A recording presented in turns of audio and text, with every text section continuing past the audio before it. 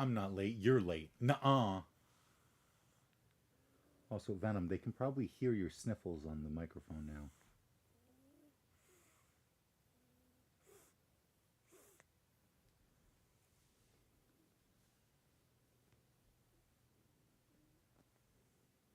You gonna go lay down? Let me turn off the keyboard so you don't turn off my stream. Thank you very much. I've learned my lesson about that one.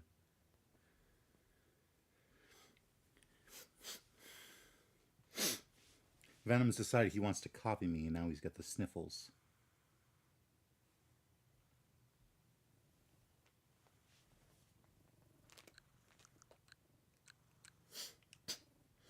Wow, I haven't touched my Switch in a week. Update? What? Yeah, sure. Father like son. Mm-hmm. Even though he's older than me in cat years.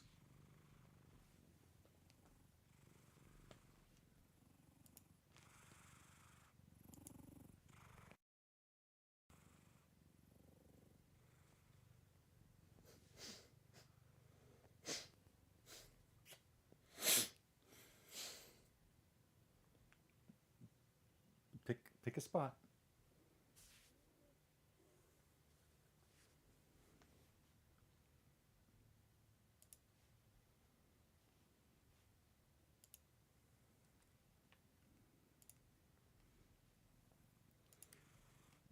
Oh, you're coming back, huh? Oh, geez, I gotta remember my YouTube password. I think it's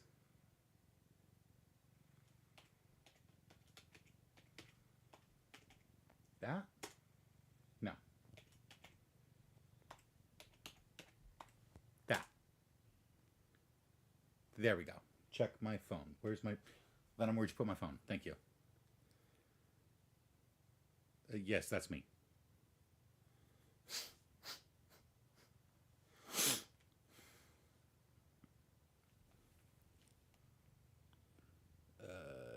Don't...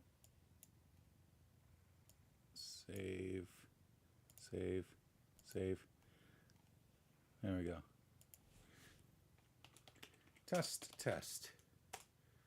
Okay.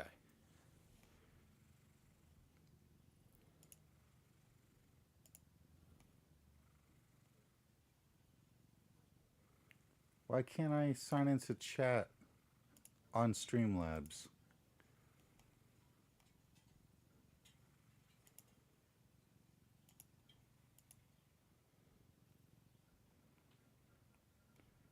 Why can't I sign into chat on Streamlabs?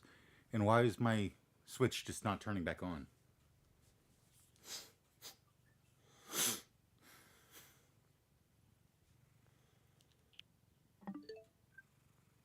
Controller update is available. Sure. Ooh, that's pretty cool that it can do it remotely. With the PlayStation, you have to plug it in with a cord. So I always have a cord sticking out of the front of my PlayStation, just in case it decides to update my controller. Ooh, it vibrated.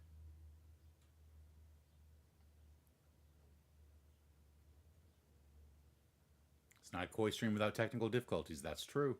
Streamlabs does hate me. Oh.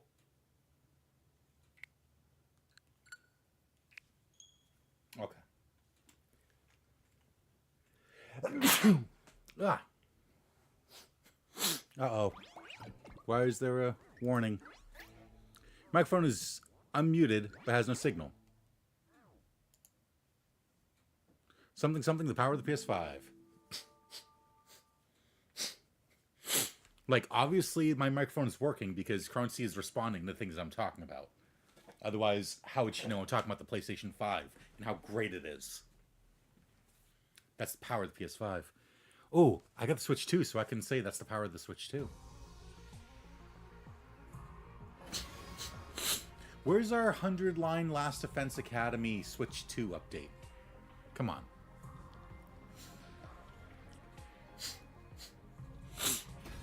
And where were we? So whatever no signal stuff is it's talking about is BS. Yeah. It does pop up the first time that I mute my microphone to check the audio levels, but I didn't do that. So unless Venom did it and then unmuted it again. Right, that's where we were. Keeping the attacker in sight, I adjusted my balance and did something really fucking stupid. I let my momentum carry me forward and kicked their leg as hard as I could. Got you like that. The figure in the suit lurched and fell, the power saw clattering to the ground. There. Right?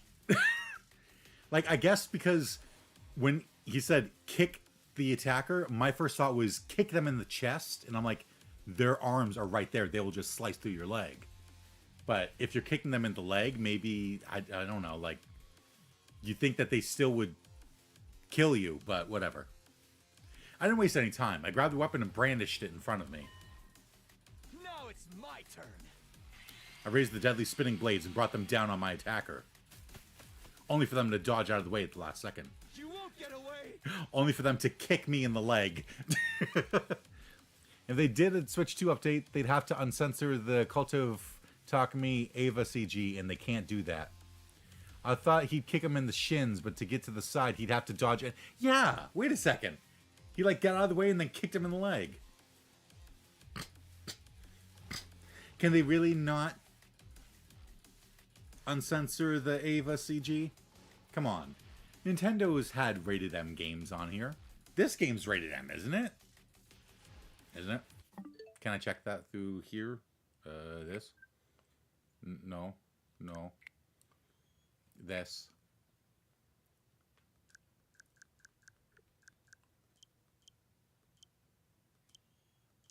No, I guess not this way, at least. Oh, if I went to the eShop, it would tell me. This game is definitely rated M. Right? It's gotta be. Yeah, rated M. Does it say what it's rated M for?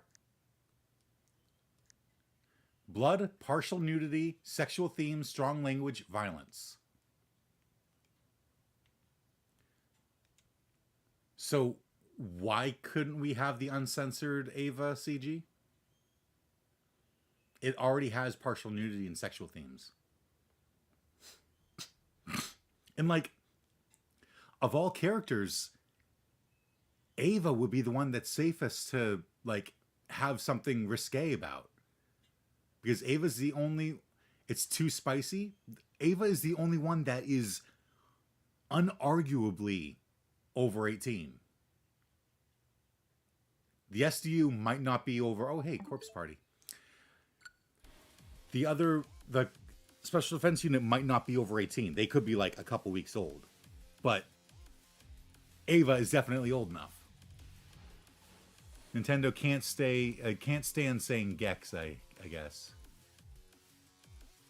Unarguably? Isn't it inarguably? That's arguable. Yes, it's inarguably. I misspoke. They were sprinting away in the opposite direction now. I tightened my grip on the power saw and ran after them. I couldn't afford to let them escape. If I took my eyes off them for even a second, they'd melt into the darkness and I'd be at their mercy again. I won't let that happen. The power saw was weighing me down, though. I'd never catch up like this. There was only one thing to do. Whoever this person was, I had to stop them. Drop the power saw. I tossed the power saw into a nearby bush and broke into a sprint. Now you should be faster. My chest was tight from how hard I was pushing myself. My legs were so tired they were practically numb. But I didn't stop. I couldn't give up now. I cleared my mind and ran. Little by little, I was catching up to my quarry. A few feet more, and I'd be right on top of them. Nah, don't worry. I misspeak all the time, too. Yeah, but English isn't your first language. It's a little bit more, like, embarrassing for me.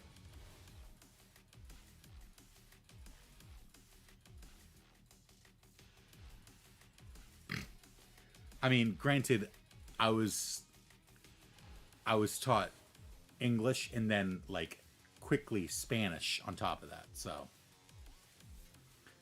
I wasn't sure if I misheard you, since that entirely changes the meaning of the sentence.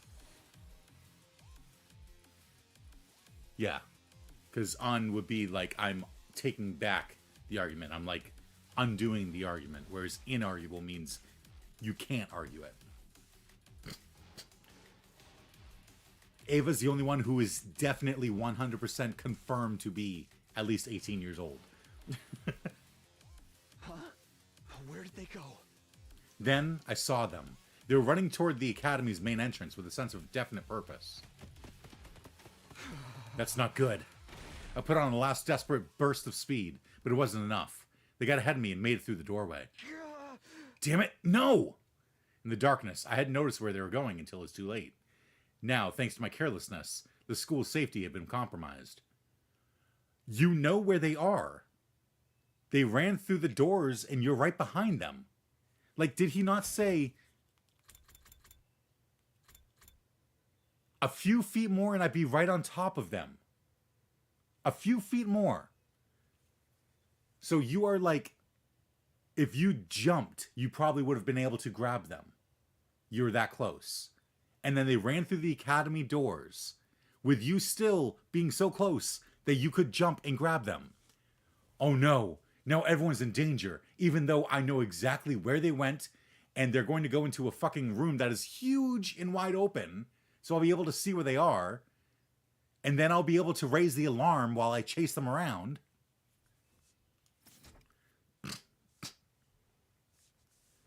Yeah, English isn't my first language, but that doesn't mean it isn't a bad mistake to mess up my B's and P's when talking about pitch. Oh, yes. It's probably a few meters more, but then it got localized and the distance got heavily altered. Whoa. They should have just gone for yards. Yards are closer to meters.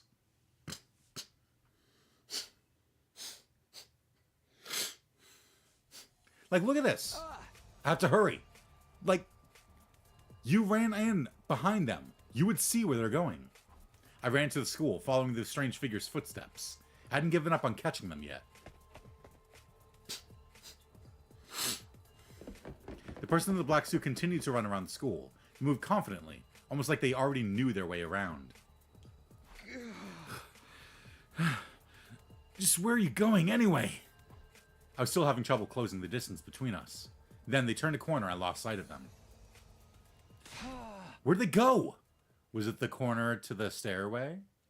No one answered my question. The only sound in the lonely hallway was my own voice echoing. They can't have gone far. I need to keep this up or else they'll escape completely.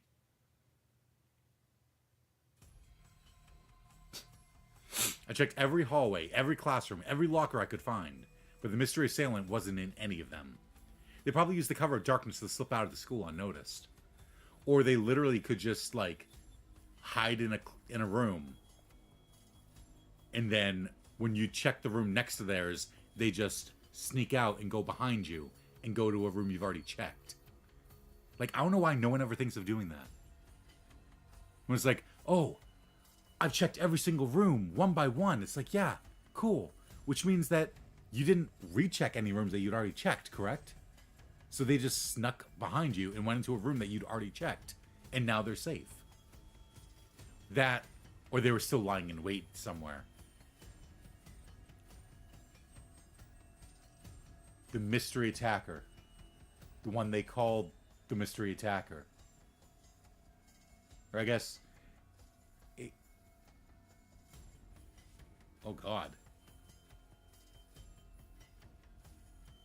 Aozuki? Eito Aozuki? Eito Aozuki. The one they call... No, was it 15th? Yeah, Eito Aozuki. The 10th student?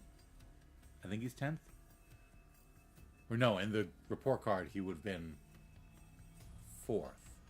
Eito Aozuki, the 4th student. The one they call the mystery attacker. Hidden somewhere in the school. Watch out for him.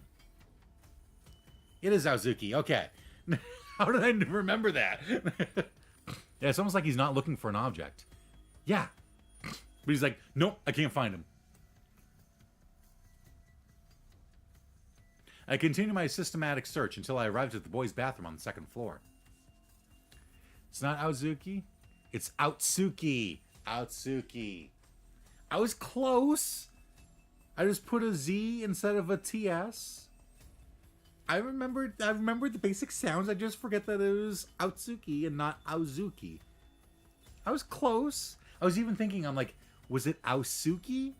Was it an S and not a Z? But I forgot the T. It's Outsuki. You were close. The window was wide open, and there were muddy footprints all around it. They must have escaped through here. That's the only thing that makes sense. I won't check the bathroom stalls or anything. Who in the world was that? More importantly, is Hiroko okay? What about the others? I turned to leave and go check. But all of a sudden, I felt like the inside of my head was getting turned inside out. And then...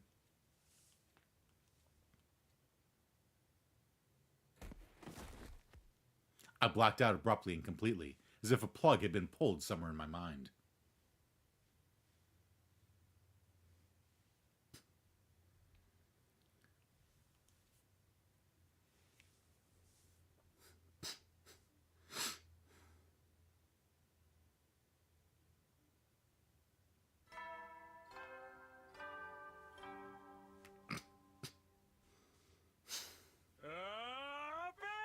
Troops, time to rise and shine! Our protagonist passes out when it's the most important, obviously. Yeah.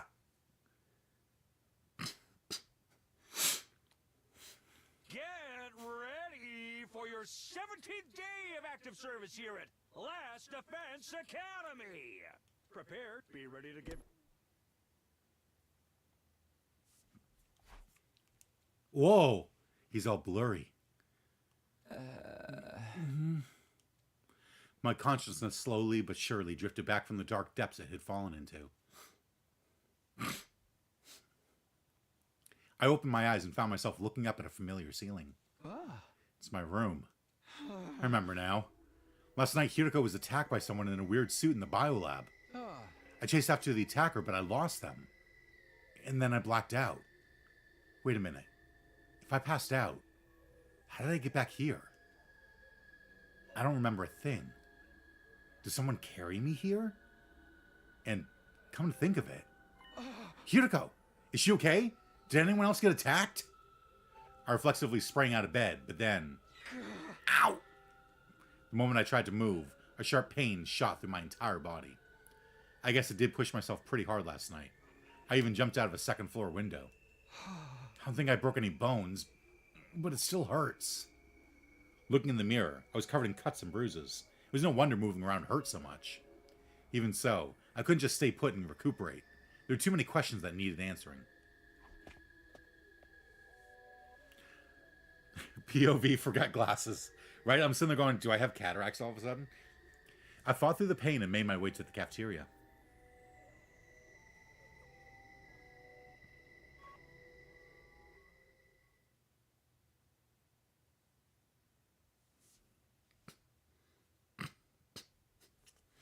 Arriving in the cafeteria, I did a quick head count. 1, 2, 3, 4, 5. All right, let me see.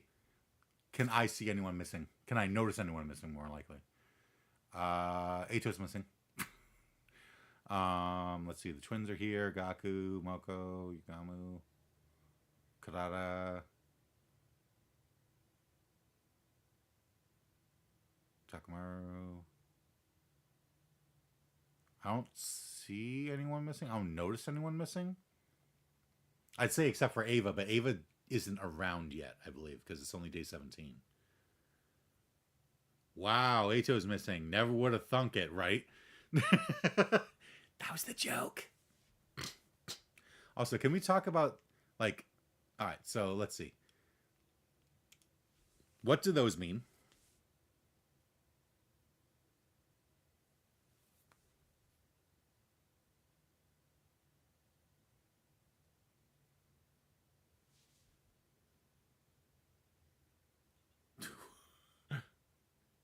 Ancestor genuine the best.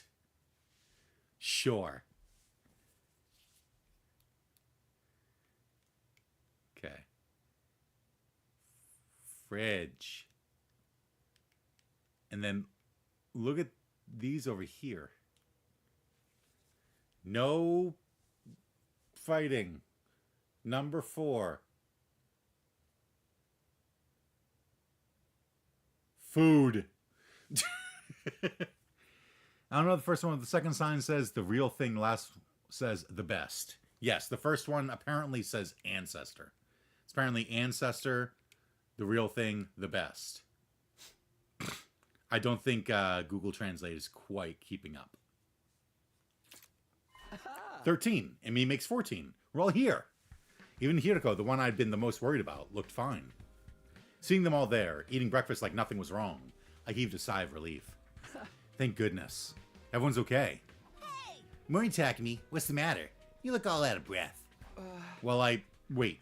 Don't you guys know what happened last night? Didn't Hiroko tell you? Huh? Something happened last night? Do they really not know? How could they not have noticed all the running around and glass breaking? Moko, can you get everyone together for me when breakfast is over? You seem real serious about this. Alright, leave it to me. In the meantime, you should eat too. And try to relax a little, okay, hun? Sure, thank you. I left the rest to Moko and tried not to panic as I wolfed down some food. I wouldn't be surprised if it meant something like traditional instead of ancestry in this sort of context. Yeah, it's like the best genuine traditional food kind of thing. A little later, everyone gathered around a table at Moko's prompting. Also, the food kanji probably means eat in this situation. Just makes more sense. Yeah. Ugh, Japanese is so weird. But, yeah. There is also the fact that Kodaka likes to just kind of throw random features into his room sometimes. Japanese is so weird. I love it. Yeah, I wish that I could learn Japanese. It would be so cool, but I just cannot get, like, it is... My head is too dense. My memory's too bad. Something. Like, I just cannot wrap my head around it. A little later, everyone gathered around a table at Moko's prompting. Is this going to take long? I think I'm heading for a sugar crash. That's what you get for putting a ton of chocolate and ice cream on top of your donburi. You want to talk to us about something, Takumi? Yeah, it's about last night. I got right into it and began explaining what happened. But something wasn't right. Where the fuck did Hiroko go? Hey, where's Hiroko? Wasn't she here a moment ago? Oh yeah, she said she wasn't feeling well, so she went back to her room. Huh? Being around a disgusting tardigrade like me probably made her queasy. Hey, you can't use tardigrade as an insult. Tardigrades are fucking badass. Tardigrades, or water bears, they're microscopic little creatures with like 6 arms, a fat chubby little body, and a giant mouthful of razor sharp teeth. And they can survive in like any environment. Yeah, being in an entirely different language family makes you really have to wrap your head around new concepts nonstop. Yeah, like Dutch, I pick up okay. Spanish, French, Italian. I haven't tried too much Finnish, but like Finnish even, it seems like because they all use the same letters. They all use the same letters. They just have a couple extras. And then Japanese is like, here's a new alphabet for you to learn. Here's another one. Here's a third one. And a fourth one for when we need to use words that aren't in our language. And now see how we use the words for moon and fish. If you read the symbols for moon and fish, it actually means flower. And it's like, what? Wait, what? You'd have the exact same problems with Finnish, I bet. Probably. I haven't tried much. I only know, like, 2 words. Or, sorry, I know 3 words. 4? I know 4 words in Finnish. I know vituta. I know sauna. I know muumin. And I know snufkin. No, it's just 3 in Japanese, and all of them actually make sense in context. Oh, yeah, I'm sure that they all make sense in context. But it's like, you have to learn this alphabet, and then you have to learn another one. But yeah, no, there's hiragana, katakana, kanji, and romaji. There's 4. Anyway, tardigrade. Badass creature. So Japanese kanji combos are pretty much compound words. Yeah, pretty much. Okay. I mean, I don't know. Like, if I find a good way to learn a language, maybe I'll try Japanese again. I'd like to learn, like... I'd like to learn as many languages as possible. That would be cool. I'd love to be like Sonya Nevermind. But Romaji is not Japanese. That's just Japanese scripts written with Latin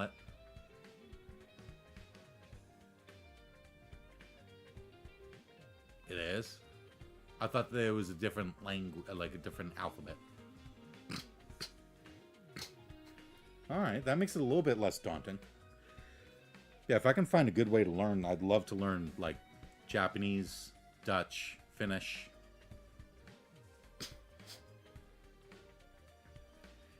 And that could be a problem. Without her, I can't... What, can't get off? Did you get bored of harassing Nozomi and found another girl who's such a grabby little hands-on? How many innocent maidens will you corrupt before you're satisfied? How indecent, and yet how intriguing. I demand you tell me more. What are you guys talking about? Anyway, that's not the point. I prefer to have Hiroko around so she can back up my story, but I can't exactly go and drag her back here. There's nothing I can do about it. I'll just have to do the best I can on my own.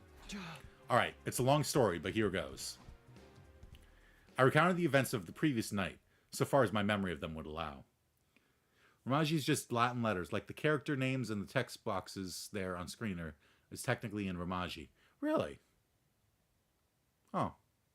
I thought it was like a different alphabet that they used to spell words that aren't in Japanese.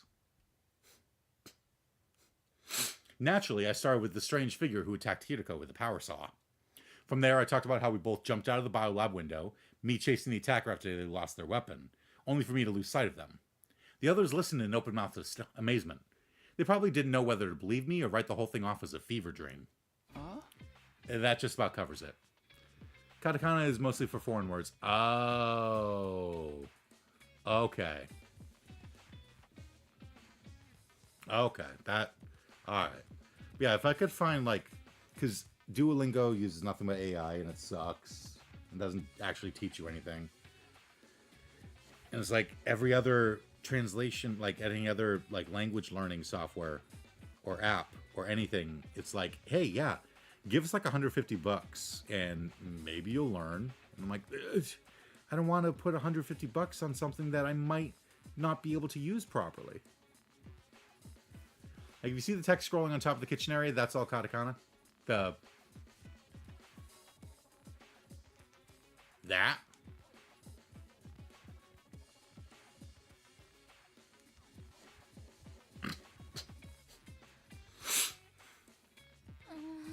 Are you serious? All that really happened last night?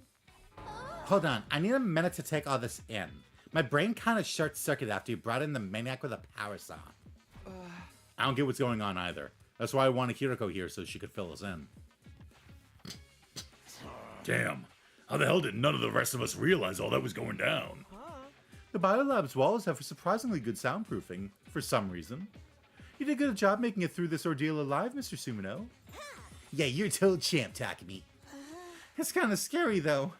Just imagine what might have happened to Hiroko if you hadn't been there. Even if this maniac had made mincemeat out of her, we could have just fed it into the Revive-O-Matic to bring her back. Don't talk about her like she's a sausage filling. Besides, there's a limit to what the machine can do. But what were you doing in the biolab at that hour, Takumi? How can you not remember? I can only assume you were drugged or sleepwalking. If you're not making all this up, that is. What, you think I'm the one who attacked Hiroko? I'm just speaking hypothetically. Honestly, I don't see how attacking our teammates would benefit you, so I'm not entertaining the idea too seriously. Honestly, I'd start from studying Hira and Katakana, which you can find pretty easy online. Like, yeah, like, I could, like, learn the alphabets, but then how am I have to learn... The problem is it's daunting, because it's like, alright, learn these alphabets. Manage to memorize these alphabets and how they work. The A, I, U, A, O stuff. All that. Learn all that. Cool. You got all those? You know what all those are? Cool. Now learn what the words are. Okay, Now learn the grammar of it. And it's like,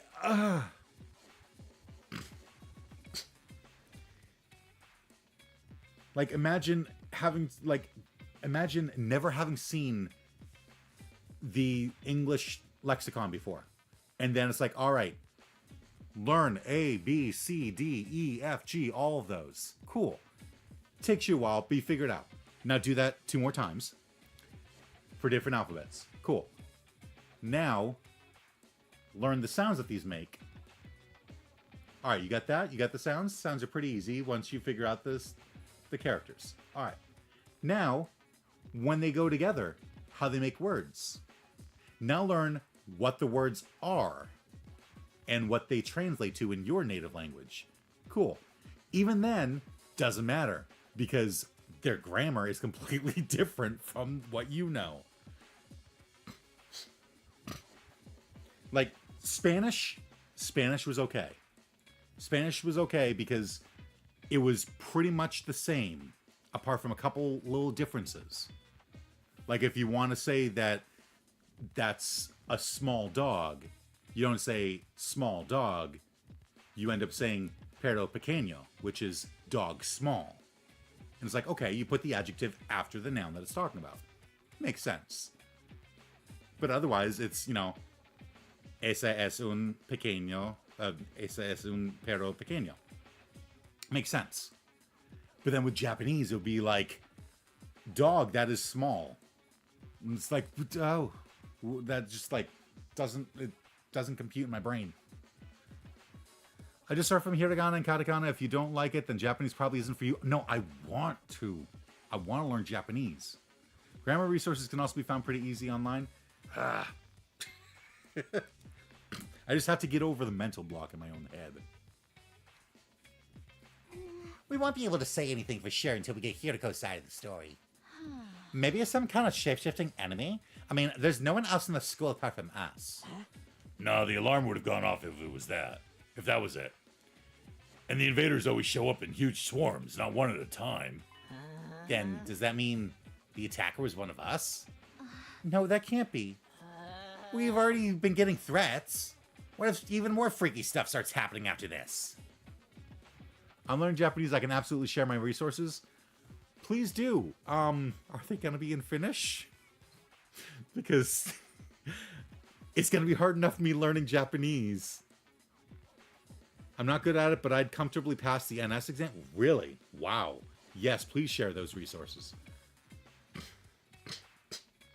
As long as they're not in Finnish, because it's going to be hard enough for me learning Japanese. But if I have to learn Finnish to learn Japanese... Like, I can count to 10. I can, you know, I can say hello and goodbye and thank you and excuse me. The basic stuff. And then I know random words. But, yeah, I would love to actually learn the language and be able to actually, like, read it, speak it possibly. No, I'm learning online. I'm learning Japanese from English, so I'm actually doing some extra to translate the English translations to what they actually are in Finnish. Ooh, so it's actually harder for you. So if it's harder for you, and you can manage to do it and comfortably pass the NS exam, then that just means that if I can't do it, I'm fucking stupid. Because they don't always map nicely, and there are a bunch of nuances in each of the 3 languages. Yeah, oh yeah, absolutely. Like, I'm sure Finnish grammar is different from English grammar quite a bit.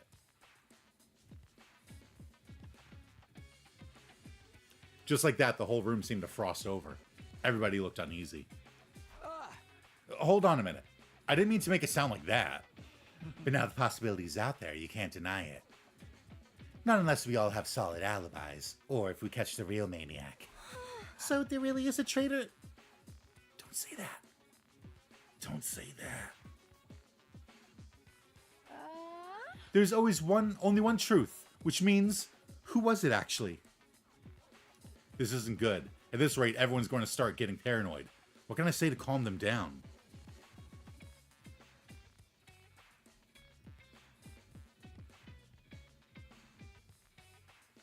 But before I could think of anything,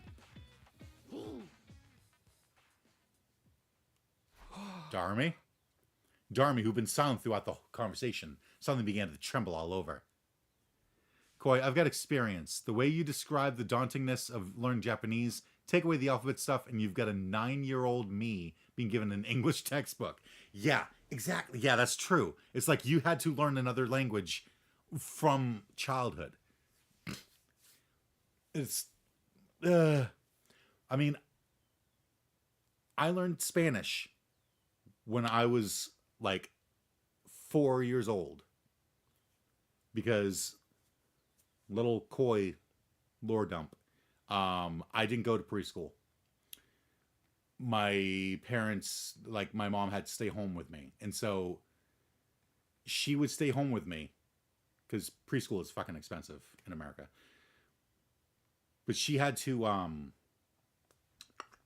She stayed home with me, and so she taught me how to read, how to write, how to speak Spanish. She would just like sometimes just start speaking to me in Spanish to like make sure that I learned how to speak it, because I'm guessing probably mostly because she was bored. No preschool pals. Woo! English works nothing like Finnish, even in its most basic aspects. Nice. Yeah, so I didn't go to preschool.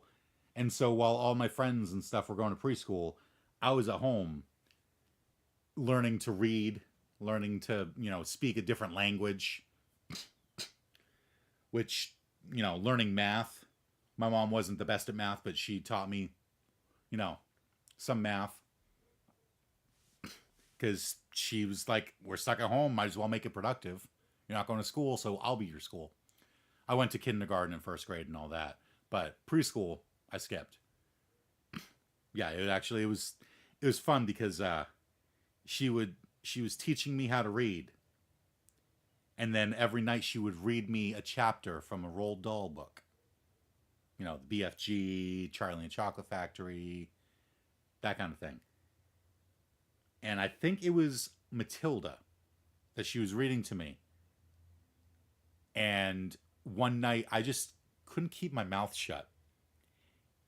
And she started reading and I was getting all giddy. And I'm like, this is the chapter where he has to eat the chocolate cake. And my mom just stopped and looked at me and went, excuse me? And I'm like, this is the chapter where, because she was reading to me. She didn't know that I snuck the book and I was reading ahead. I would sneak the book while she was like cooking dinner or something, and I would just read the next chapter before bedtime. And so she'd come in and read me a chapter that I had just read previously that day. So when I went into actual school, I am really good at reading. I was reading at like a 5th grade level when I was in kindergarten. I am extremely good at reading. As long as I don't have to talk at the same time, because clearly I stumble over my own words. I'm good at math, science, that kind of stuff. But then for some reason, history never clicked for me. But yeah. What's your favorite Roald Dahl book?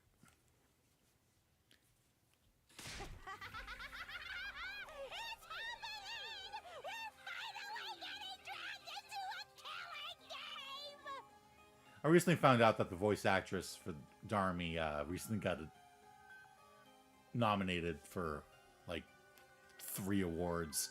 She fucking deserves them. Hey, she encouraged you to read. That's really good, especially with the clusterfuck that's English spelling. Oh yeah, absolutely. But yeah, she was teaching me how to read during the day, and then at night she'd read me a book that was above my pay grade.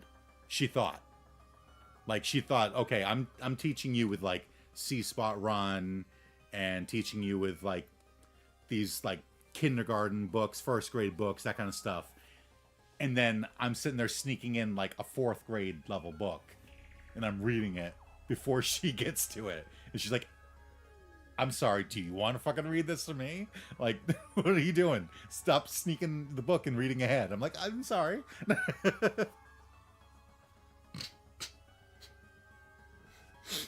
Yeah, that kind of like formed me. because I've always been really good at reading and writing if I can, get the drive to. Math and stuff, but she didn't teach me much history. She didn't teach me much, I guess mainly just history. Also, your mom did you good by speaking you Spanish at home. Generally, school is such a bad teacher because languages require more than 2 to 4 hours of studying 2 to 3 times a week. Yeah, absolutely. Yeah, she would just like pick like a word every day and teach me it in Spanish, and then I'd practice it. Just so that, like, I wasn't fluent in Spanish when I was like 4 years old, 5 years old. No, absolutely not. But I knew a lot more Spanish than anyone else in my town, probably in my state, like my age.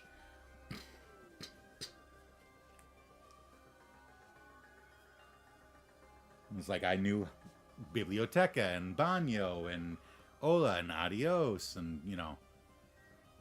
es un perro pequeño and all that. Like, I learned Spanish, like, because she wanted to be a teacher one day. She wanted to actually, like, teach archaeology or something. History. She wanted to be a history teacher kind of thing. She was going to go back to college someday for it. Obviously, that never happened. But, so she, like, I think she was kind of, like, practicing on me. You're like, can I teach my own child? If I can teach my own child, then maybe I could be a teacher and go back to college to get a teaching degree. Legit, 30 minutes, 5 days a week does more than 2 to 4 hours, 2 to 3 times a week. Yeah, because it's the repetition. It's the repetition. Like, not so much like, hey, baño, baño, baño, baño, but like, if you are learning it every single day, it compounds better, and it doesn't like fade away in your mind. Anyone whose family didn't speak Spanish at home, anyway. Yeah. She sounds like she would have been a good teacher. Honestly, I think she would have been. She would have been an amazing teacher. I was often encouraging her, but she wanted to wait a little while longer. And then we had, Sis, Shreya, Kat, whatever you know her as. And all those plans kind of got put on hold. And we just never, ended up working out before everything started happening.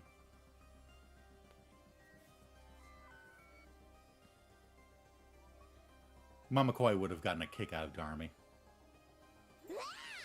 There's a murder in our midst. A notorious serial killer. A notorious serial killer. This is the kind of twist I've been waiting for. Yeah. It was like a dam and suddenly burst. Darmy's deranged laughter filled the room. A serial killer hiding in a group of students? Only someone with a severely unsound mind would come up with something like that. Kodaka, you're being called out by a fucking tomato. Yeah, repetition not throwing 15 different new things at you all at once in a new grammar concept in nearly every class just isn't good. Yeah. Like, I learned more from my mom than I did in a lot of, like, Spanish classes. Because they like, in middle school, they were like, all right, you got to take a year of French. Now you got to take a year of Spanish. And then the last year you get to pick. But you have to take either French or Spanish. And I'm like, all right, well, I'm going down the Spanish route because I know Spanish better. And then all through high school, I took Spanish as well. I took Spanish 1, 2, 3, 4. Or I'm not sure if I took Spanish 4. I don't think there was a Spanish 4. I got through Spanish 3, and I'm like, all right, well, that's it. That's all they're going to teach me. But those teachers had that stupid thing where they're like, hey, we're going to teach you a new language. So what we're going to do is speak exclusively in that language for immersion. Imagine the little sparkly emojis around that word, immersion. And it's like, but if we don't know Spanish, then how are we supposed to, like, understand what you're even trying to teach us? Like, I wanted to keep up with French in high school, but I couldn't because there was just so much so often. Yeah. Like, high school is not a good place to try and learn a new language because there's so much else going on. Friending messages, serial killers, power saw maniacs. I can't take this. This is so cool. Let's go crazy and start killing each other. Maybe we should let Miss Amamiya handle the killer. You know, fight fire with fire. Or in this case, maniac with maniac. If we need a sacrifice, I'll volunteer. But I might be so useless even the killer won't waste time on me. You know what I just thought of?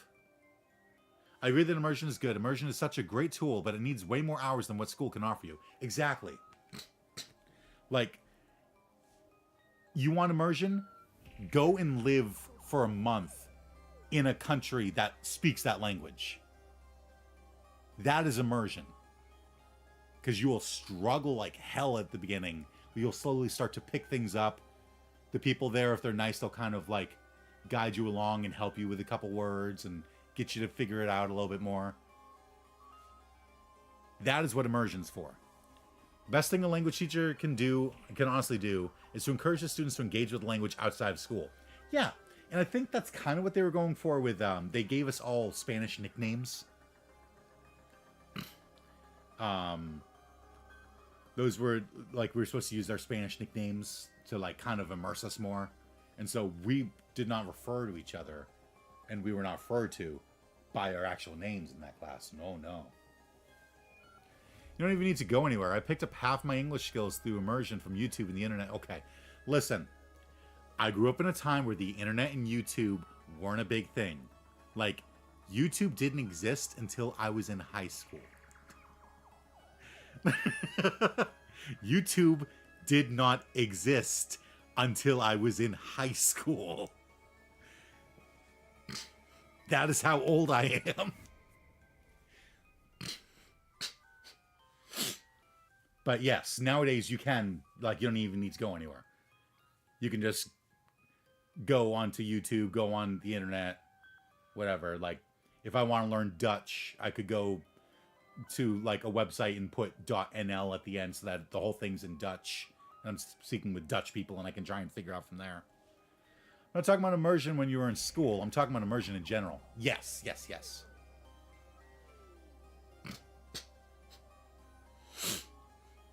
Oh, right. Shoma. Thought of something. So, in the killing game route, I believe it was, that was the one where there was that whole mystery where I got all excited because I thought, because we were picking up clues, that I was actually going to have like a Danganronpa trial for a second there. But when the person killed Shoma, and then it turned out that, you know, spoilers, Shoma was the one who faked his own death, or didn't fake his own death, he actually died, but, like, killed Eito, someone killed someone in the friggin' cage. But, Shoma's allergic to violence. How did he get over that? How did Shoma, the person who breaks out in hives and, like, passes out, if he even witnesses violence, how did he stab someone a bunch? Like, in one summer or so, my English level skyrocketed past my grade level, and when we were talked about grammar concepts in school, I just knew them because they felt right. Yeah. Another thing is the fact that it's a lot harder when it's a different alphabets. I'm speaking about Japanese again. And because of the fact that I can't hear anything, I can't understand what they're saying. And so it's like, cool, it's in an alphabet I can't read, and they're speaking words that I can't hear. Great. Shoma poisoned Ima and Kako. Then he stabbed himself, so maybe he doesn't see self-harm as violence?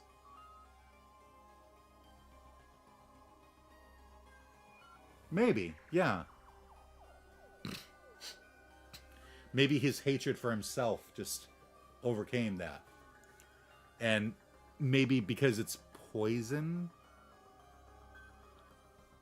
Like, he doesn't, like, poison isn't violent, per se.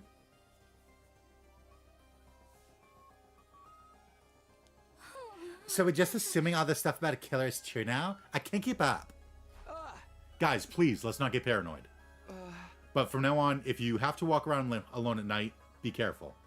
Can't hear, like, hearing issues or just not being able to make out what they're saying? Both. Croncy, you know I'm deaf.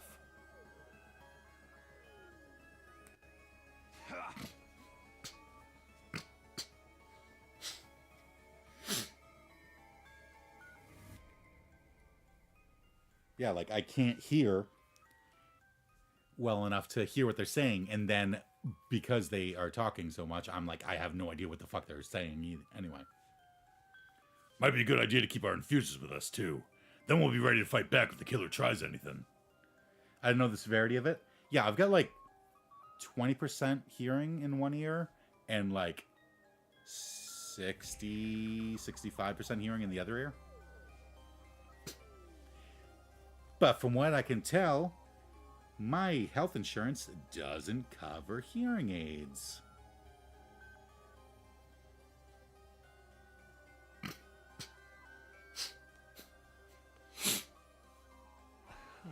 I'm gonna go see what I can do about fixing the biolab window.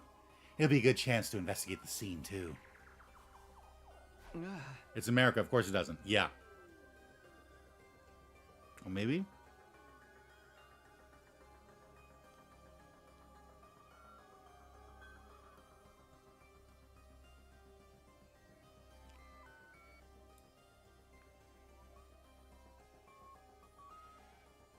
I was checking my email to see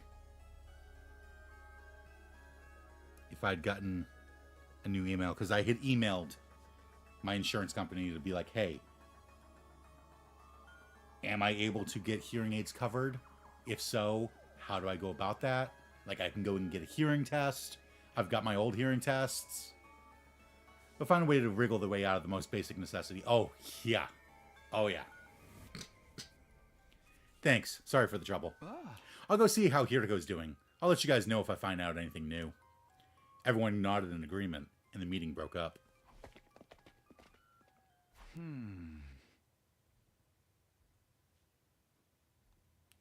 First of all, I need to talk to Hiriko. She said she's not feeling well, but hopefully it's nothing serious. Just as I was about to leave the cafeteria... Darmy? You're still here? Seems like that diary was the real deal after all, huh? Don't worry, Takumi. I won't say a thing. It's our little secret. Laughing creepily to herself, Darmy skipped out of the cafeteria. I hadn't mentioned that old diary to anyone either. It wasn't exactly a credible source, and I didn't want to risk making everyone even more paranoid. Anyway, I really need to go talk to Hiriko. I pulled myself together and made my way to the dorm rooms on the roof. I don't know if music would help. They speak slower in most music, and it's clearer to make out where the lines between the words are. Also, since you can re-listen to a song over and over and it has a melody to it, maybe it can help. I do listen to a lot of Japanese music.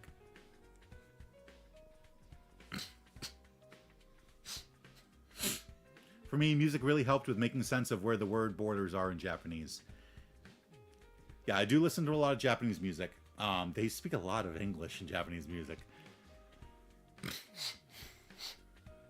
But yeah, I've picked up some words. Like, in my teen years, I was able to like sing along or get close to singing along with a lot of like anime openings that I watched.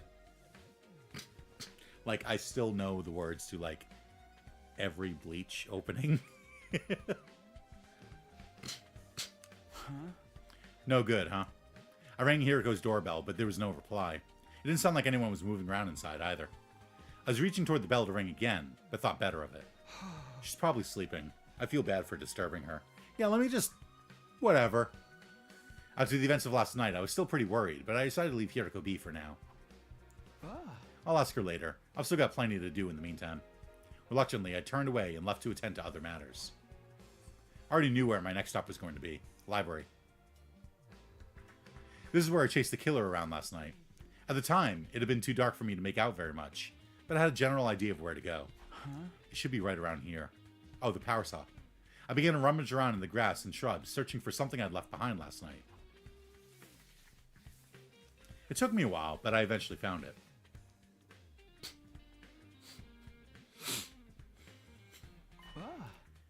Here it is. This is what I've been looking for. The power saw I'd taken from the killer and thrown into the bushes during our chase.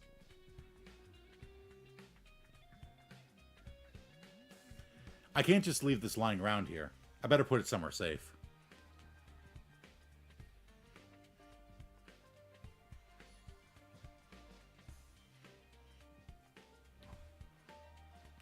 Hefting up the power saw, I carried it back to the school.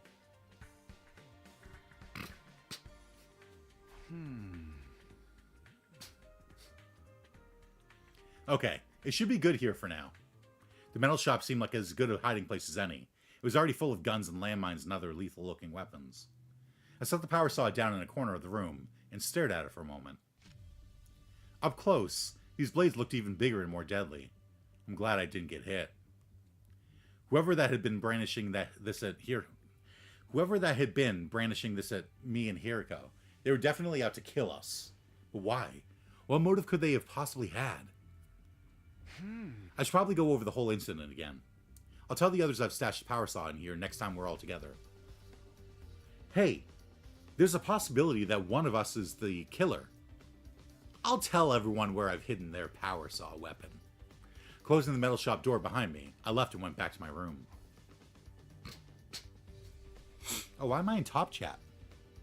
Get out of top chat. Go to live chat.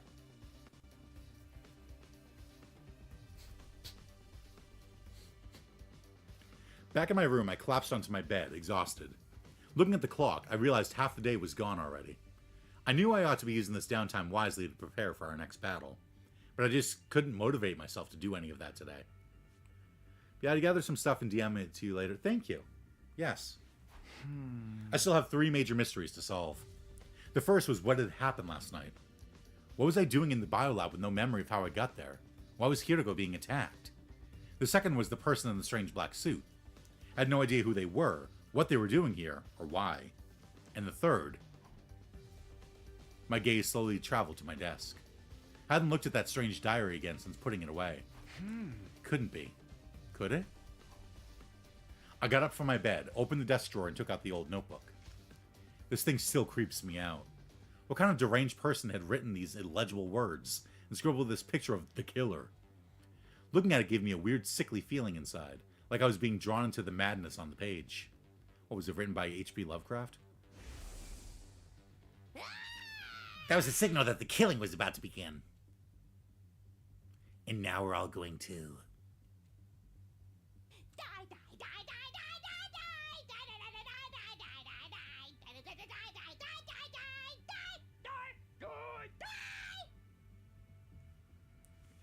There are also Japanese textbooks. Picking the first part of one could also be good. They probably catch you up to speed on the very basic grammar and words in an understandable way. You might even be able to find one in the library.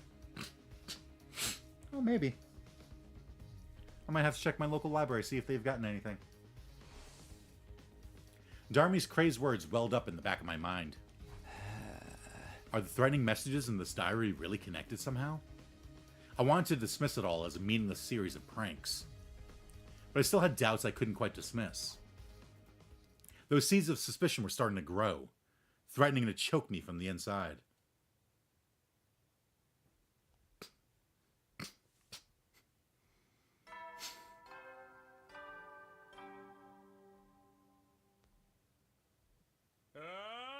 Band out of troops, time to rise and shine!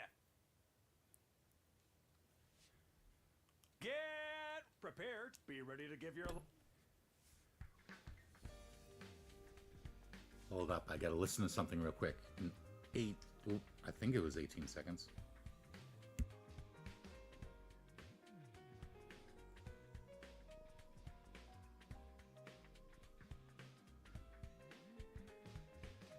That was 5 seconds long. We talk so much about language, we need an hour to get through a single day.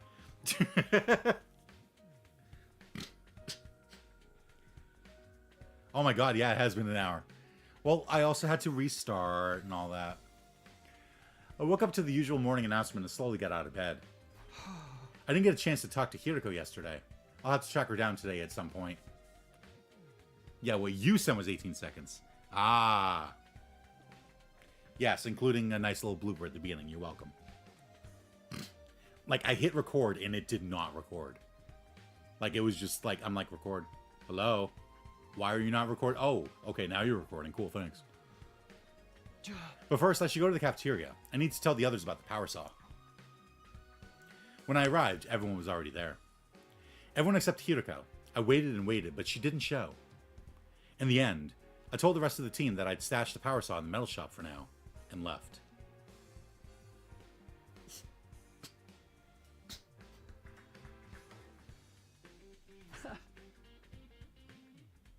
Whew. I feel a little calmer in here.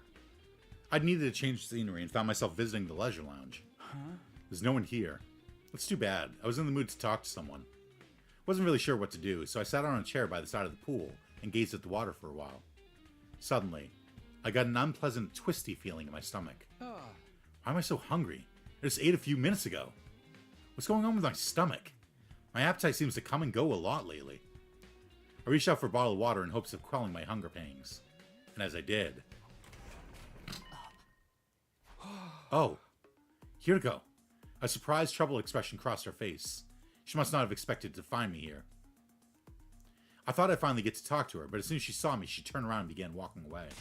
Hey, wait! I ran up to Hiroko and grabbed her, wrapping a hand around one of her long, slender arms. Let me go. Sorry, but I can't right now. I need to talk to you, Hiroko. I have nothing to say to you. Hiroko looked away, refusing to meet my eye. She was acting so strange, and I had no idea why. Are you feeling better?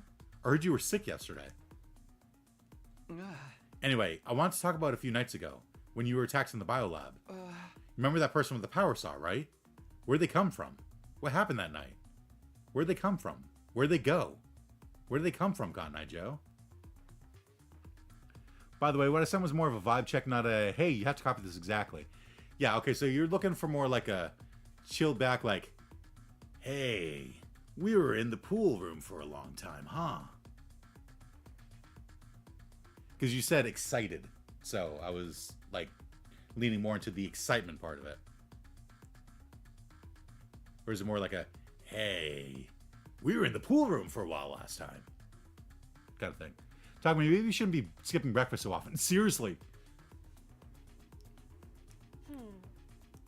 Can you let go of me now? You're going to leave a mark. Huh? Oh, sorry. I realize I've been holding on to her really hard and let go. The latter one. Okay. The latter example, yes. But I couldn't let her leave just yet. I shifted around and blocked her path to the door. I've already told you I have nothing to say to you. Stop wasting my time and move aside. Why are you acting like this? Is there some reason you can't tell me? Please, just leave me alone. Huh? Hiroko, what are you... Before I could say anything else, Hiroko shoved me aside, knocking me off balance. Ow, ow, ow! I fell on my butt with a painful thud. The girl really didn't want to talk to me. I got to my feet to go after her, but she was already gone. Hiroko, why? I had no idea what was going on with her. Why wouldn't she tell me what happened? Why was she avoiding me all of a sudden? Like, I would think it's because Takumi has a gi in him in this timeline.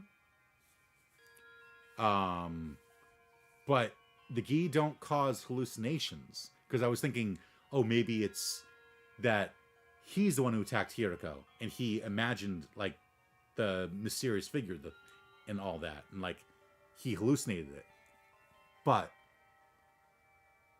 the gi doesn't cause hallucinations, from what I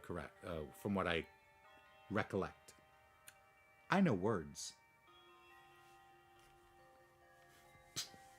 I didn't know, but one thing was clear. Hiroko was hiding something. I can't just give up. I need to find out the truth. I wouldn't get anything out of Hiroko the way she was now. But there was plenty of other stuff I could investigate. I decided to clear my mind by looking around somewhere else.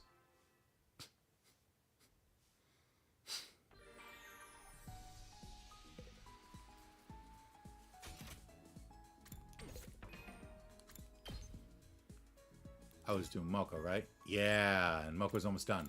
Okay. Oh, wait. That might be enough. Wrong button. Yeah, no hallucinatory effects have been mentioned. Exactly, okay. So it is someone else. It's clearly, I'm guessing, someone who leapt, did a parallel leap. And it was the folding chair?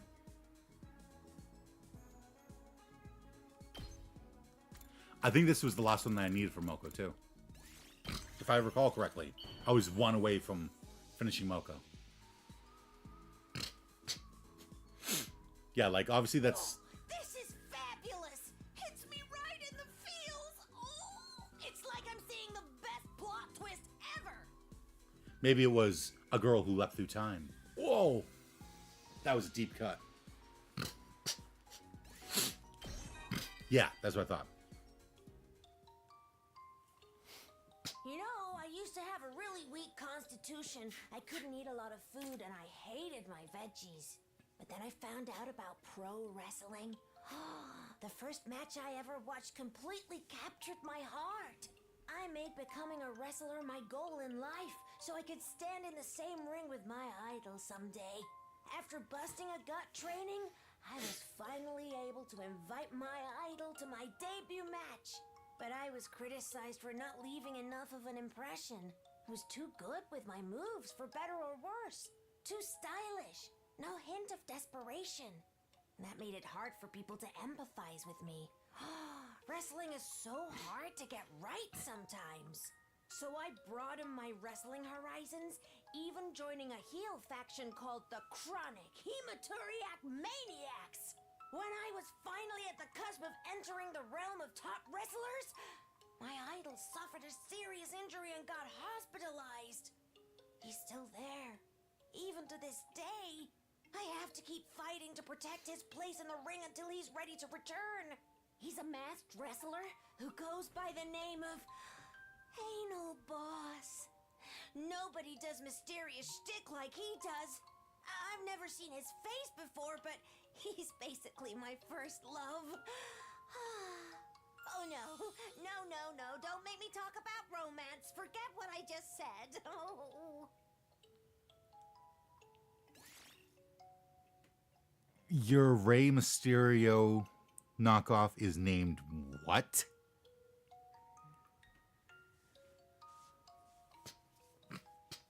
Hey, you know, whatever Moko's into.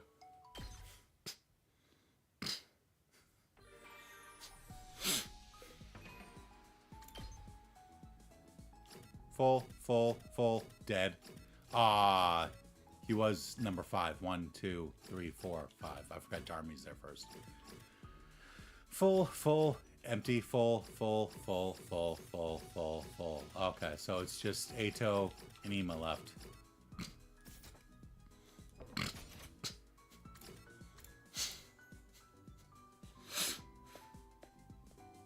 But yeah, like, obviously they're wearing the leap suit, so they either found the lab or they leapt through time.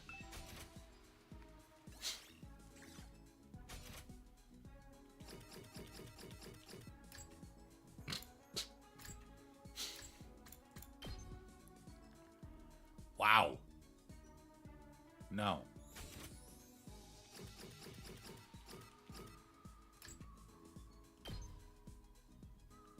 Everything's so expensive.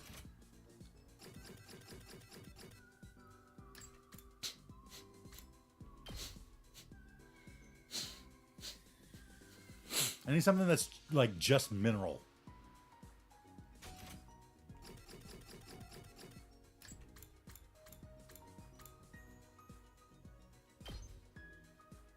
God.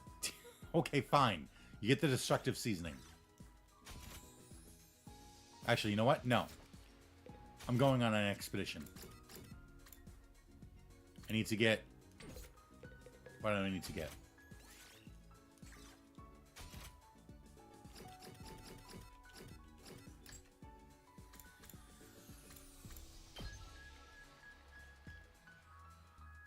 Plant and fabric.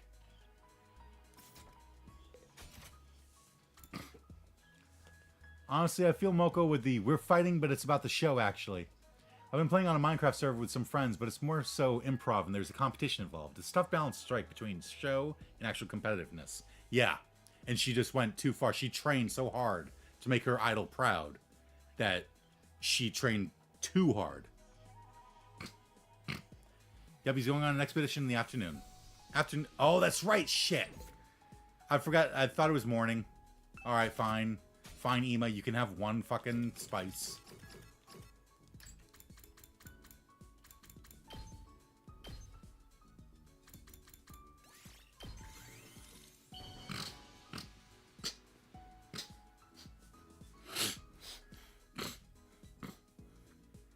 Wow! For me? Yes! Thank you!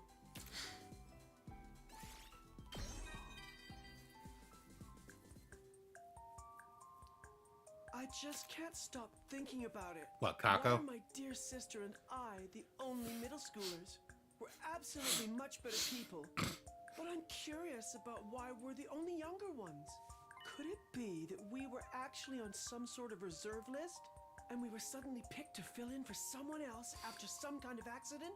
Sorry, I guess you wouldn't understand such a complicated concept, Mr. Samino. Please forget what I said, and continue being nice and considerate to your juniors. And the thing is, too, that we do have a few tryhards on the server. And this season, we're basically telling them to please hold back, think of the show, because otherwise, yeah. The victory's guaranteed to go between 4 or 5 people. Yeah. You never will then. It's like, just like with wrestling, it's more about the show. Like, wrestling is just, like, a very, very choreographed, like, fight sequence. I almost said, like, a ballet, but it kind of is. With like, fucking shirtless dudes. Hydration reminder, I'll be right back.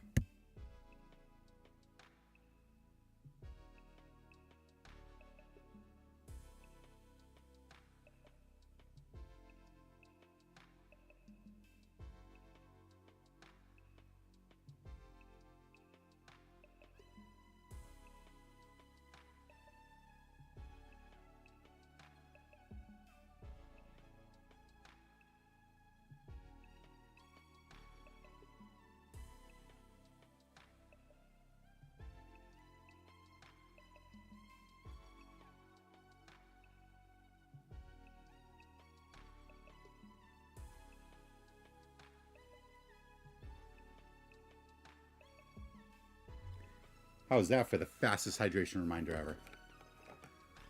I didn't get to talk to Hiriko today either. There's still so much I don't know about that girl.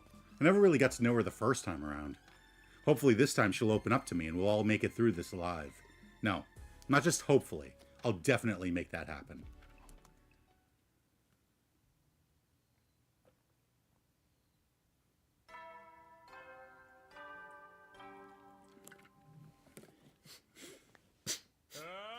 Up and at 'em, troops! Time to rise and shine!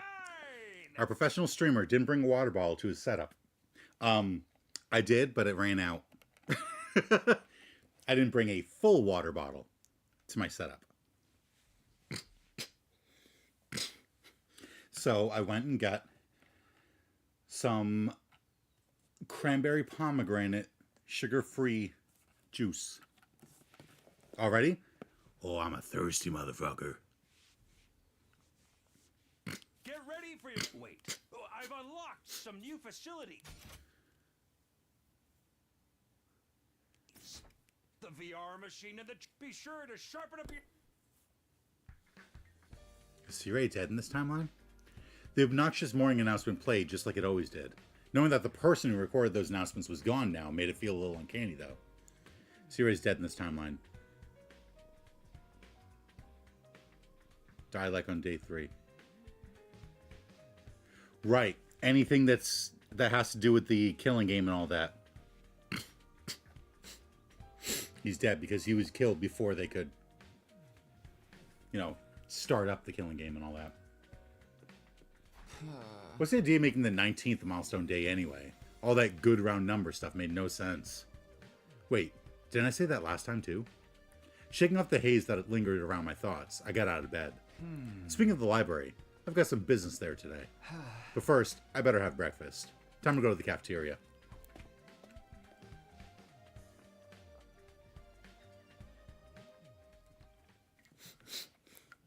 He's brought back for the comedy route through route shenanigans. You can say Tsubasa, it's okay. I stepped into the cafeteria and grabbed some food. For a second, my eyes met Hiriko's from across the room. Oh. There was a moment of silence, and then she turned away. She refused to even look in my direction after that. Sheesh. Guess she's still avoiding me. Sighing inwardly, I turned my attention back to my food. When I was done, I made my way to the library. I think Darmy found it somewhere around here. I stood in front of the library stacks, thinking back to the day Darmy and I found the strange diary. I still don't completely buy that it has anything to do with what's going on here, but it was worth taking another look at what was going. It was worth taking another look at what was here. There might be some kind of clue. And right now, I needed all the information I could get. I ran a finger along the spines of the books, then began pulling them out one by one. I mean, I'd say Tsubasa, but it involved being punched hard enough to work, and also on Route Zero, he was unsalvageable from the same state, even with Tsubasa around. Tsubasa didn't have the, encouragement.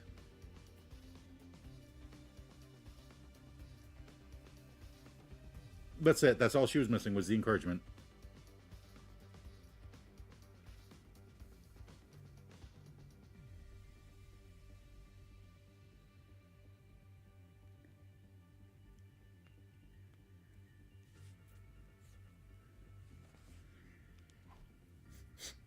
My movements got faster, more frantic. I kept going until I'd emptied the entire shelf. How long did I spend doing that? I completely lost track of time in my desperate search. But eventually, I found something that made me stop and take notice. Oh, what's this? I lifted up a beaten-up old volume with a hard cover. It caught my attention for a simple reason. There wasn't any writing on it. The front cover, back cover, and spine were all completely blank. I looked in the back to see if there was any publication info there. The last few pages had rotted and crumbled away. Must be really old. I gently opened it to the title page to be greeted by the only text I'd seen so far. The history of the school.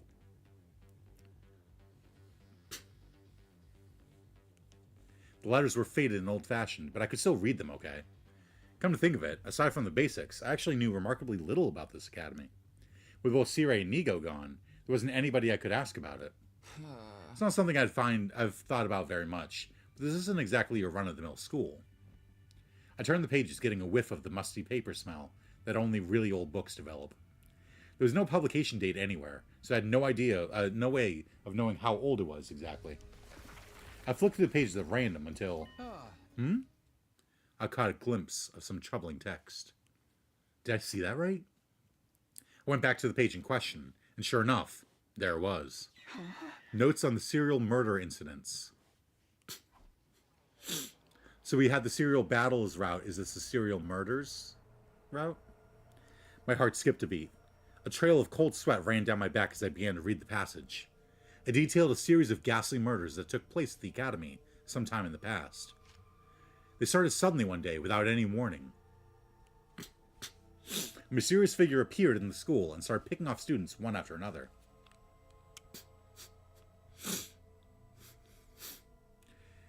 That is Kako and Gaku being attacked by the person in the leap suit. Clad in a strange black suit, the killer used bladed weapons like saws and hatchets to massacre their victims. Some students rallied together to try and fight back, but they were all mercilessly cut down. The next day, the academy was sealed off from the outside world. The students prepared to mourn the friends they had lost. But then, the killer came back. Once again, they mowed down student after student, bathing the school in blood.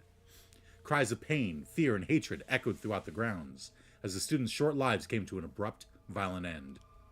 And then, just like before, The killer disappeared without a trace. No one knew how they got in to begin with, although some thought they may have passed themselves off as one of the surviving students. No one ever got a definitive answer, and the nightmare still wasn't over. Again and again, the killer would appear seemingly out of nowhere, slaughter a handful of students, then disappear again.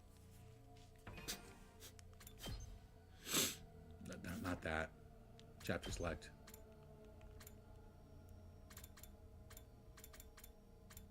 Where is it? Where is it? Right here. This is the mystery route.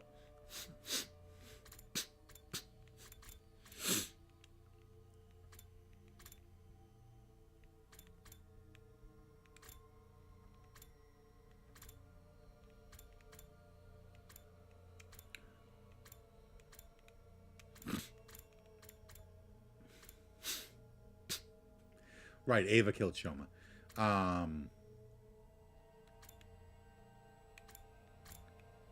Okay, so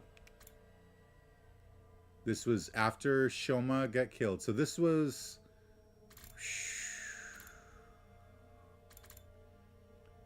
Like, I'm trying to piece things together here. Because I feel like this is connected. So we decided to not leave the school. But then when it said, all right, join the invader hunt, we said no.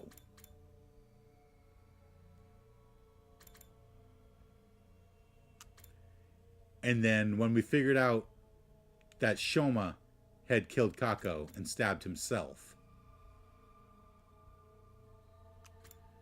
And then Shoma got killed. And it was Ava who did it. And then we hit a standstill. Because we let Ava talk. To figure out who... Was it X? Ava's like, I figured out who X was. And then she didn't say anything because she was afraid she was going to get blown up. Or that she was going to... blow herself up? She blew herself up.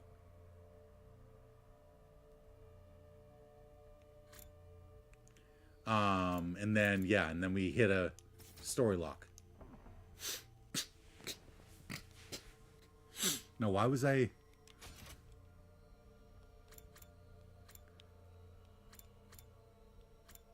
Why was I, like... Mysterious figure appeared, started picking off students. They used bladed weapons. Some students rallied together, tried to fight back. They were all mercilessly cut down. Then the academy was sealed off from the outside world. They prepared to mourn, but the killer came back, killed students. Their lives came to an abrupt, violent end. And then the killer disappeared without a trace. No one knew how they got in with, to begin with, but they might have passed themselves off as one of the surviving students. Right! The surviving students. They passed themselves off as one of the surviving students because we found that Kurata was dead. And someone is going around in Kurata's outfit. With her mask. They're passing themselves off as one of the surviving students. But we know that Kurata is dead. So, who the fuck is in that mask? And then it locked us. We found Kurata's dead body, and then it goddamn locked us.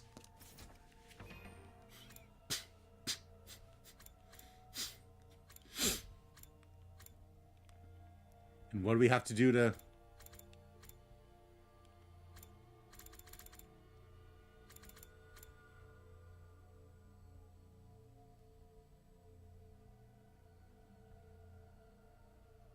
Nope. Was it not there? What do we have to do to get in? We have to reach Story Lock 2. Where is Story Lock 2? Because this down here is Story Lock 3, right? Wherever it is. Story Lock 3? This is Story Lock 3? No. Maybe this is Story Lock 1? Because this says that the unlock conditions are to reach Story Lock 3. Also, endings 34, 36, 72, and 76. I don't know if I have those. But I remember Currency said, do everything else before you go back to this.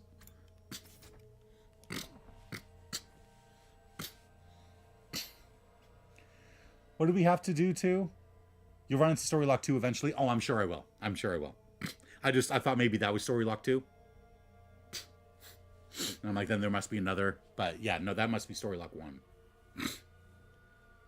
Naturally, there were attempts to fight back, but none of them achieved anything. It was as if they were dealing with an unkillable demon. Even now, the killer still stalks these halls, awaiting the time for another massacre. An unkillable demon? This has got to be made up, right? It just doesn't sound realistic.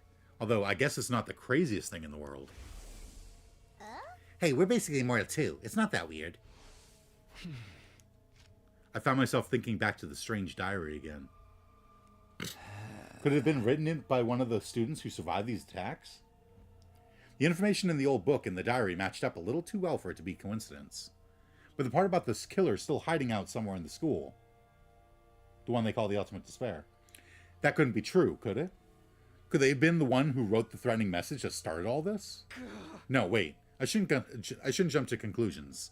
Let's see if there's anything else. I took a deep breath and went back to reading the school history. For the next few hours, I immersed myself in urban legends and reports of other strange incidents that had supposedly occurred in years long past. All right, I think that should do it. I closed the cover with a sigh, having skimmed through most of what the book had to offer. I covered a wide variety of topics, but all sounded like things made up for fun, rather than describing events that actually happened. The stuff about the serial killer is the only part that feels like it might be important. I don't know if it has anything to do with the power saw maniac I saw, but it's worth thinking about. I'll take this book with me for now. If Darmy finds it, it'll only fuel her morbid fantasies. It was already dark out. I spent the better part of the day reading.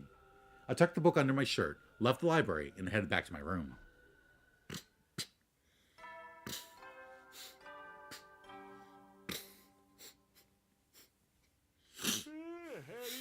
You never know. Well then. So then, since that's another story lock, which, wait, that's not story lock 2.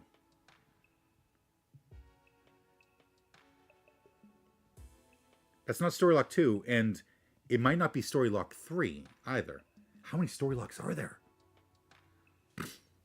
But, anyway, so, like,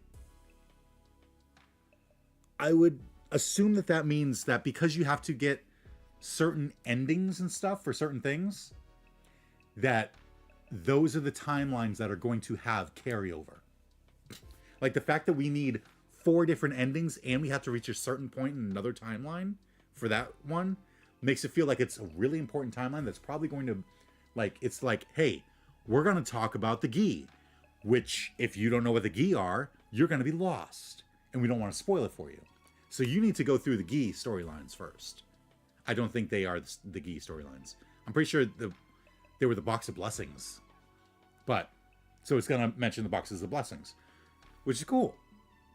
So it's like, okay, so what are we going to find out that is going to unlock the ability to continue on with finding Kurata's, like, replacement? Ooh. I'm like, how many? 82? I'm 82 endings into this game, and it's like, now that I've like narrowed it down to like the nitty gritty, now it's like, okay, now here's the really, really interesting stuff that we put all our time and effort into. I did that like accidentally. Phew, another day's flown by. There wasn't an enemy attack today, but there's bound to be another one soon. I need to be ready. I should focus on training tomorrow. I'd like to look into the murders that book talked about too. And I still haven't gotten a straight answer out of Hiroko. Ugh, there's so much to deal with, I don't even know where to start. I think I'll just sleep on it. Maybe things will be more clear in the morning. I let out a long, hard yawn and switched off the lights. So ended my 19th day at Last Defense Academy. Don't you mean my second attempt at Last...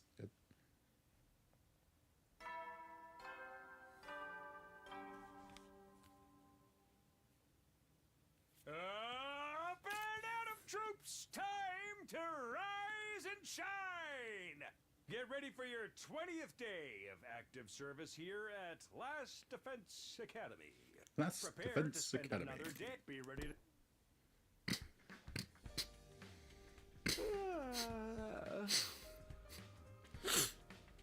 Morning again. I actually got a decent night's sleep for once. Now, what should I do today? Should I prepare for our next battle, or... Actually, I better get some breakfast before I make any decisions. I thought it was going to be voix voix. Wait, I'm not... I should get some breakfast. Or maybe not. Alright. Now I can go on an expedition.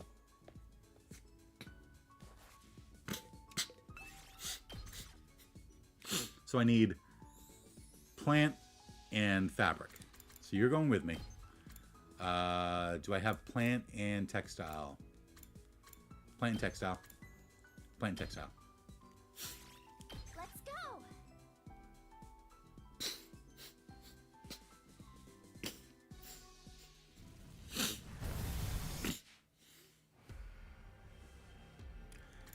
We'll start with the coast. Come to the coast. We'll get together. Have a few laughs. Where's the gay square? Scanning. Scanning. Scanning. Scanning. Ah! Okay.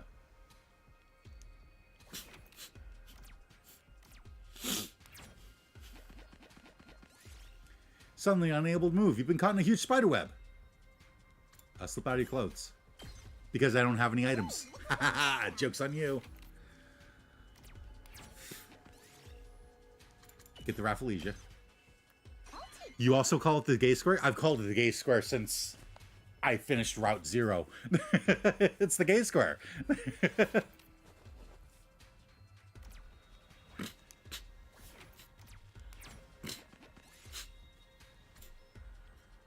Start flipping switches. Get a copper ore. I'll take that.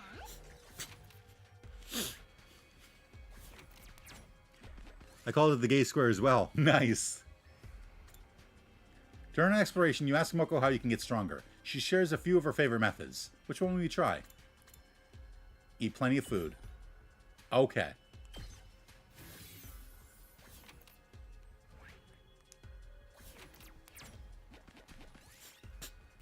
You find a tiger sleepy soundly. Strike now and you can defeat it. Probably. Damn it.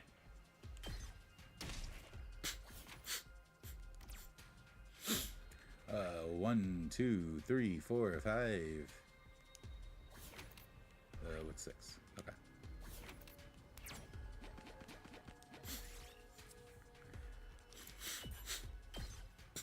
That's only 60 though, right? Yeah.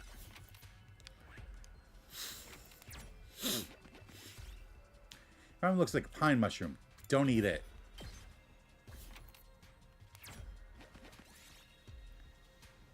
That's a Pirate King's flag.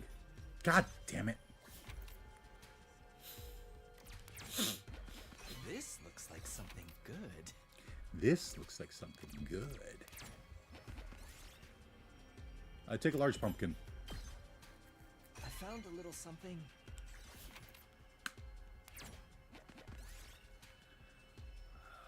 Offer a prayer. Or leave an offering. Fuck off.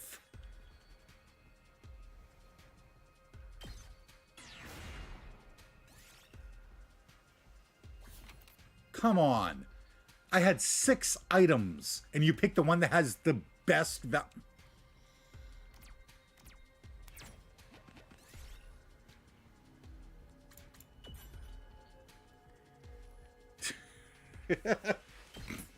Can I? Like, if I hit continue.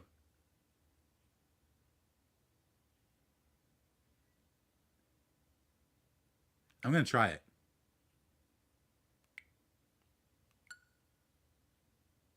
Reload autosave. Yeah.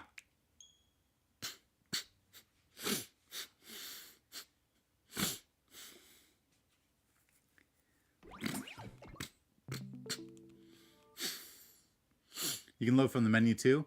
Yeah, but I didn't want to risk it being like, oh, well, hey, I remember exactly where you were.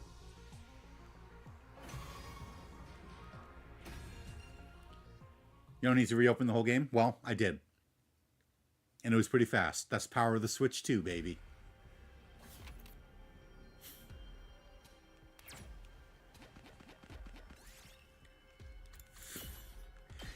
it reloaded the items too.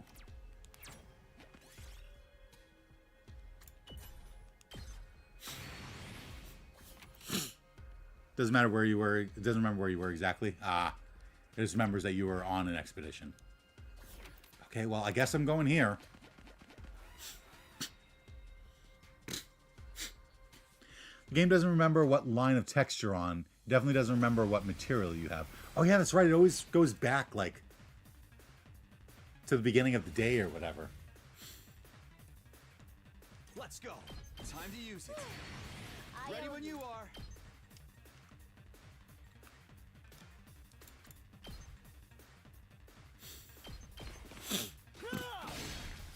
Got it. My turn.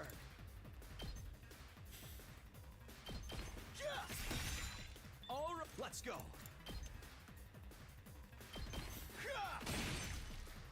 Say when. Got it. Let's do this. That's it. I've got this. Take that. All right. I'm taking the wheel. Let's roll. I'm good whenever.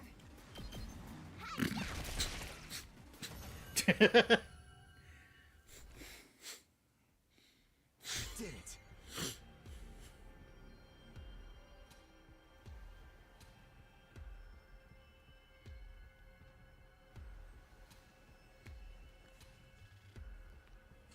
All right, that's not too bad. 1, 2, 3, 4, 5, 6. All right, we'll do 3. Surrounded by thick fog. Hide and wait for it to pass. Okay.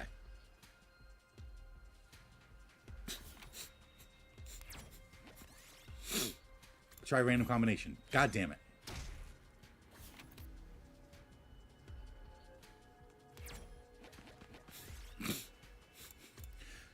You catch sight of a figure in a black cape that cut across your path. What was that? Could it be the legendary thief Black Tie Mask? As you frantically gave chase, a rose flew through the air like an arrow and pierced Moko's leg. How mysterious. You'll catch them one day. Oh, look at what I found.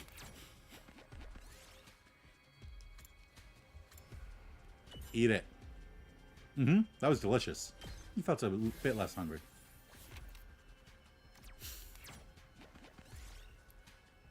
Approach them slowly and quietly. Okay. What?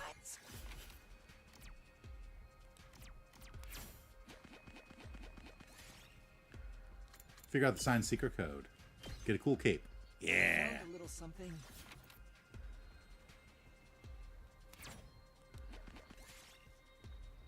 Don't eat it.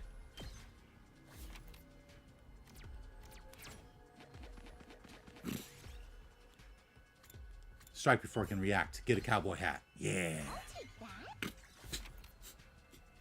I don't understand why they got rid of the random encounters.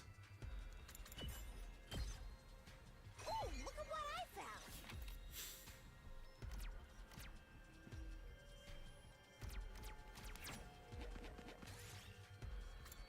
Run toward the herd. Get Kashmir. I'll take that. Oh no, my inventory's almost full. I generally still have no idea what the move minus X does. Oh yeah, they did.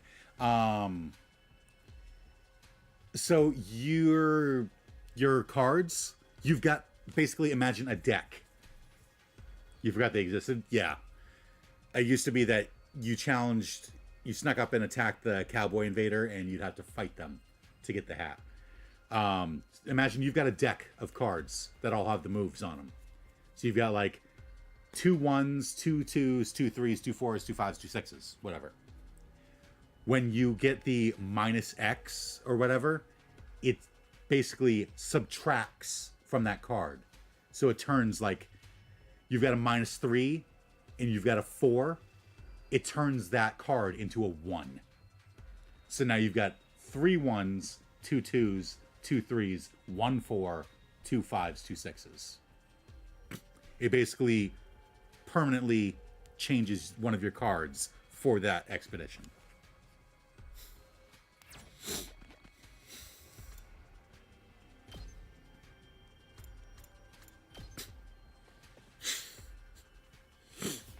Gay Square, where are you?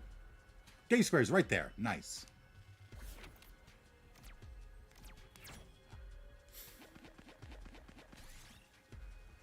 Take a large pumpkin. Ow.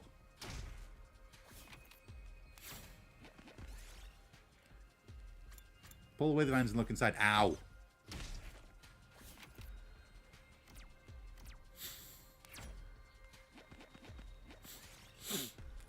Mega Rafflesia! I'll take that. Mega Rafflesia! Is that really how that works? I never felt it, honestly. Yeah, because the expeditions don't last long enough. I saw the next draw usually had a bit lower value cards, except when it didn't. Yeah. Like, if you kept going through the expedition long enough, you would eventually end up, like, with 2 cards that are both 1s.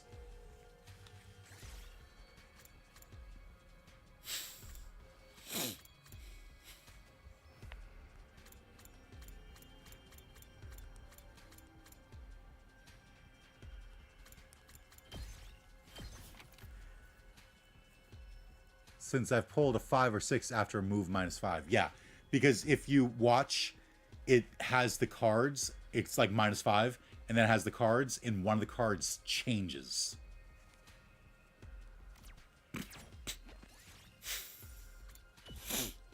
Okay. Like, okay, so 130.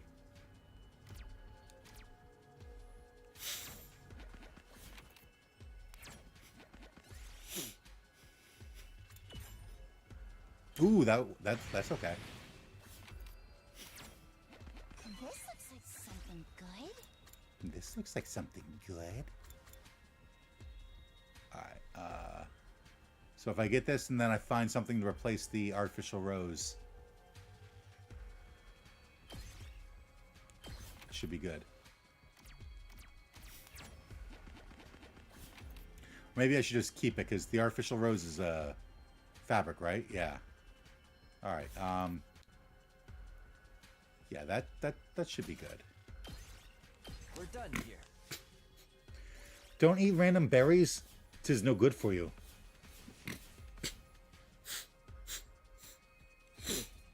Perhaps not. Perhaps not.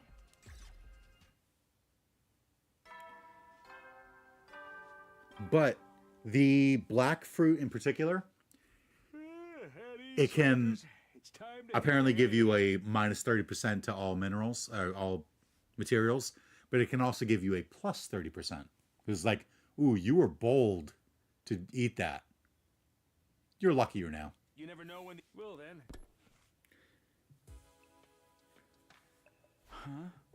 Another day's done. Time today went by in a flash. I love the idea though that it's like, I got this cool cape, but ugh, I'm so sick to my stomach from eating that weird berry on the ground that I just like puked on part of the fabric, and now it's unusable. So now I get less material for it. I better hit the sack before I start feeling hungry again. I wasn't all that tired, but I got into bed anyway and forced myself to go to sleep.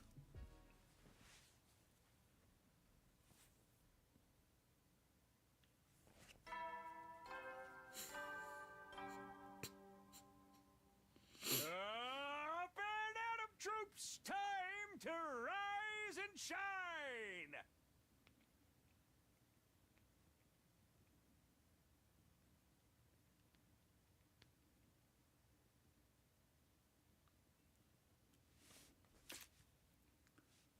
Get ready for your 21st day of active service here at Last Defense Academy!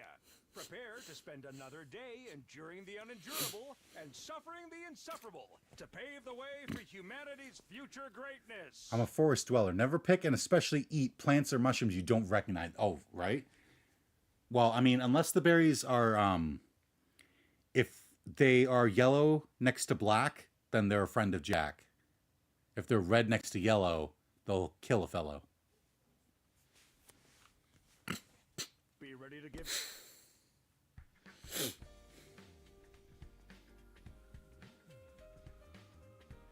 Or red next to black. Friend of Jack. Red next to yellow. Kill a fellow.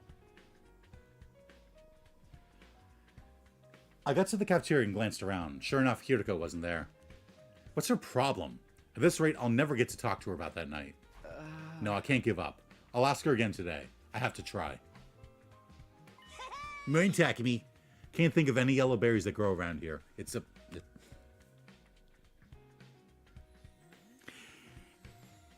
a joke because in North America, there are snakes that look really similar.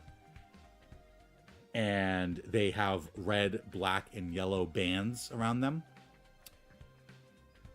And the way to remember if it's a deathly poisonous snake or a harmless snake is if the red band is next to the black one, you're safe.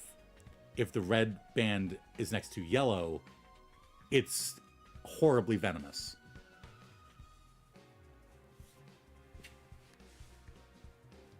Morning, Takumi. I was just taking my tray to the table when Moko called out to me, chipper as ever. Turned around and saw that Nozomi was with her. Hey, you two. You're up and at it early today, huh? Good morning, Takumi. Want to eat with us? Sure, thanks. I took a seat opposite the girls. Moko stared at me intently, like she had something to say, but didn't know how to bring it up. Is there something on my face? No, of course not. I'm just checking out your breakfast, that's all. You got a real good balance of macronutrients there. You can have some of my protein powder if you want a little extra, though. I'm good, thanks. How about Jinx? You want to check some raw eggs, maybe? No, that's fine. I'm fine. Party pooper. Well, it's your loss.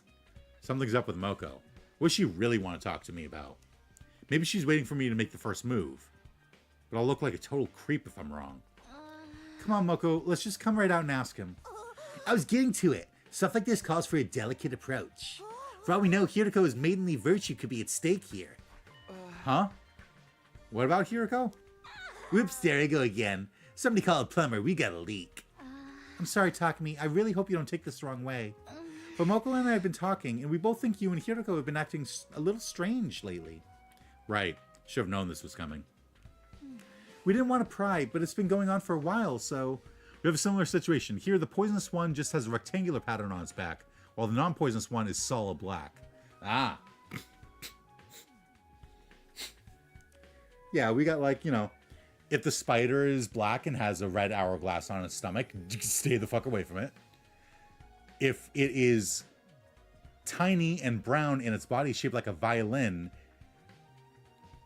stay the fuck away from it. Like, someone found, it's called a brown recluse spider, and someone found one in their pool, and they legit poured gasoline into their pool and set it on fire because those things are so fucking dangerous.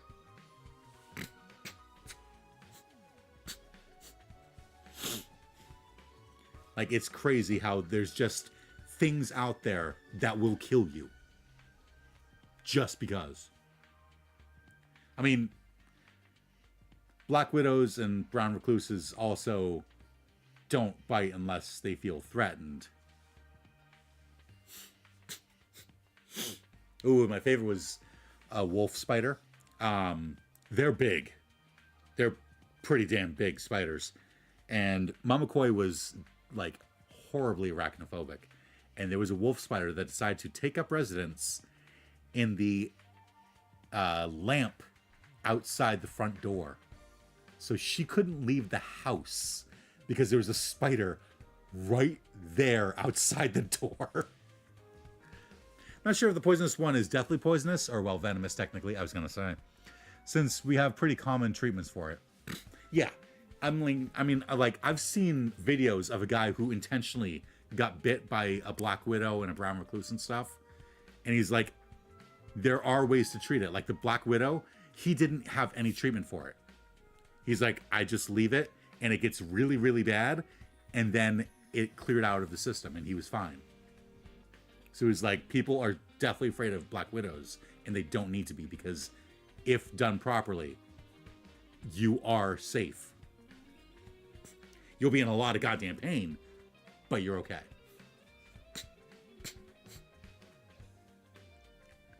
Sorry, hun. We just didn't know how to bring it up. Don't apologize. It's my fault for making you worry. Their concern was understandable. Things have been awkward between me and Hiriko ever since the incident. Aside from the snake, our deadly creatures are mushrooms and the occasional plant.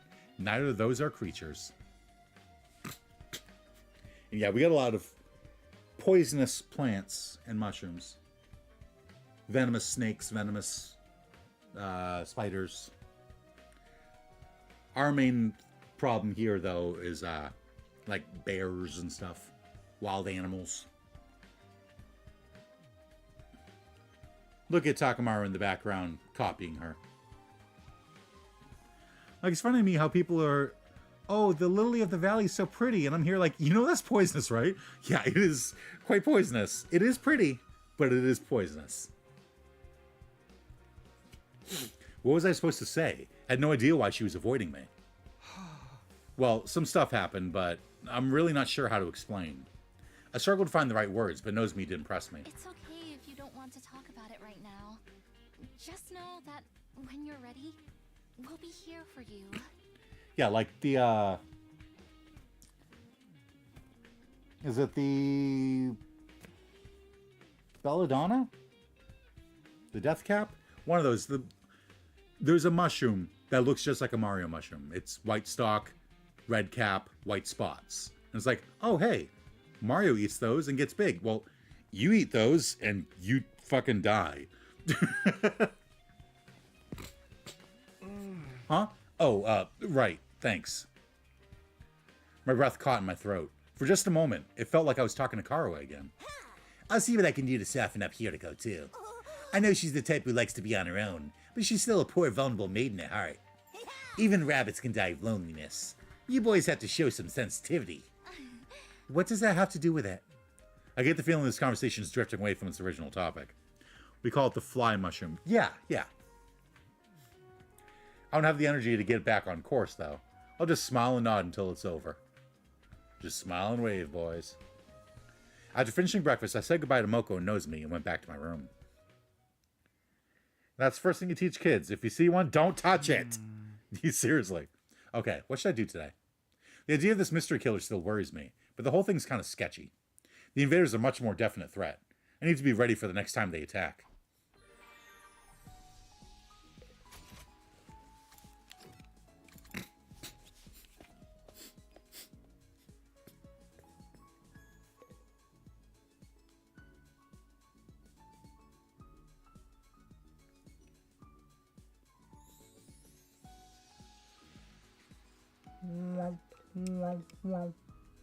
I'm holding these Joy-Cons backwards. And in general, if you don't know what it is, don't touch it. Seriously.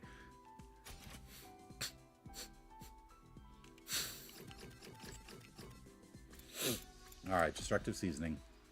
40, 10, 10.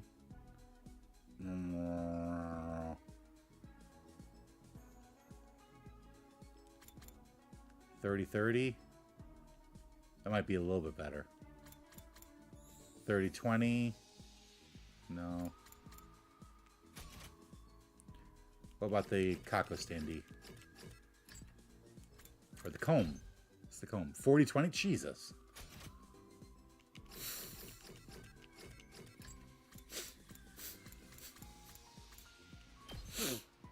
Oh, this is the one. A super cute, sparkly gift box. Someone made this as a tribute to the person they want to give a gift to. It's empty.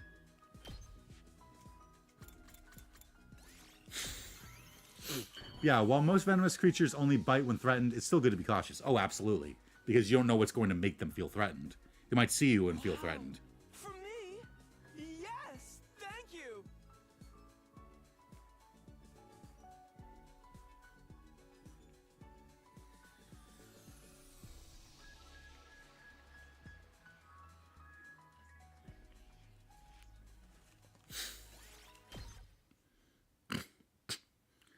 But it should also be known that, hey, if you're bitten by this creature, it's not death. Exactly.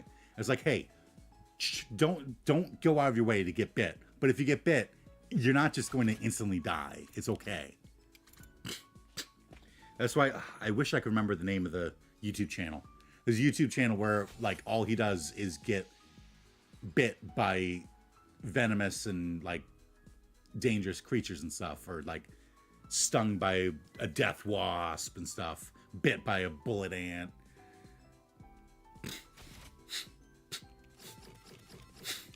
And the whole thing is to show, hey, look, like you don't need to think that you're about to die. You might feel like you're gonna die, but generally I thought Black Widows were deathly venomous, but those also don't live around here. That's correct, they don't. Wow. For me? They are mostly on the other side of the country from where I am, in fact. We have to worry about the brown recluses more. Soldiers, you never know. Well then. But still. Huh. Today was pretty uneventful. That's not to say I don't have any problems. Hiriko, the killer, the invaders, there's still a lot I need to deal with. Out of all of them, Hiriko's probably the most urgent. If I don't patch things up with her soon, everyone else is going to worry. Alright, tomorrow for sure. I'll... Voila, voila. Yep. What the... The alarm? The enemy's attacking now? Intruder, defend.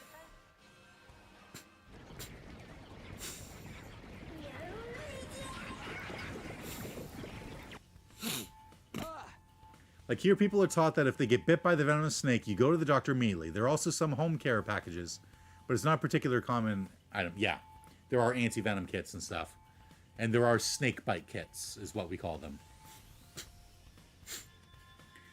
And it basically works as like a little suction thing.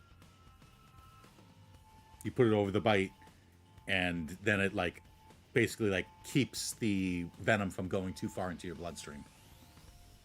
Uh-oh, I better get going. I was out of bed before the first echoes of the alarm had faded.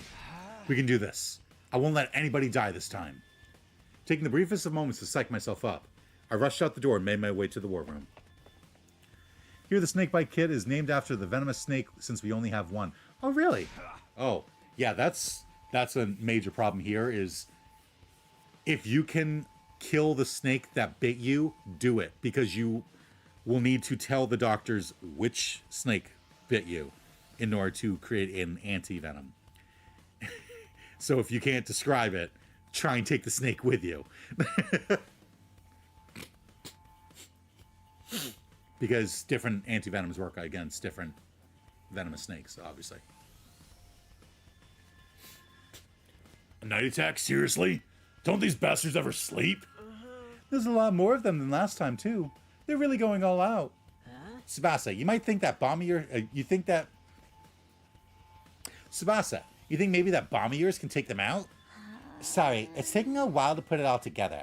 There's no way I'll be ready for this battle. For real? We gotta fight all these enemies by ourselves? Don't worry, I'll fight too. Huh? Really, Kako?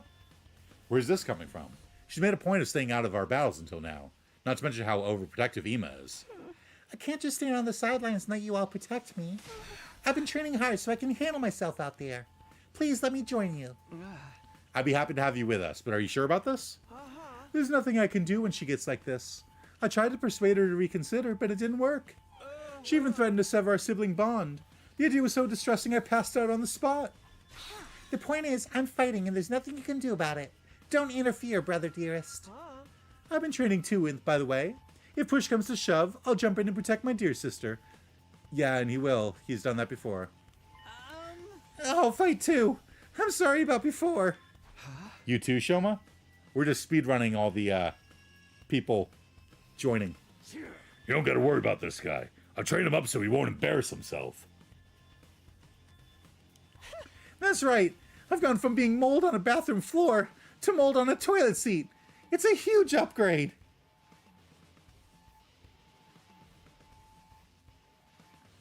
Yeah, we have two snakes in Finland. The one that's non-venomous and the one that's venomous. Well, ones that live here natively anyway. Right, obviously, like, one could be, like, smuggled in or something.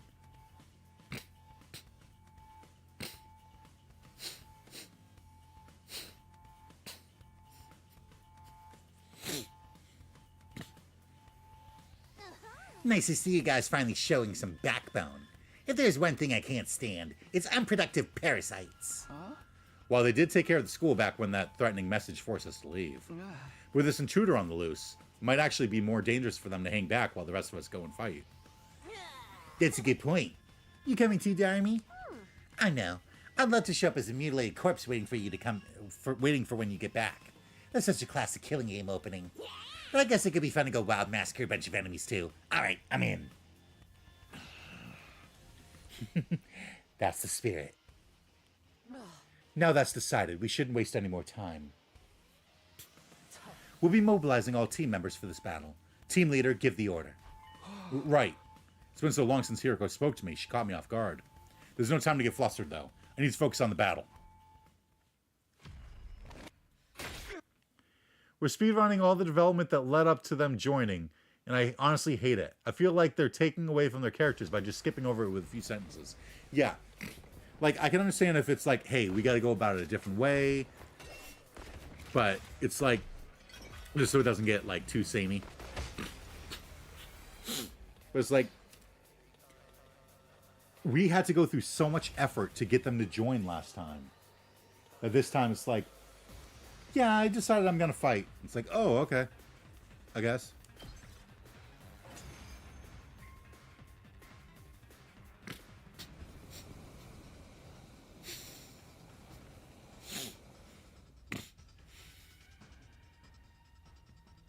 Oh, What gives?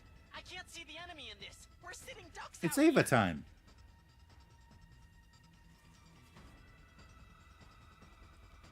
Sir Takumi, how are we to deal with this mist? We'll do the same thing we did in my future. Kako, make your way outside the mist and snipe the enemy from a distance. Ima, you'll have to cover her. Both of you. Hurry. So, I just protect my dear sister from any harm that comes her way? Now that I can do. Okay. Phew. Thanks for that, Hiroko. Don't waste time talking. Concentrate on the battle.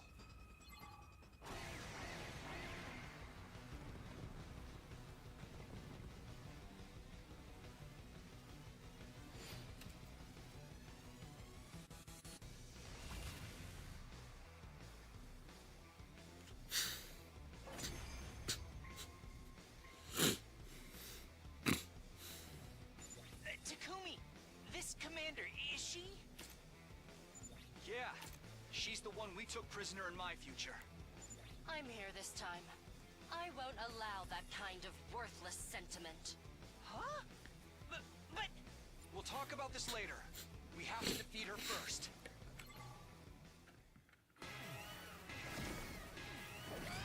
Here we go. Why does it not show her name?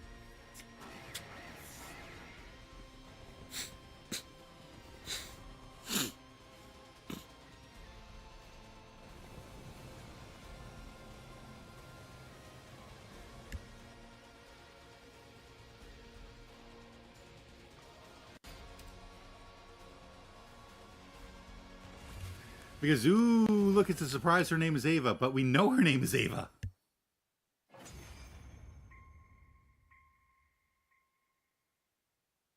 Yeah, we won. Now we just have to finish off the commander. Or wait, Shouldn't be too hard. She's basically on her way out already. did we not know that her name was Ava in Route Zero? That would explain it.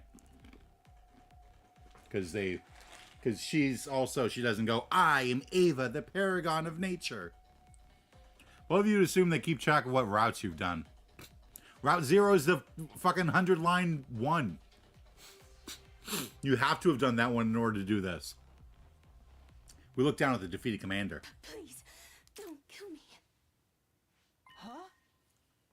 Did she just say something? My name is Ava, the paragon of nature.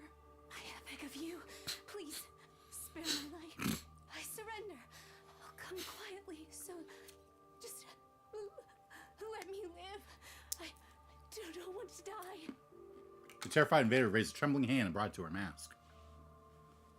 Then she removed it to reveal what was underneath. Imagine just one of these times she takes it off and it's Veshna's.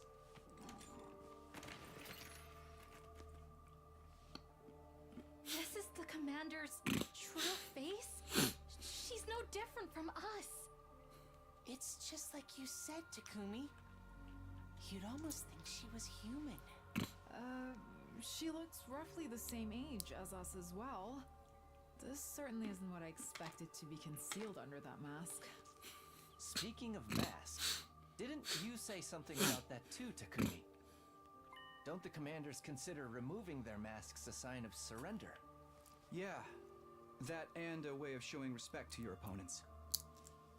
And it's one of the religious teachings they never go against, right? That's if what Takumi told us is true, anyway.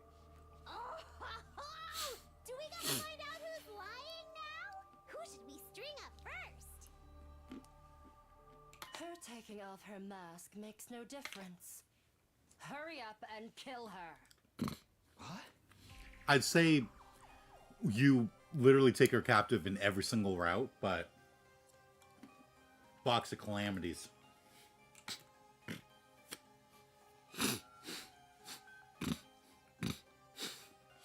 Kako fucking stabs her. But doesn't that seem a little cruel? I had such a massive theory when I was playing that Takumi was a future in Commander because it's only him, Ava, and Veshness in Commune who have colored strikes in their hair. Oh, like I was convinced Takumi was related to Ava and Veshness in some way. I mean, you were half right. He's a Futurin. And he is like a commander in charge. He's the team leader. But he doesn't wear a mask. Not as cruel as attacking at night and trying to kill us in our beds. She's also the reason Ima had to get turned into Sirei, right? But also, he is. Takumi is like fucking related by blood to both of them. Or by marriage. Both of them. Notice the game implies Takumi's stripe was genetic in the first 5 minutes of the game, and I never let it go. Well, I was right, though. You'll see. He's related by marriage. Because he married Ava in that one route. And had that heartfelt, like, fucking romance with Veshness in the other route. The Veshness route. Personally, I think that operation sounds like an interesting challenge. How about you, Ima? I refuse to acknowledge the Ava route. It's not that bad.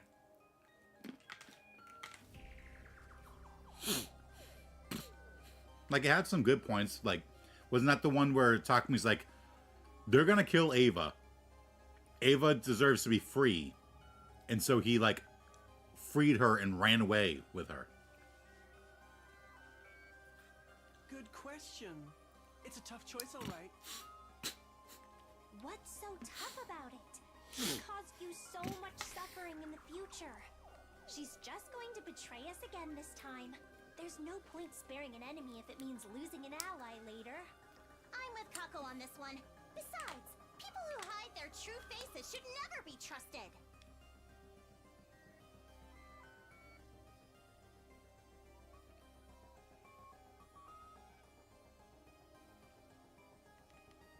That's not very convincing coming from you, Miss Osuzuki.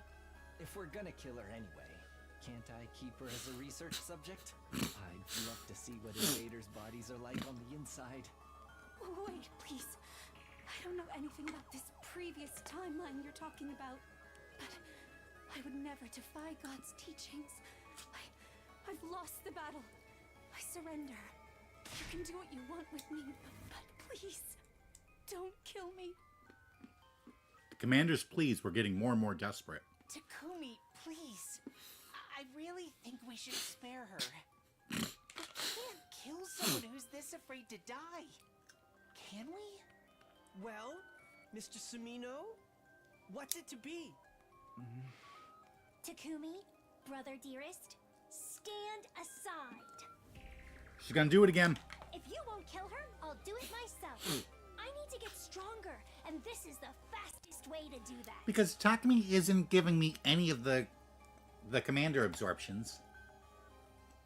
Yeah, it has good points, but the whole shoehorned romance, and especially that pregnancy ending, just made me really dislike it. I knew it was going to be the pregnancy ending that got you. Like, it's symbolic.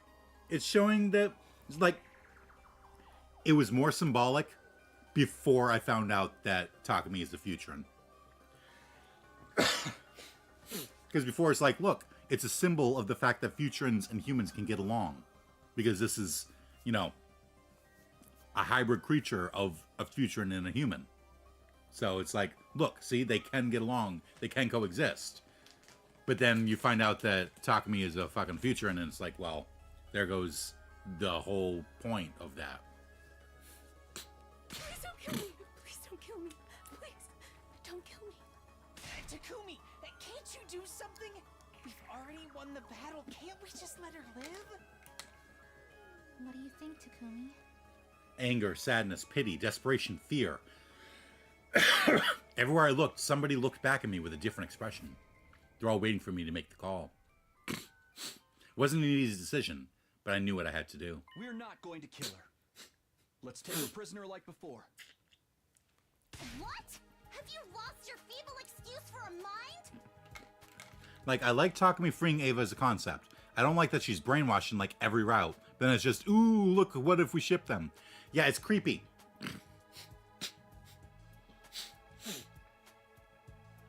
It's creepy that you keep brainwashing her. And then being like, okay, let's ship them. That's why I was really excited when she broke the brainwashing. Why kill Ado but let this invader live? If you're gonna make these big decisions, can't you be a little more consistent? I didn't want to kill Ato, but I had to keep everyone safe. Anyway, we'll learn from the mistakes we made in my future and keep security on our prisoner extra tight. But she could still escape or turn on us some other way. Oh, and because Sire's already dead, he can't brainwash her. Our team leader has made his decision. We have to abide by it. Yeah, it doesn't feel like sympathy or mercy in the route. It feels like exploitation. Yeah.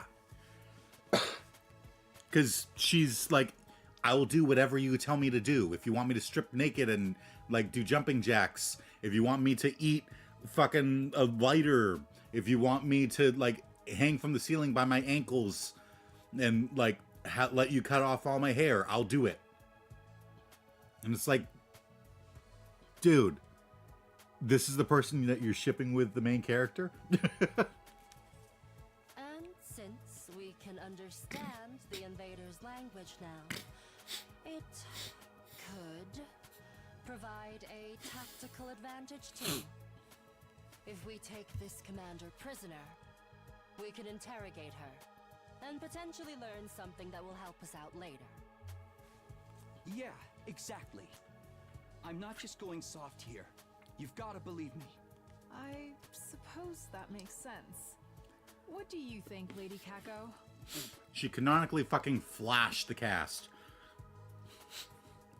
Yeah, what was the context for that again? I don't remember.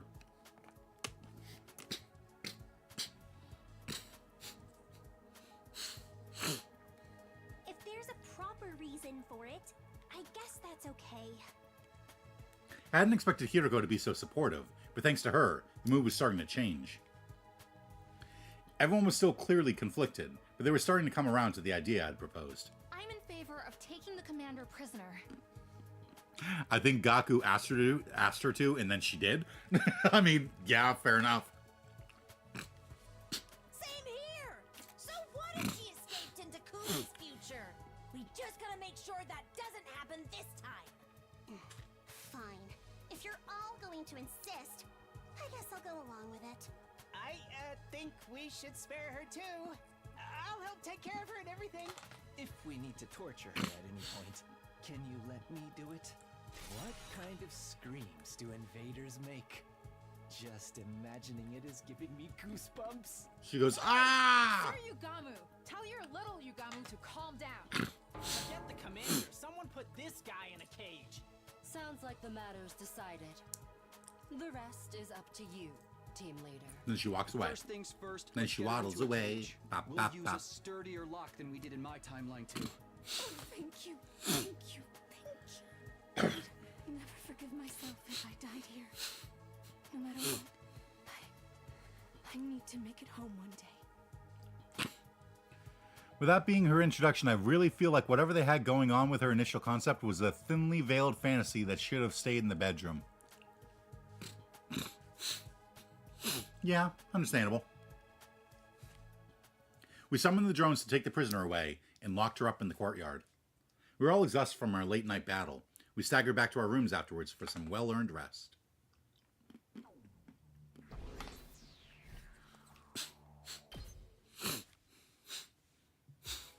Especially when they pretty much refuse to acknowledge what they're doing to her aside from the one or two, is this okay? Right? Ugh, I can finally get some sleep. Most of my thoughts centered on the prisoner, Ava, she called herself. We were finally going to get a chance to sit down and talk to a commander. I'm guessing she's not going to be able to tell us anything. Like, you could argue that they are, like, since they're clones and are probably, like, 3 months old at this point, maybe they just have the mentality of children. But still. She managed to get away last time, but I won't make the same mistake again. I'll talk to her tomorrow and see what she can tell us. For the first time in a while, it felt like we might make actual progress. The relief that thought gave me was enough to carry me into peaceful slumber.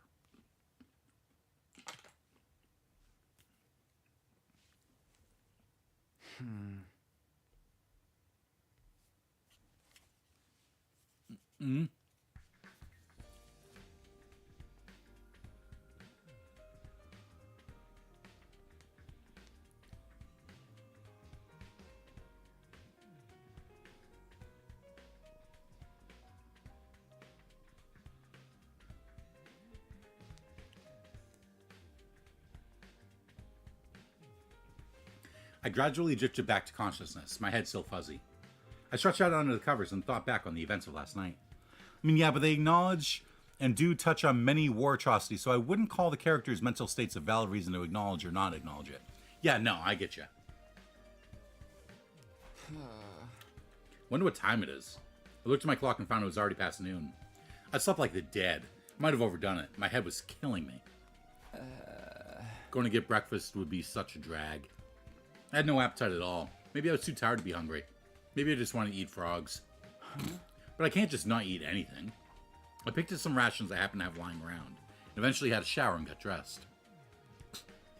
Then I remembered Ava, the commander we'd taken prisoner. I decided to go and check on her before I did anything else.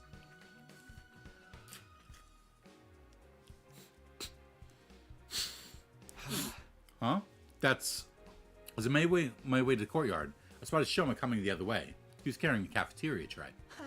Oh, Takumi. Good morning. Or, afternoon. Hi, Shoma.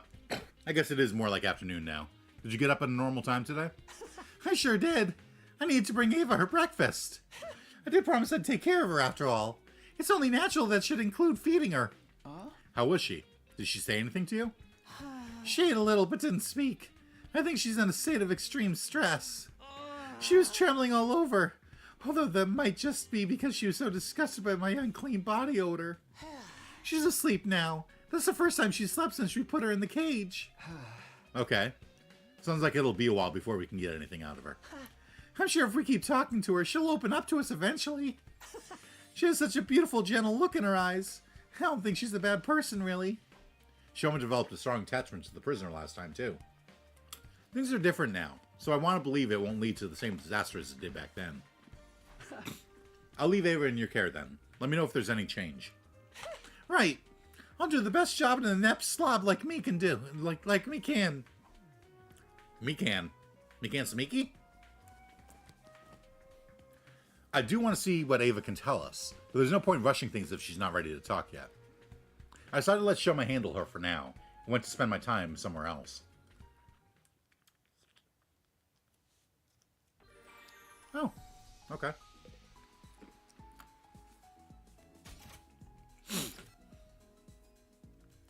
That way.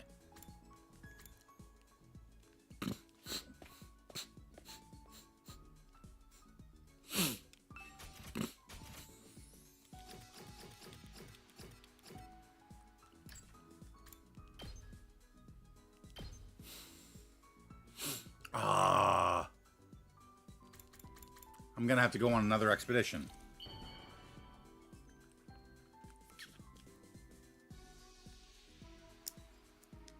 Wow!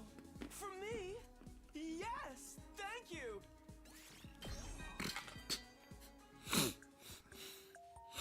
I don't think you do. I do. My dear sister and I have been on our own since we were very young. After our parents died and our relatives abandoned us, we had to earn our living any way we could. But there weren't a lot of options for a pair of unskilled miners like us. We ended up doing a bunch of underground stuff. Those guys didn't care if we were underage, just so long as we made ourselves useful. You wouldn't believe the things I've done for money. When it comes to protecting my dear sister, nothing is off the table. I've done things that hurt others. Things that hurt myself.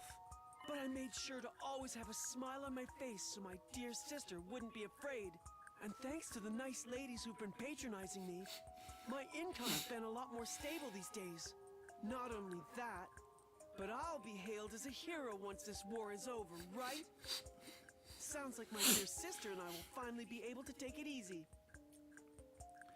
You need 8 more gifts to max him. That was 2 stars, right? Meaning I need 9 more gifts. Because there's, oh, geez. There's 3 max gifts per bond up. So with 3 stars left, that's 3 times 3, which is 9.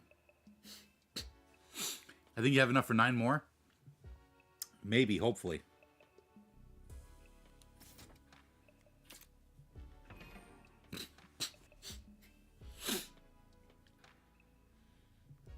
If I do the one that is just plant and fabric, then I think I can. But the one I was doing was only doing 15 from each, and I'm out of machine. But yeah, I can. Phew. It's getting dark. I should head back and get some sleep. Gazing absently at the sky, I ambled across the roof toward my room. Hiriko was there too, also looking at the night sky. I wouldn't get a better chance to talk to her than this.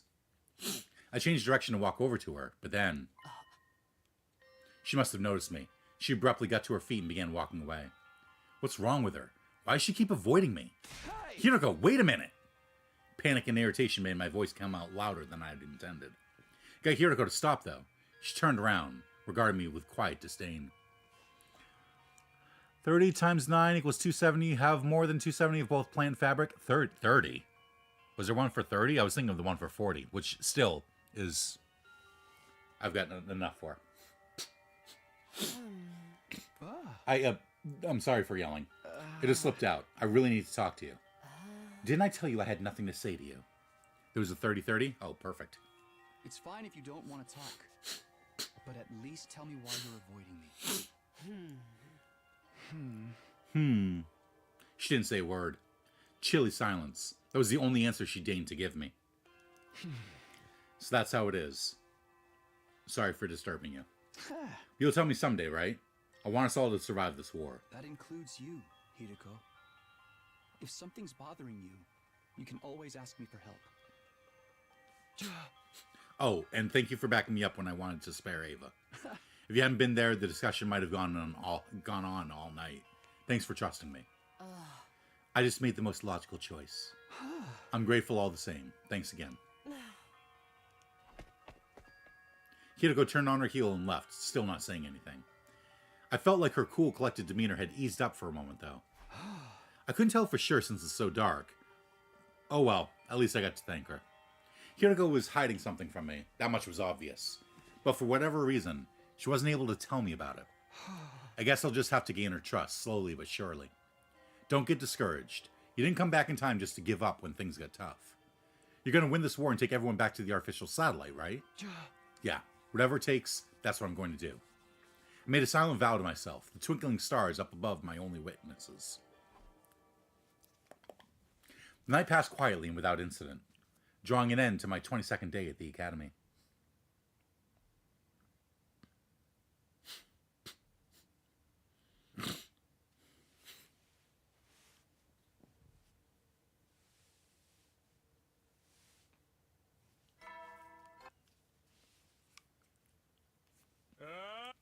Prepare. Be ready to give your lives to protect our beloved school from the...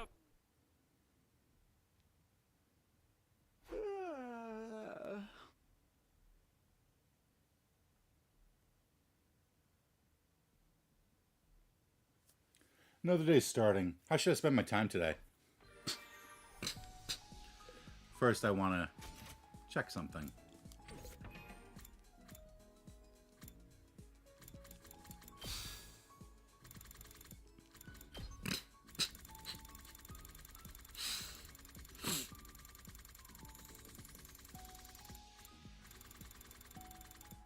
Oh, okay, I see. Okay, I see. I was trying to see if I had everything that I needed to unlock that first story lock. I wasn't going to do it, but I was just curious if I had gotten it. And no, I need ending 74 and 76, which are these two. Which maybe are on this route. Since comedy route is also there. And because I'm 99 and 100 are the only ones I'm missing there. Huh.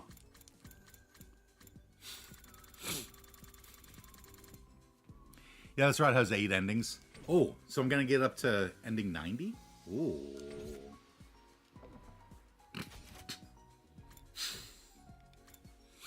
Everything else left of the Kill Ato side is the route you're currently on. Oh, really? No. No, don't you lie to me.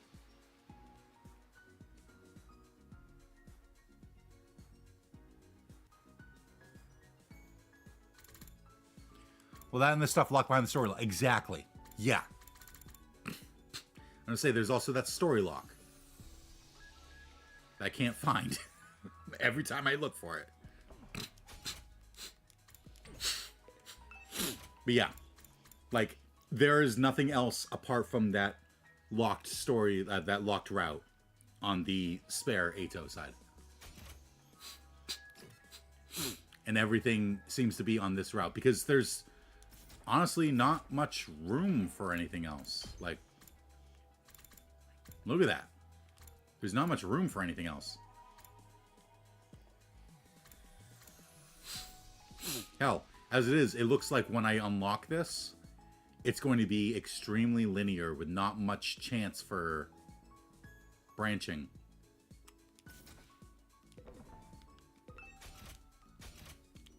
Alright, Ema. Yeah, I had one that was 30-30. Was it this? No.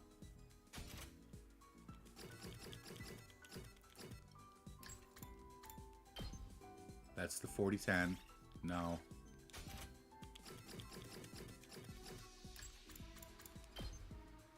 $30-20, 5-5. Nope. Keep pushing the wrong button. 25-25. No.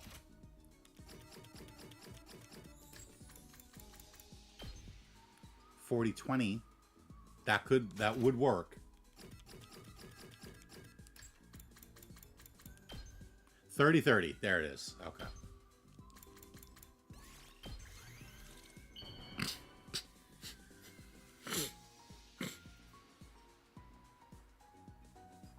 Wow! For me? Yes! Thank you!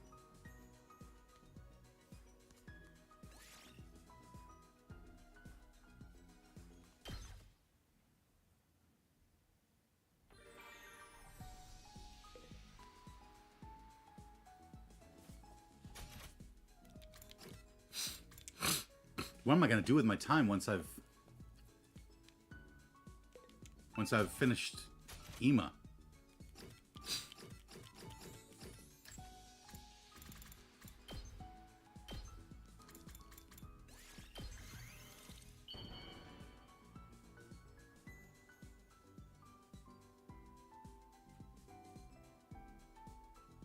Wow! For me? Yes!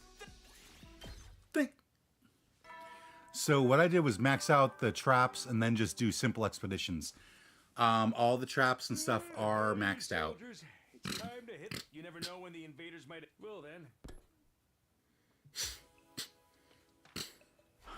That's another day done. Time flies when we're not fighting. If only we could make it to day 100 as peacefully as this. I knew that was just a hollow fantasy, but it gave me some comfort as I gradually drifted off to sleep.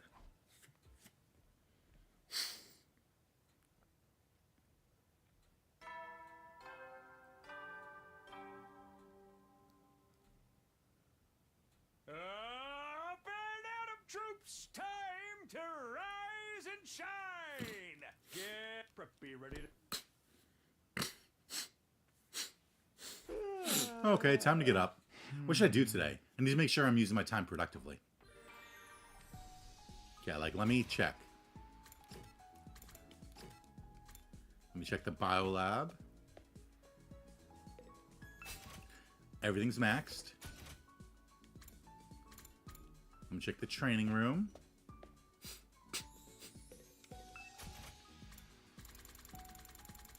Everyone's maxed. I mean, I could always do the training machine, but I don't need the BP.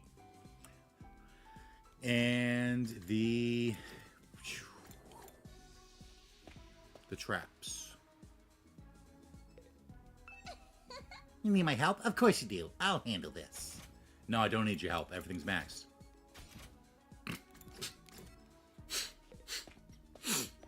So yeah, I guess I'll max out every, like, EMA, and then I'll just do simple expeditions, because not only will that help with passing time, but also it'll help me stock up for when I'm able to actually do something with Ato.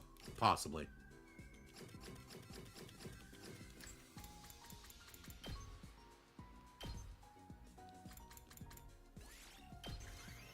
I think you already have enough for him too anyway. You think so? I don't have any stars for him. Wow. Because he's always been dead.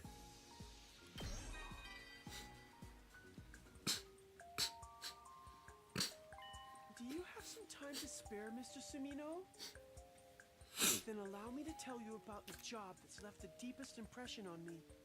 I was helping a financial firm that gave out black market loans with a ridiculous interest rate of 50% every 10 days. Needless to mention, only the truly desperate would ever approach a company like that. Gambling addicts, host club regulars, branded goods flaunters, and organizers of highly suspicious events. To name but a few, the CEO once said this of black market financing: "It's an occupation that puts an end to the life of human trash who pretend to be decent members of society." I didn't quite understand what he meant, but I agree with the concept that in this world, you either take or be taken, and I choose to be on the taking side. No one will ever take the people I care about from me again.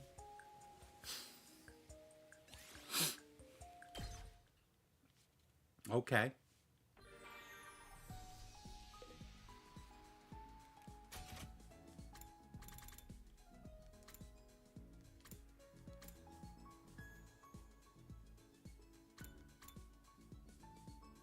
I was trying to see if this was like a reference.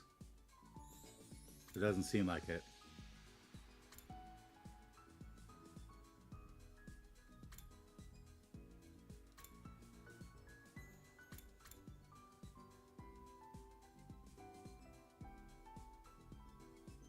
Like, all I can think of is Yakuza. If it helps, this route doesn't give you much free time, if I remember correctly. It has so far.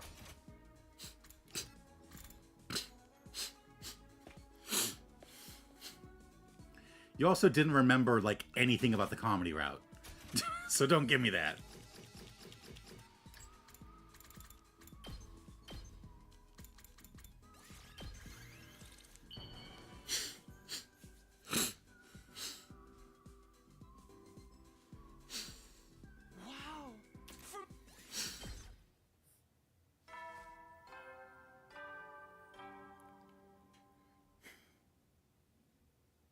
At ease, soldiers. It's time to hit the hay. You never know when the invaders might attack, so rest up while you still can. Well then, good night.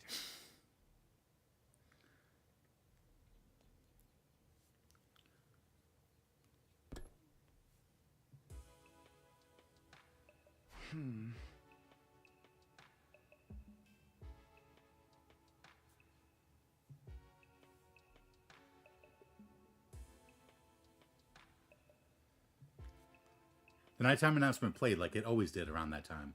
Normally it would be my cue to start getting ready for bed, but not tonight. Huh? Ugh, I really need to eat something. I was way too hungry to just go to sleep. I've been stressed I've been so stressed lately. My meals have been pretty rough and ready. I guess that's finally catching up to me.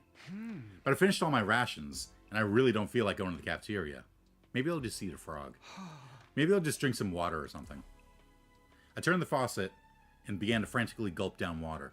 I was so hungry, it tasted better than regular water had any right to taste. But it still wasn't enough. I'm drinking too much of this. I don't know if our water supply is limited, but I better not risk it. Now that I fooled my stomach into feeling like it had something in it, I got into bed.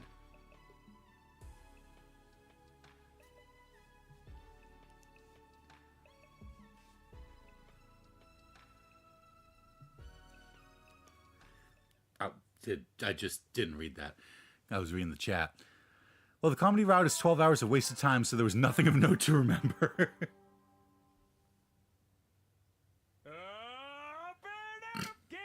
Prepare.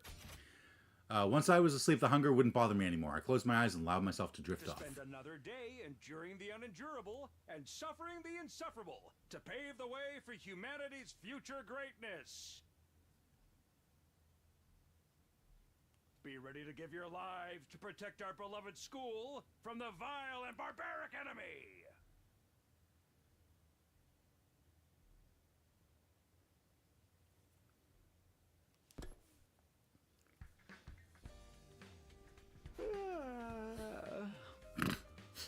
Morning already. I rubbed my eyes and sat up, still reluctant to leave the warmth of the covers. My hunger pangs from the night before had settled down, but I still felt like I should eat a big breakfast today, just in case.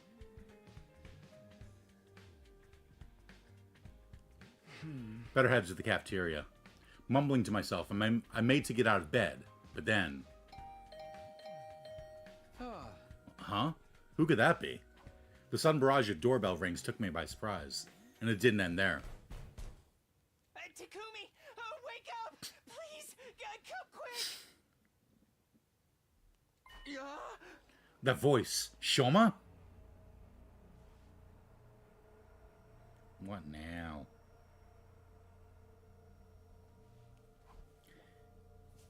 It took me a moment to recognize his voice over the knocking. He sounded flustered and panicky. Had something bad happened? I heard over the door and opened it. Sure enough, Shoma was on the other side, his face white as a sheet. I don't think that's white.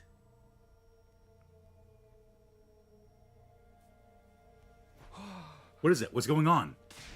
Ava, she's... Just come look for yourself. Hey. Taken aback by Shoma's intensity, I allowed him to lead me away.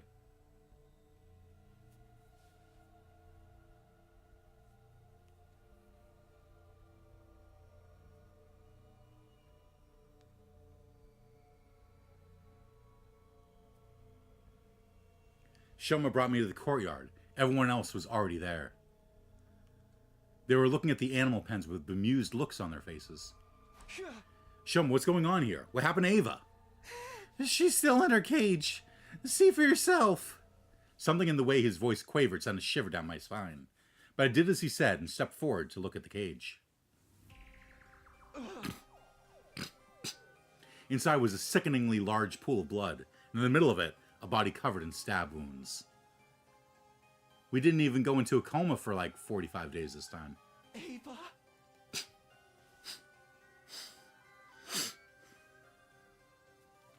For a moment, my mind froze up. What was I looking at? Had someone really killed her? Good grief. With all this blood loss, there's no chance of reviving her. Although I'm not sure the Revive-O-Matic would even have worked on an invader in the first place. Dun dun dun! Oh yeah, they reused the CG, didn't they? Yeah. This was also in the Killing Game route. Poor Ava. What a way to go.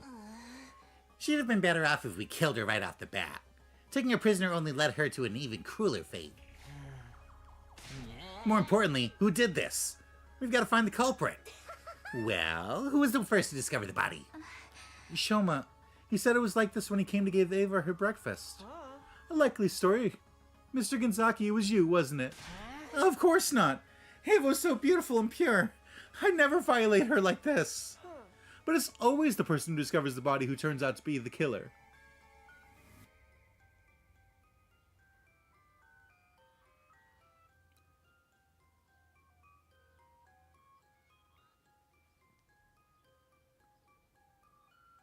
Oh. I'm sitting there and I'm like, let me go through all the Danganronpa cases and see if that holds true for that. But no, literally there is a rule in Danganronpa that the killer doesn't count towards the 3 people that have to discover the body for the body discovery announcement.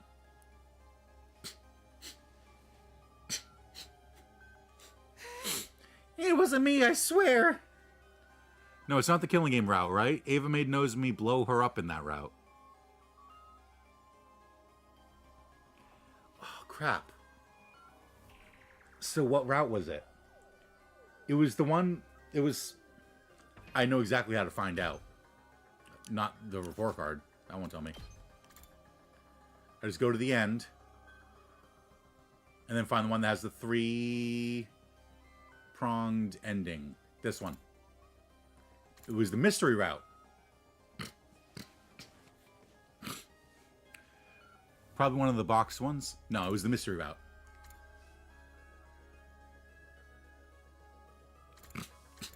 I was gonna say, I remember it was the one where at the very end, you woke up and it was literally you, Moko, and Nozomi left.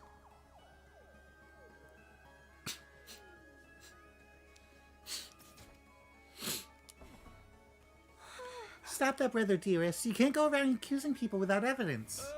You're such a kind-hearted little angel, sister dearest. We don't deserve you. One thing's been bothering me. It's the way the cage was broken open. Judging by the damage to the door, this was done with a bladed weapon. Oh, yeah? Who do we know who carries around one of those? It wasn't me, I assure you. The Holy Jumonji sword would never do something so crass. I agree with you there. That sword of yours is more of a reprobate than a ruffian. She's neither. I don't think it was sliced open with a sword. Whoever did this had a lot of force behind it. Probably something motorized. Motorized weapon. My heart jumped into my throat. Couldn't be. Could it? Yugamu, can you look at the damage on Ava's body and figure out how she died? I can try, but I'm warning you. I'm no coroner. That's fine. Just tell me what you can. I can see several defensive wounds. The size of the cuts is consistent with ones made by a sharp blade. So, Ava was probably attacked by someone with a bladed weapon. She fought back, but it wasn't enough to save her.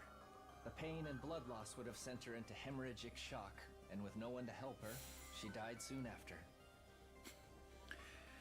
Yeah, the one where we just skip forward because lol, Takumi, you go run into a wall of fire. Yeah, it was the one where they were so afraid of people being killed that they all set up like camps in the middle of the gym. A sharp blade with a lot of force behind it. That sounds like...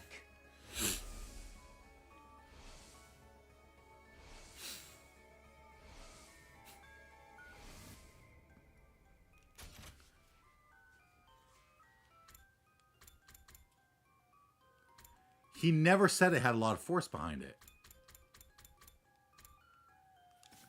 I hope I'm wrong, but there's only one thing I can think of. Sounds like the killer's back. Didn't I tell you this wasn't over? You mean the person Takumi fought before? Didn't you say you took their weapon away? Yeah, I put it in the metal shop. A power saw, huh? Yeah, I can see one of those doing this kind of damage. I remember seeing it lying around. You don't think someone used it to kill Ava? Everyone, let's check the metal shop, quick! Yeah, they all made camps in the middle of the gym, and Takumi had the friggin' fainting disease. I scrambled inside and headed to the spot where I'd put the power saw, but it was gone. There was nothing there now. We searched the room from corner to corner, but no one was able to find it. No way. It can't be. That settles it. Whoever killed the prisoner must have used the power saw to do it. So the killer in the weird suit came back? Just where'd they come from anyway? Hiding in the shadows like a coward. Come out and face justice, vile fiend. Of course, the killer could just as easily be one of us. Don't be ridiculous. We can't start suspecting each other now. Besides, none of us had any reason to kill the prisoner. You think so? I say everyone gets an uncontrollable urge to murder someone now and then. That's just you, dude. Mrs. Hiriko, you're the only one who's survived an attack by this parasite maniac. Why have you been so quiet about it? Tell us all the gory deets. It might give us some clues to identify the killer. Sorry, but I don't remember much about that night. I can't tell you anything about the person who attacked me. That's a lie. She definitely knows something, but she's not telling us. No fair. Such a once-in-a-lifetime experience, and you don't even get to remember it? That's seriously depressing. So on the same level as losing your entire save file right before the last boss. Just thinking about it makes me want to end it all. You must have been pretty traumatic. It's no wonder you blocked it out. Excuse me for speaking out of turn, but can't we do something about Ava before we go looking for the killer? I feel terrible just leaving her like that. Let's take her to the morgue. If we bury her, we'll also be burying any clues the body can give us. Maybe we can make her a grave marker for now. We'll give her a proper burial when all this is over. All right, then let's split up. One group will move the body, the other will make the marker. After wrapping Ava's body in a sheet, the boys' group carried it to the morgue. Ato's body is in there and is in here too. Oh, thank you, thank you, thank you. I'd never forgive myself if I died here. No matter what, I need to make it home one day. Poor Commune.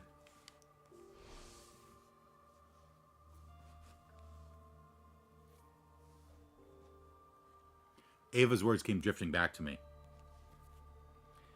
She was so desperate to live and return home, but she never did. Her life had ended in such a cruel way, too. A feeling of wretched misery welled up inside me. I clenched my fists and tried not to lose my cool. Once we'd safely stored Ava's body away, we went to meet up with Nozomi and the girls. The whole team stood in front of Ava's empty grave and shared a moment of silence in her memory.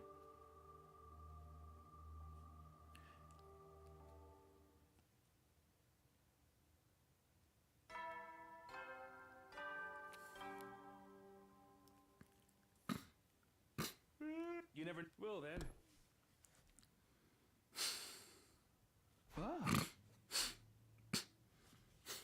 Another day's coming to an end. After paying our respects at Ava's grave, the mood had been heavy. Sadness at losing Ava, fear of being attacked by the killer, paranoia about who could be behind all this, doubt, grief, frustration. It was a smorgasbord of negative emotions. I didn't feel much like doing anything after that, so I just drifted back to my room. As I tossed and turned in bed that night, I couldn't help thinking of the graves I'd had to make in my last timeline. Hiriko, Ima, Nozomi. I couldn't let them die this time too. But what if the killer came back and attacked again? What if I have to bury more of my friends? No, I won't let that happen. I'll get everyone together to discuss things tomorrow. We'll come up with a plan and find a way to deal with this. Firm in that resolve, I finally settled down and fell asleep.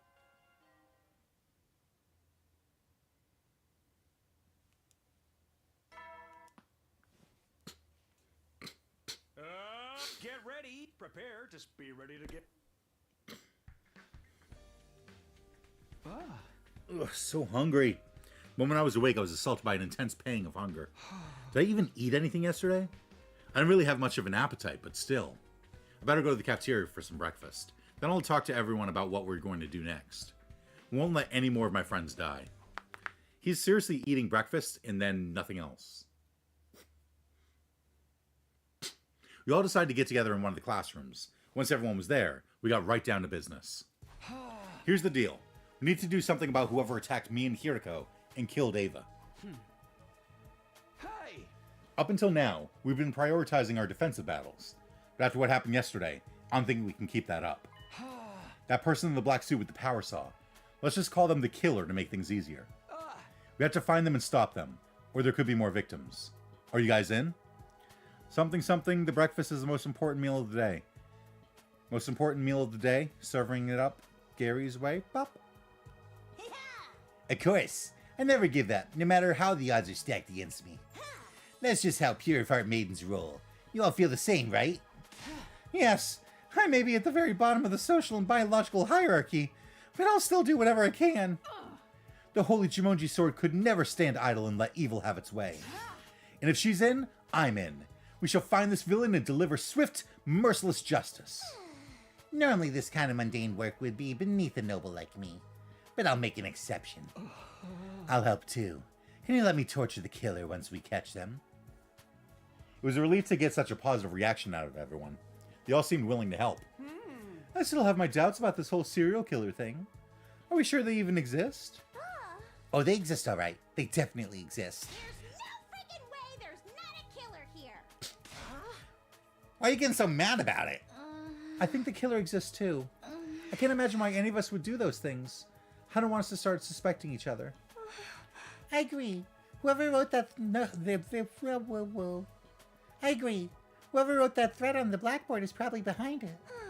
They're somewhere inside the school. The one they call the ultimate... picking us off just like they said they would. So how are we gonna find them? Just search the school till we flush them out? I guess that's all we can do. Hold on, I might have a better idea.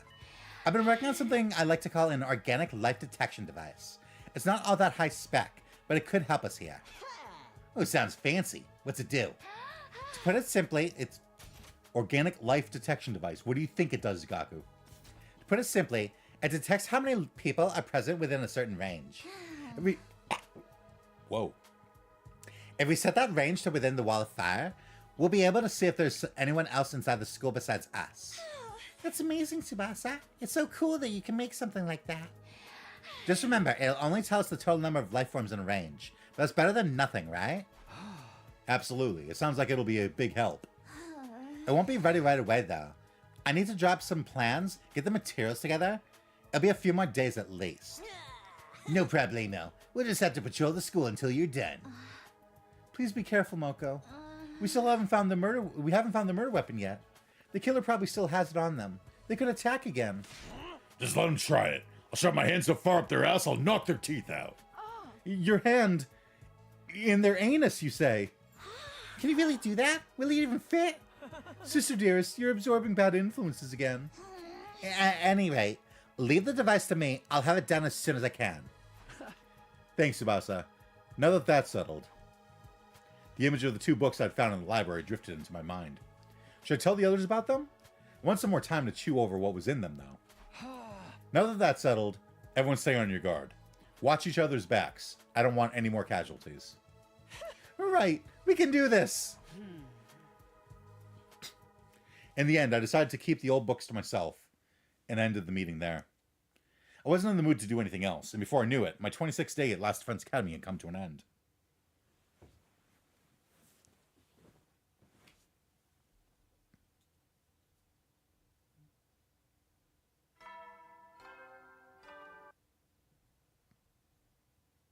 Up and Atom troops, time to rise and shine! Get ready for your 27th day of active service here at Last Defense Academy. Prepare to spend another day enduring the unendurable and suffering the insufferable to pave the way for humanity's future greatness. Be ready to give your lives to protect our beloved school from the vile and barbaric enemy.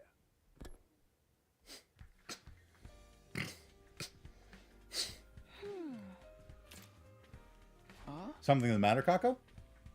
Oh, good morning, Takumi. I was just trying something out. Huh? Trying what? You have to have a vision. My dear sister can see into people's futures, you know. Oh, yeah. I'd almost forgotten about that. Probably because her visions are so unreliable. You don't seem very surprised. I guess you knew already. In that case, I'll give you the short version. She's trying to use her gift to give us some clues about the killer. A laudable effort, if I do say so myself. It's no good. I can't have visions on demand, no matter how hard I try. If only I had a better grasp on it, I could find the killer in no time at all. In that case, it's time for your dear brother to step in and have a vision of his own.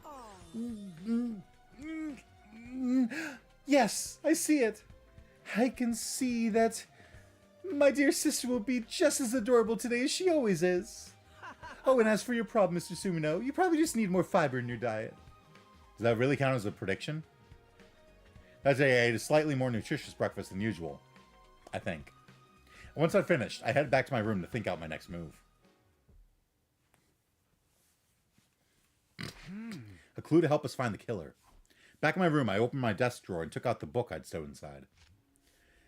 I didn't know how true any of it was, but this was the only other thing I'd found that mentioned a killer hiding inside the school. Maybe I'll take another look at it just in case. I opened the musty old book and turned to the pages that dealt with the serial murders. The true identity of the unkillable killer. Why would you not fucking start with that, dude? As I scanned through the pages, I found a section that offered several theories. A man given immortality through inhumane experiments, now seeking revenge on the world that treated him so cruelly. Eito. A researcher that was driven to suicide came back from the dead using black magic.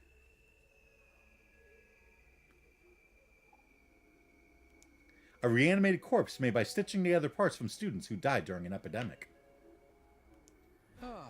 These all sound like something out of a horror story. Once again, most of them sounded like they'd just been made up for fun. I couldn't prove that any of them were fake, of course, or that any of them might be real. I don't think I can believe anything here unless I see it for myself. With a sigh, I closed the book and put it back in the drawer. Guess I'll just have to do whatever I can until something new happens.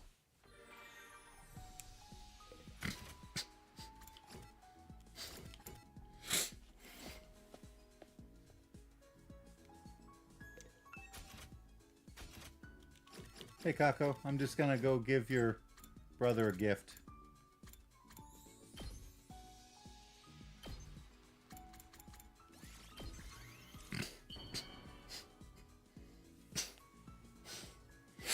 Yes! Wow!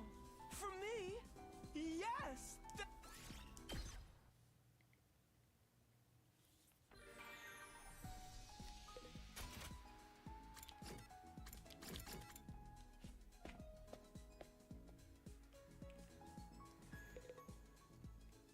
Oh, good. You're here, Ima.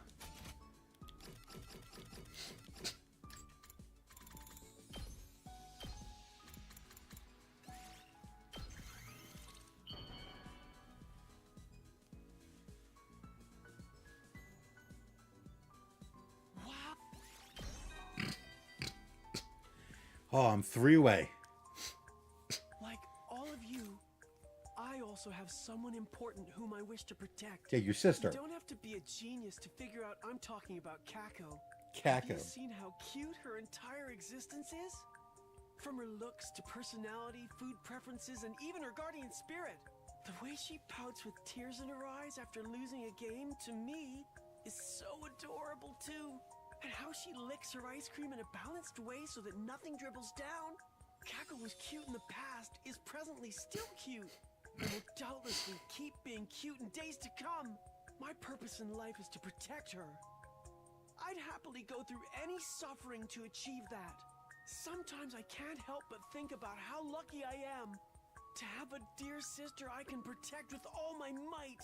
To be honest though, I've been seeing changes in her lately, and I don't like it. Oh no, I misspoke. Just pretend you never heard anything. What is that supposed to mean, Nima?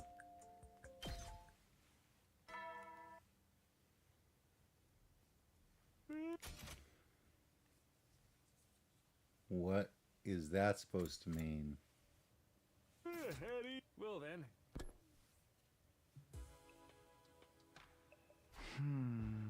Another day without an enemy attack. Maybe I shouldn't get too comfy. We've had to fight night battles before. Yeah, literally the last battle was a night battle. But it's like the announcement says, I have to rest when I can. After a warm shower to wash away some of the day's fatigue, I got into bed and soon fell asleep.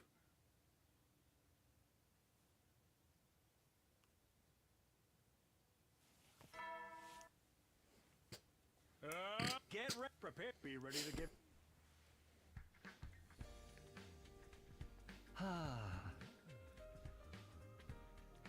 Morning, Takumi. Wanna eat with me?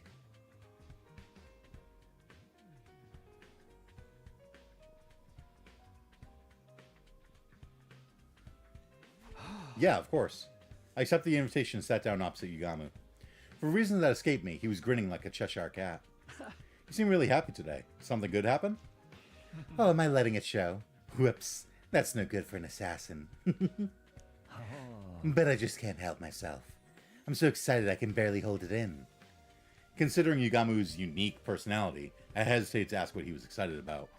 Next moment, he picked up the knives he'd been toying with and turned his attention to the grilled meat on his plate. Moving almost too fast for me to follow, he began skinning the meat from the bone with frightening precision. Hey, what are you doing? Whoops, there I go again. I should really only do this kind of thing behind closed doors. But I can't help it, man. Ever since I saw her dismembered body, my passion's been at fever pitch. Is he talking about Ava? That's the kind of loving killing I've been craving all my life. Not being able to do it myself is gonna be climbing the walls. Oh, right. Yugamu's not just a little eccentric. He's a grade A Omega class freak. He's breathing heavy now. He looked up from his whirring blades and locked eyes with me. Say, Takumi, I don't suppose you'd let me kill you. I promise I'll treat every hair on your head with the love and devotion you deserve. Getting killed with love is like nothing else you'll ever experience. The two of us could make beautiful music together. Yugamu's intense gaze was giving me goosebumps, and not in a good way. No way. Not in a million years. That's fair. I wouldn't want to if you weren't into it anyway. But let me warn you. I can't keep going like this. If you can't help me out, I really might have to kill someone. His eyes still locked to mine. Yugamu stuck out his tongue and licked the blade of one of his knives. Hey! You're so cute when you're scared, Takumi. Don't worry. I was just kidding. Knock it off, please. Your sense of humor is bad for my health. Here I am trying to keep everyone alive. He's talking about killing for kicks. It's too early in the day to deal with this stuff. My hopes of a stress-free morning thoroughly dashed. I suffered through breakfast. Yugamu's eyes on me the whole time. I came away from it feeling more tired than before I ate. My motivation had suffered a hit, so I decided to take a walk to clear my head and get my strength back. Stepping out onto the rooftop, I walked over to the fence and stared up at the clear blue sky. Ah, nice fresh air. I feel better already. It wasn't bad taking a moment to space out under this endless sky now and then. Just as I was beginning to recover from my breakfast with Yugamu. Oh. I noticed Hiroko standing a short distance away, also looking up at the sky. This is just like the other night. Should I try to talk to her? She'll probably only blow me off again. But before I could make a decision, it was made for me. Looks like she noticed me. Huh? This is different. I expected Hiroko to turn her back on me and walk away, but instead, she was actually coming over to talk to me. Takumi. Yes, what is it? My voice cracked. I was so surprised that Hiroko was suddenly acting friendly. Well, friendly for her. Why the change in attitude? Up until now, she'd been so determined to avoid me. As I struggled for words, Hiroko appraised me with a piercing gaze. How are you feeling? A little flustered, to be honest. No kidding. You look like a cat that's just sniffed a pair of socks that hasn't been washed in a week. Is it? It is. It's a Claire de Lune moment. That's oddly specific. I was just trying to give you an example. If you're feeling the same as always, then don't worry about it. Yeah, I'm basically fine. Why are you asking, though? Are you finally ready to talk to me? I know you've had your reasons for staying quiet, but I don't think I can wait much longer to hear the truth from you. Like I said before, I want us all to survive this. So if you know anything that might be relevant, a cat that's just sniffed a pair of socks that haven't been washed in a week, Yeah, she knows cats well.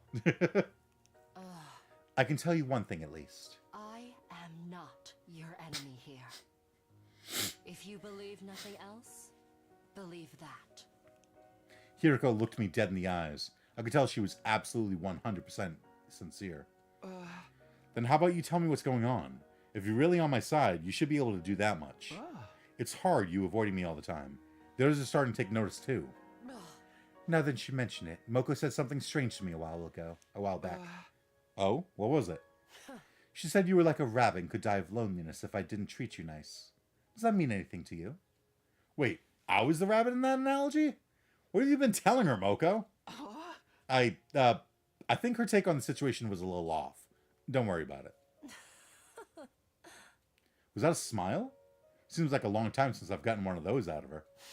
Well, I must be going. I'll see you around, Takumi. Hiriko.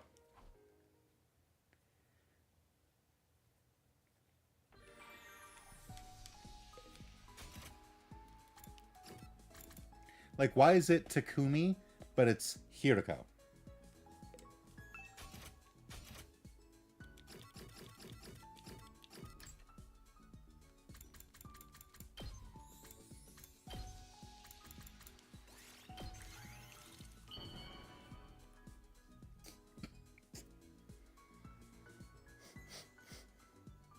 Wow!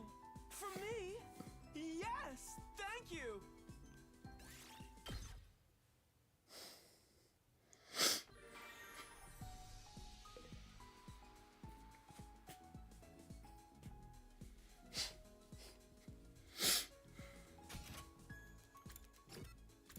All right.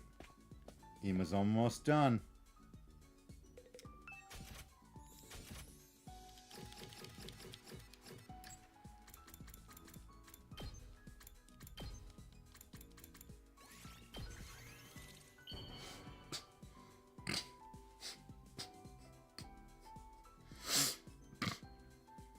Wow! For me? Yes! All right, Ima. Let me give you one more pack of food stamps. You never know. Will then. And I'll be content. I managed to keep busy today, at least. Better rest up so I can be ready for tomorrow.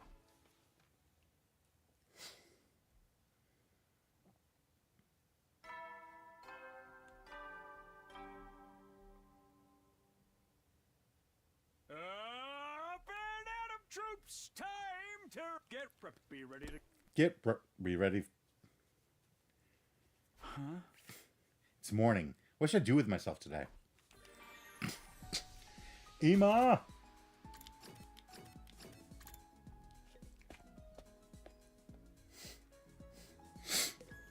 Prepare thyself, Ima.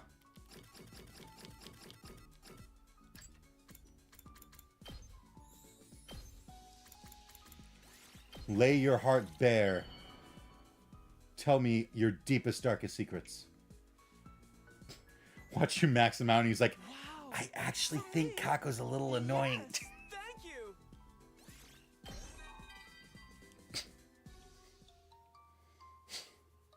Mr. Samino, do you have a moment to talk? Kako and I have been together since we were born, and we vowed to die together as well.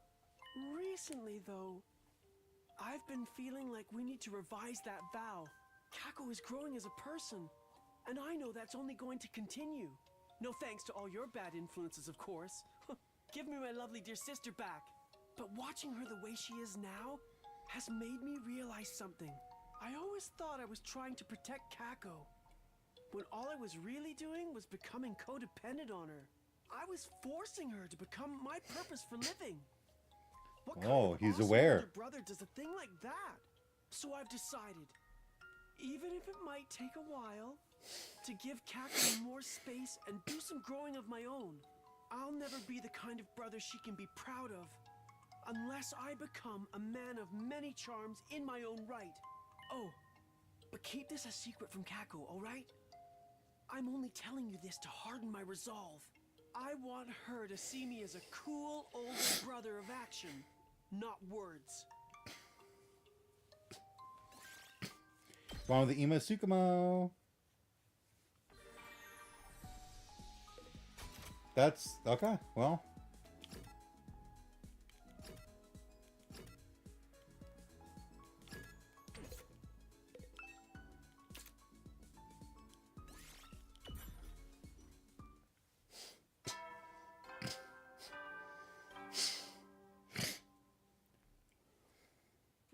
At ease, soldiers. It's time. You never know. Well then. Another day's over. They really have been flying by lately.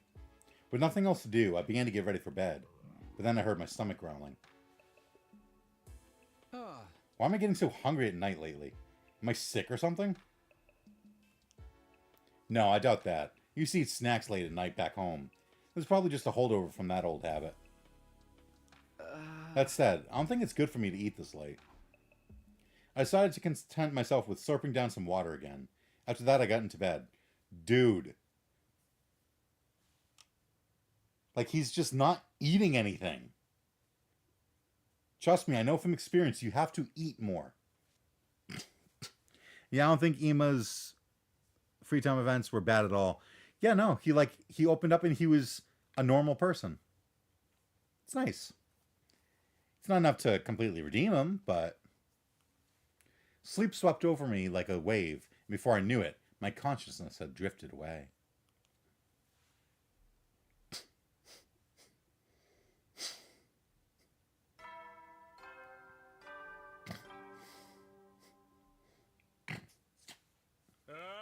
Get on the as you. Oh yeah, we originally didn't have access to those two rooms until day 30. Siri already unlocked everything at the start, but I guess the old announcements are still queued up to play like before. We've made it to day 30. What do I would do today? Down and dirty, it's day 30.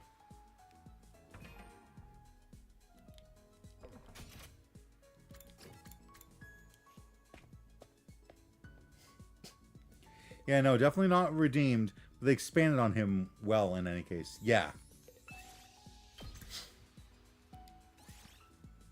Move out.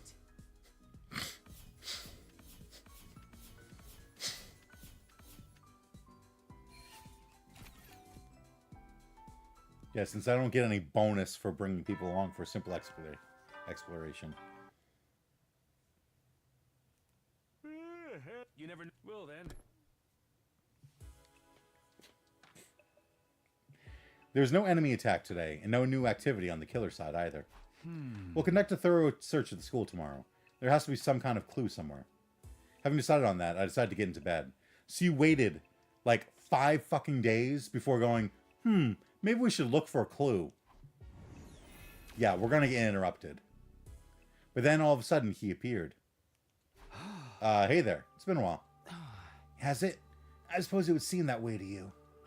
I guess it all depends on your perspective. Lots happened here lately. I know. I've been sneaking out to check on things now and then. Wish the members of the expedition would affect the material types you get. Yeah. Like if it's like, hey, I'm going to send the people that have... I'm going to send the people that have a boost in BP and machines. And so it's like, okay, well, cool. You got a plant, a fabric, and then mostly BP and machines. That girl you took prisoner. What? I mean, why? You saw the way Ava ended up too, huh? I can't tell you that. We're still trying to find out whoever did it. Hey, you didn't see anything, did you? Any little detail could help us figure this out. What? Sorry, I don't know anything about that.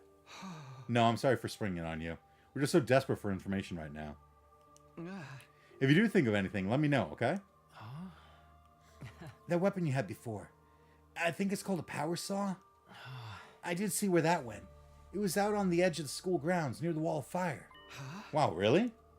Yes, you can go see for yourself tomorrow. Thanks, I'll do that. I would never have thought about looking for it all the way out there. We can use all the help we can get figuring out who the killer is. So, you really don't... Huh? Oh, it's nothing. I'll see you again, Takumi. With that last remark, the ghost boy slowly faded away, leaving my room feeling strangely quiet. I guess what happened to Ava really got to him. I couldn't fault him for being shaken up. None of us could have expected a serial killer was hiding here at the academy. I'll retrieve the murder weapon tomorrow. That's going to be a step in the right direction.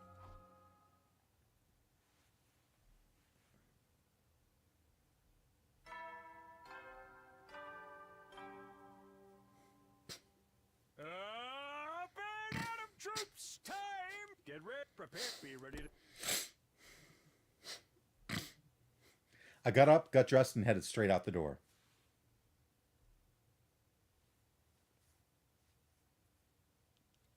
I headed toward the place the ghost boy had mentioned the night before.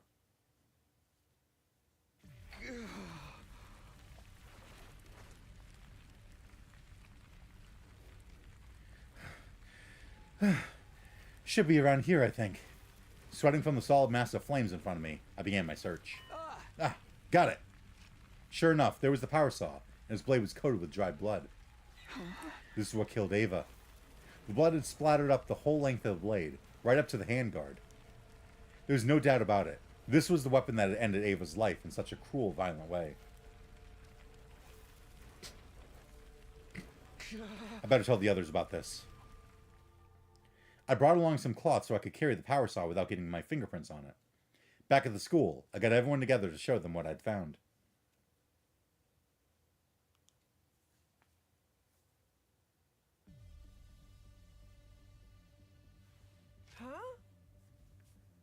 Wow, this is a grisly-looking contraption. There's no way this isn't the murder weapon. I'd say these bloodstains are around a week old. That fits our timeline for when Ava was killed. Damn that killer. They got some nerve using something like this to do their dirty work. When I kill people, I use my bare hands. Sebastian, you checked for fingerprints, right? Did you find any? Sorry, I tried, but it didn't turn up anything new. That's too bad. But maybe something else about it will give us a clue. There was nothing too special about the place where I found it. So no footprints? Even if there were, we know so little about the killer. We'd need real expert knowledge to learn anything from this. So I wouldn't get my fingerprints on it. Your fingerprints are already on it from the dodge kick night. Yeah. Plus, I think it's weird because I feel like it's Takumi. Because he's a Gi in this timeline. But he's not hallucinating, so and other people have seen the killer. Hiroko has, at least. And the way that Shion was like, so you really don't... Makes me think that he's like, oh, so you really don't remember doing all that? Isn't it a little odd that the killer ditched their weapon and left it lying around in the open? Perhaps I had no choice. Takumi, you found it near the wall of fire, correct? Maybe the killer threw away their weapon so they could pass through the flames and escape.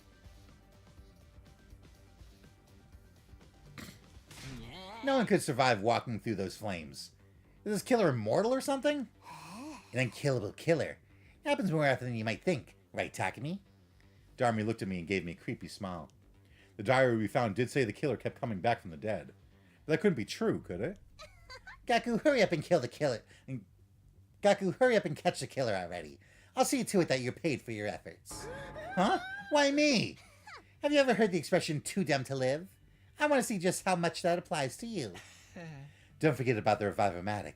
Shouldn't it be more like too dumb to live, too cursed to stay dead?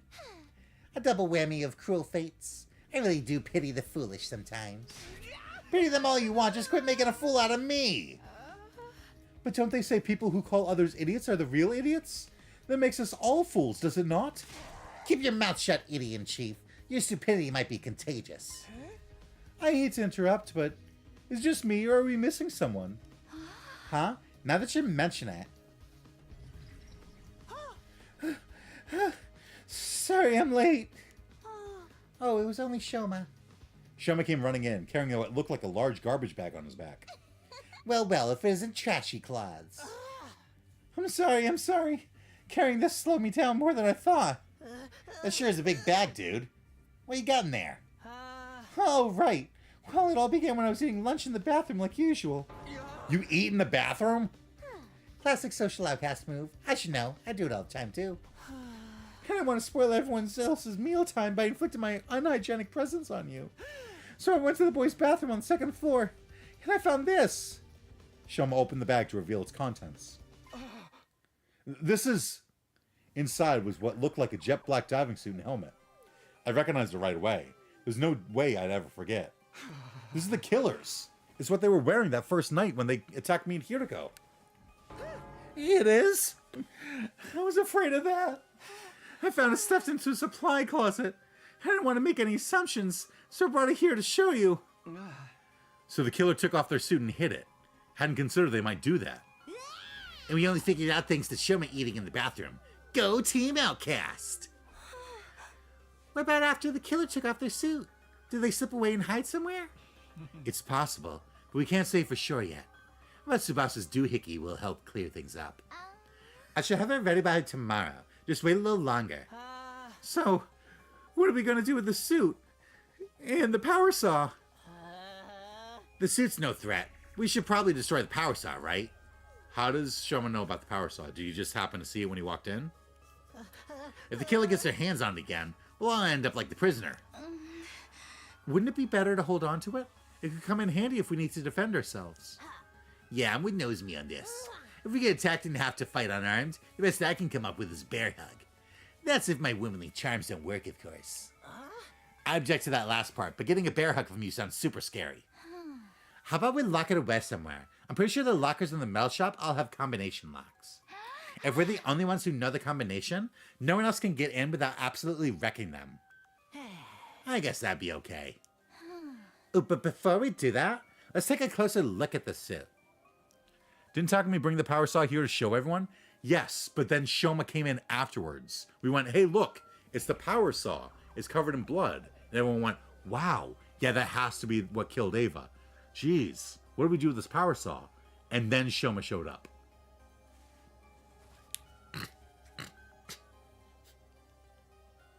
The suit seemed to be made of some specialized material none of us had ever seen before. It looked big and baggy at first, but it could be adjusted to fit pretty much any person of any build. It was heavy, too. Hardly the kind of thing you'd want to go walking around in. Why'd the killer been wearing this? In the end, we were unable to figure out what the suit was for, and didn't find anything that might lead us to the killer.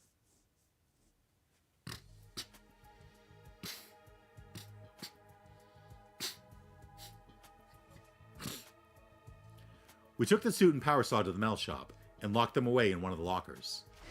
Alright, looks like they'll fit okay. Now we just shut the door and set the 4-digit combination.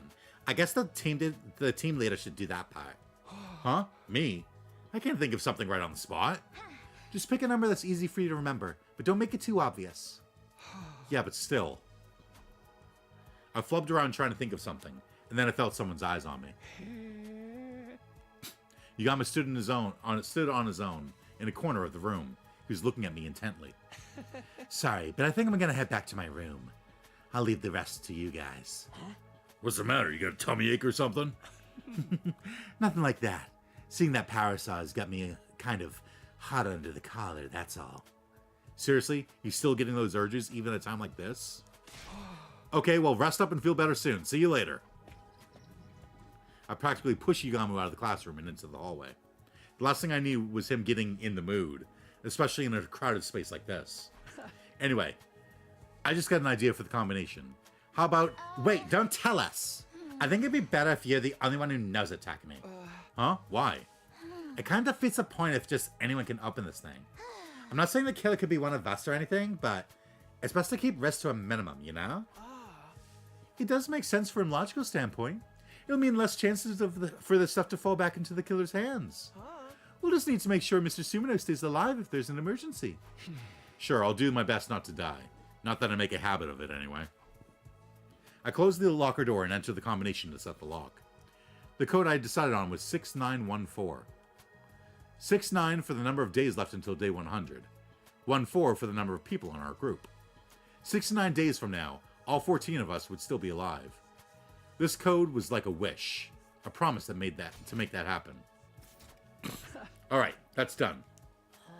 You better have that combination memorized. It's all over for us if you forget it. It'll be fine, trust me. Yeah, this isn't Kyoshika we're talking about. 4 digits is probably too much for her to learn in the first place, let alone to remember. Give me some credit, Lady Kurata. If I write the number on the locker, it won't be a problem if I forget.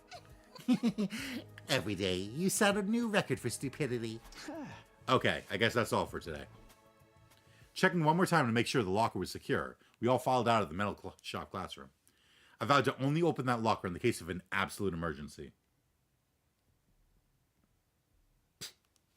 In a perfect world, I'd never have to open it again, and we leave it behind on day 100. 69 days to go. We have to get through this.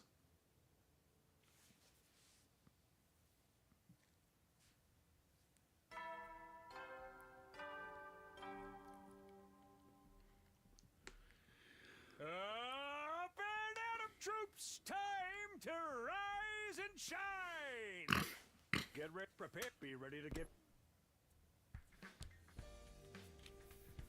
It's morning already. Sebastia said her device will be ready today. Huh? We agreed to meet up in the metal shop this afternoon. I wonder how this is all going to turn out.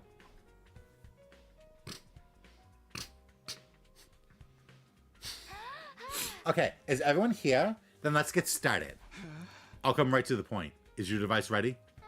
Sure is. I was tweaking it right up to the last minute. But I think it'll do the job just fine. Take a look. Such technological wizardry! Will this lead us to the 7 wish-granting orbs scattered across the planet? I'm glad I'm not the only one who thinks that it looks like the Dragon Radar. It's an organic life detection device, remember?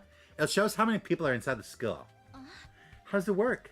It's super simple, really. It detects and counts any large life forms within its effective range. In this case, that range is everything within the wall of fire, so it'll show us how many people are currently on school grounds. It'll even register a stinking pile of excrement like me as a person.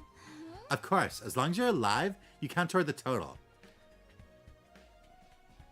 Take off Kurata's helmet. But it only shows the total, not their locations. It's great the way it is, if you ask me. How'd you make something so awesome? It took way too long to go into the specifics. How about I just show you in action?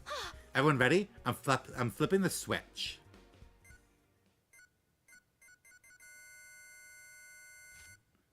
Oh. Huh? 15?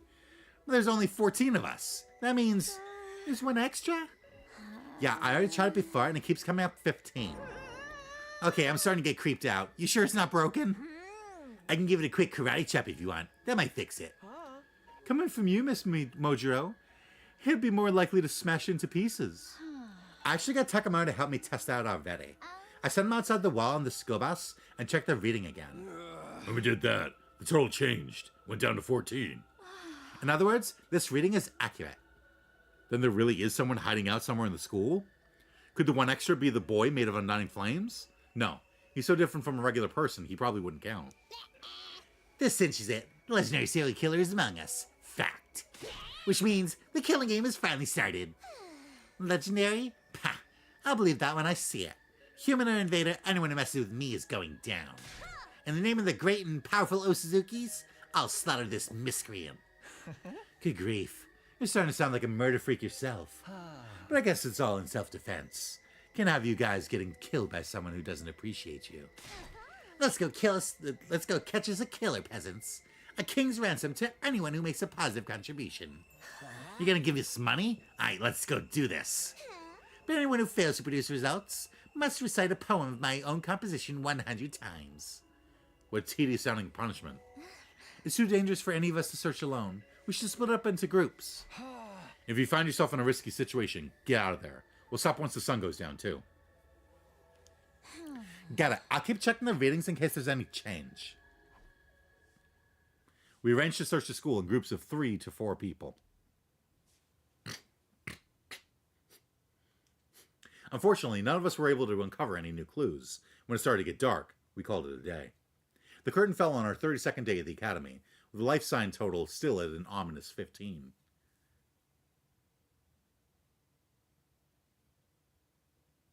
Eito Atsuki, the 15th student.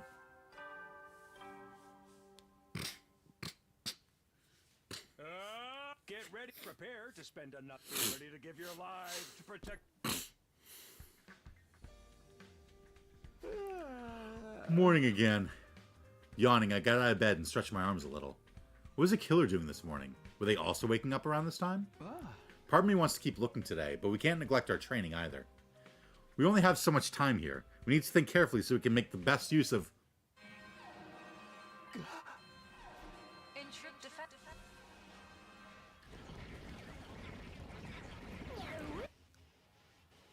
Damn! It's like the enemy could read my mind. I need to focus solely on the fight now. To the war room!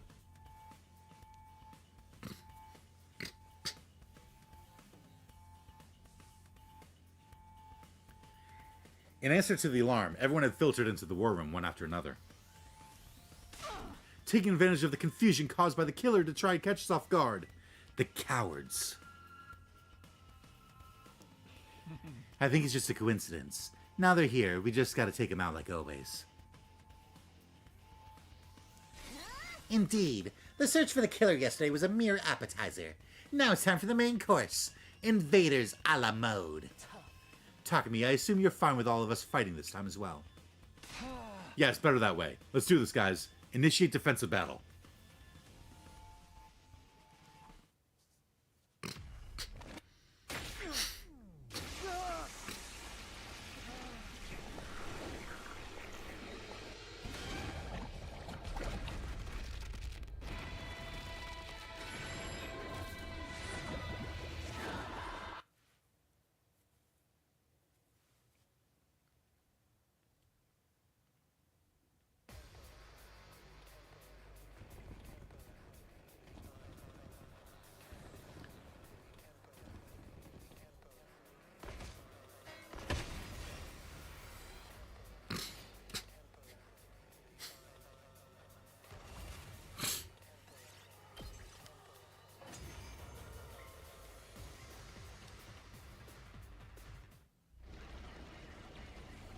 Oh, Adamaku.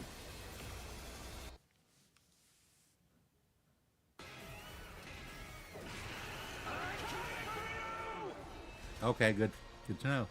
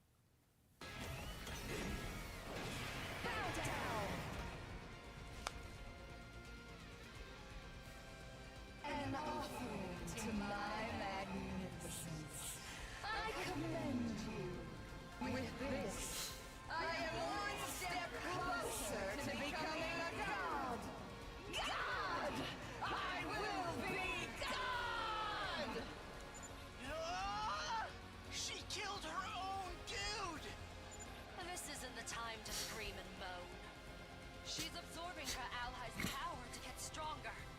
If we're not careful, we'll just be food for her. Damn! We have to stop her here and now. Here goes!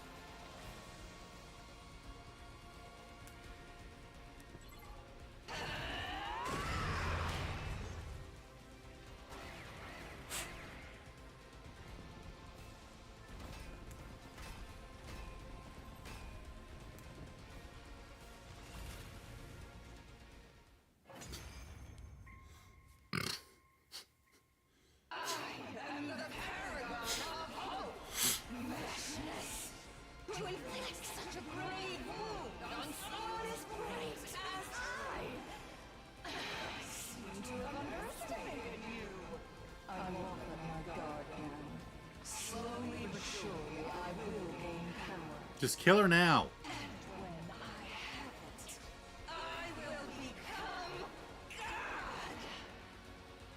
With a fearless smile on her face, Veshnis took her leave, and we just let her go. Just kill her now.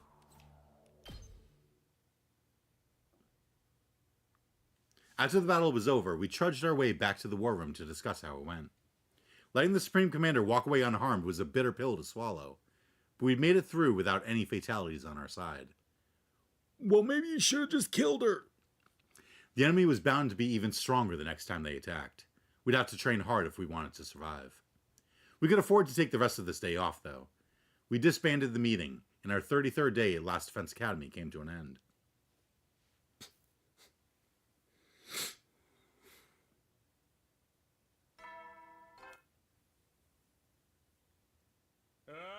Get ready. Prepare. Be ready to give your... Morning already? My body felt heavy and sluggish. I hadn't completely slept off the fatigue from yesterday's battle yet. Maybe I'll just take it easy for today as well. No, wait. There's no time to slack off. The killer's still on the loose. First, I'll go to the cafeteria and see what Tsubasa can tell me. Today, just like yesterday, the number of life forms registering inside the school was 15. The killer was still here somewhere. The question was, where?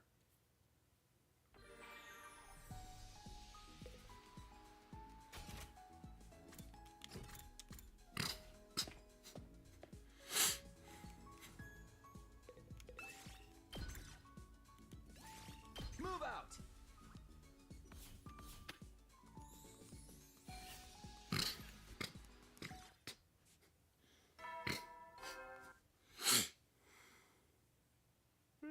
You never will then. We didn't find them today either. I dove into bed and embraced the warmth of the covers after a long, hard day. We carried out another exhaustive search, but hadn't found any trace of the killer. Shouldn't get discouraged. If we keep looking, we'll find them eventually. Tomorrow for sure.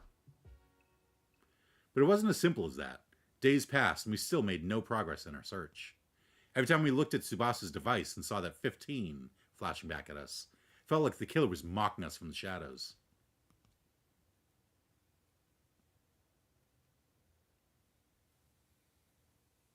Oh.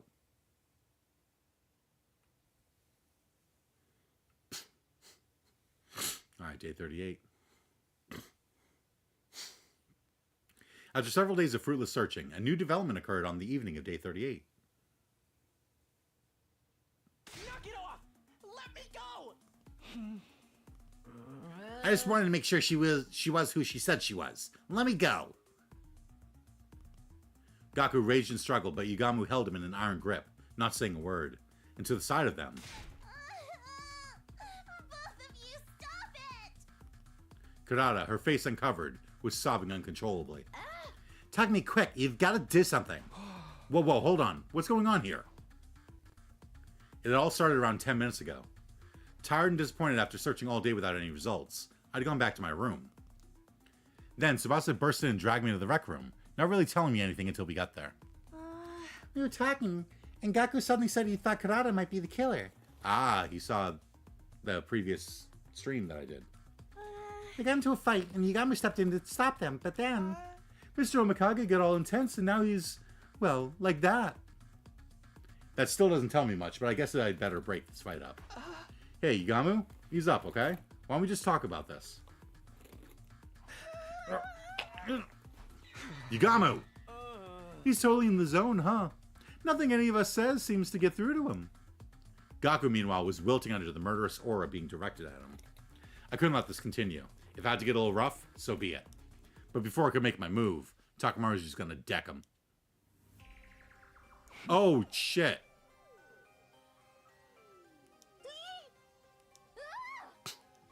Yugamu reached into his robe, brought out a knife, and began pressing it into the flesh of Gaku's throat. Stop it, Yugamu! Are you crazy?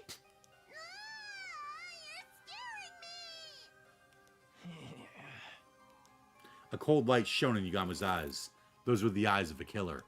He wasn't playing around. If I didn't do something, he really was going to kill Gaku. I said stop! I charged Yugamu, fully prepared to get injured myself. But then... So that's how it is, huh? Huh? Huh? Well. I never thought of this before. Good to know it works. Yugamu seemed to finally come to his senses all at once. After muttering some weird stuff to himself, he put the knife away. What the hell, man? I seriously thought I was done for. Sorry. Got a little overexcited. You know how it is. Just what did you think you were doing, Yugamu? Oh, Takumi. When did you get here? You saw me at kind of an embarrassing moment, huh? But thanks to Gaku here, I'm feeling a whole lot better. Thanks for playing along, man. What? You should apologize to Kurata, though. Just saying. With that, Yugamu casually strolled out of the room, a satisfied smile on his face. What in the world was all that about? It's all your fault, Gaku. None of this would have happened if you hadn't had the audacity to accuse me of being the killer. At some point, Kurata had put her weird tomato mask on, and was now rounding on Gaku. I didn't accuse nobody. I just put the possibility out there. You ought to be executed 1,000 times over for even suspecting a noble like me. Burn in the fires of hell, you gutter snipe. Can someone please explain how this all started? Okay, so, you know how everyone's really tired and stressed out from looking for the killer? Some of us decided to come here to play some darts and unwind a little. Then all of a sudden, Gaku started asking Kurata to take off her mask.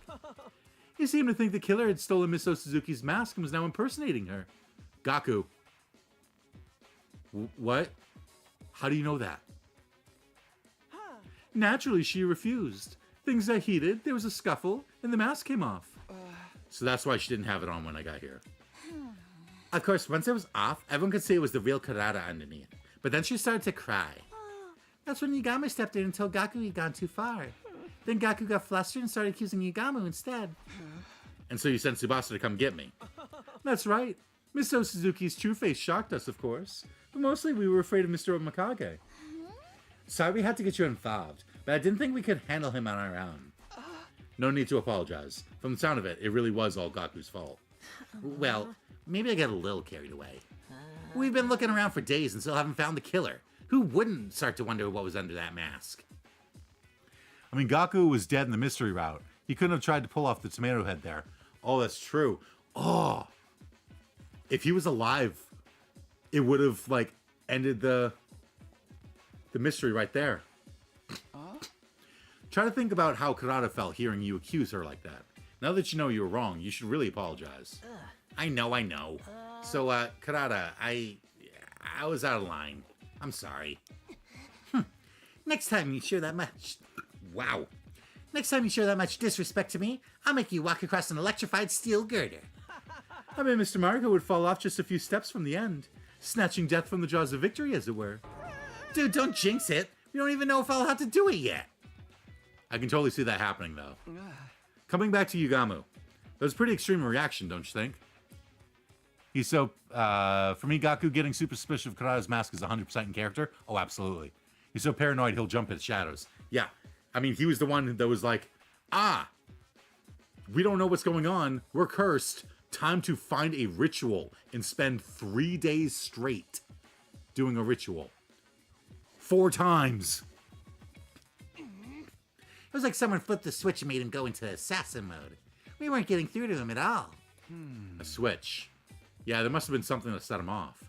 He said he was feeling better now. What was wrong with him in the first place? Yugamu's been acting really strange lately.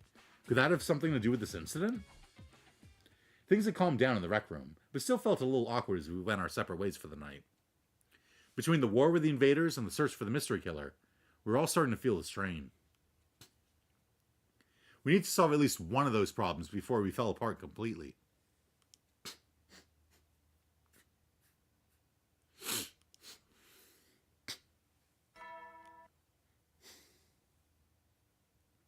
Get ready for prepare. Be ready to give your... Today we've got to get serious about finding the killer. After what happened last night, I was feeling antsy. I need to find some new information to dispel some of that tension. I got washed, dressed, and stepped out the door. Once again, we searched all day, but failed to find anything new. I was starting to think we were going about this all wrong.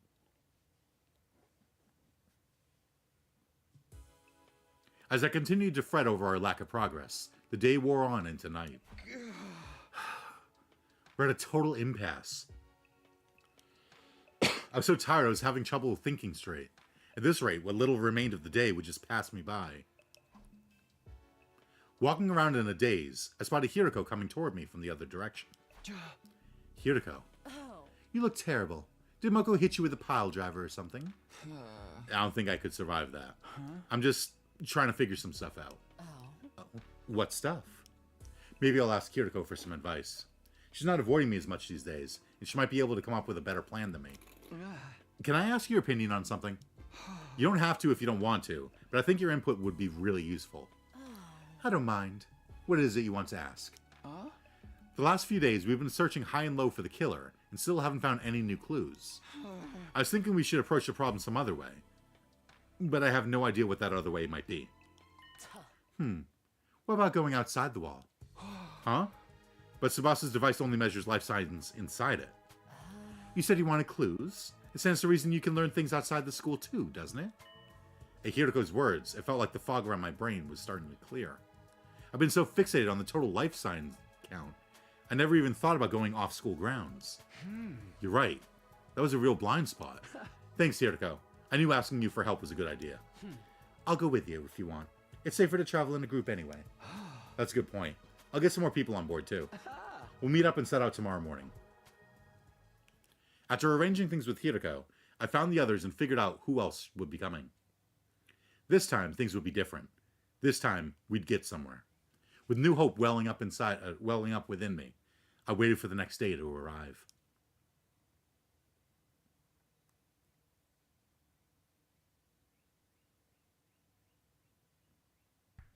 I headed to the parking lot and found the other members of the expedition team waiting for me. Morning, everyone. You guys ready to head out? Ready when you are. I'll handle the driving, too. So it's the 7 of us today? I hope we find something. I kind of wish the killer would just show up again already. Except I don't really want them around. It's complicated. I gotta be outside in the sun like some kind of health-conscious beach bunny. Just kill me now. Turn that frown around, Daimi. You can get through anything if you keep your spirits up. Athletic and supportive? This much positivity has gotta be bad for me. To sum up, we're all fine. Let's get going. You're speaking for everyone now? Well, I guess we shouldn't waste time. So once we're past the flames, we just look around for anything that might be a clue, right? Yeah, that'd be great. Let's do this. No guts, no glory. We all got on the bus and set off full throttle for the ruins beyond the wall.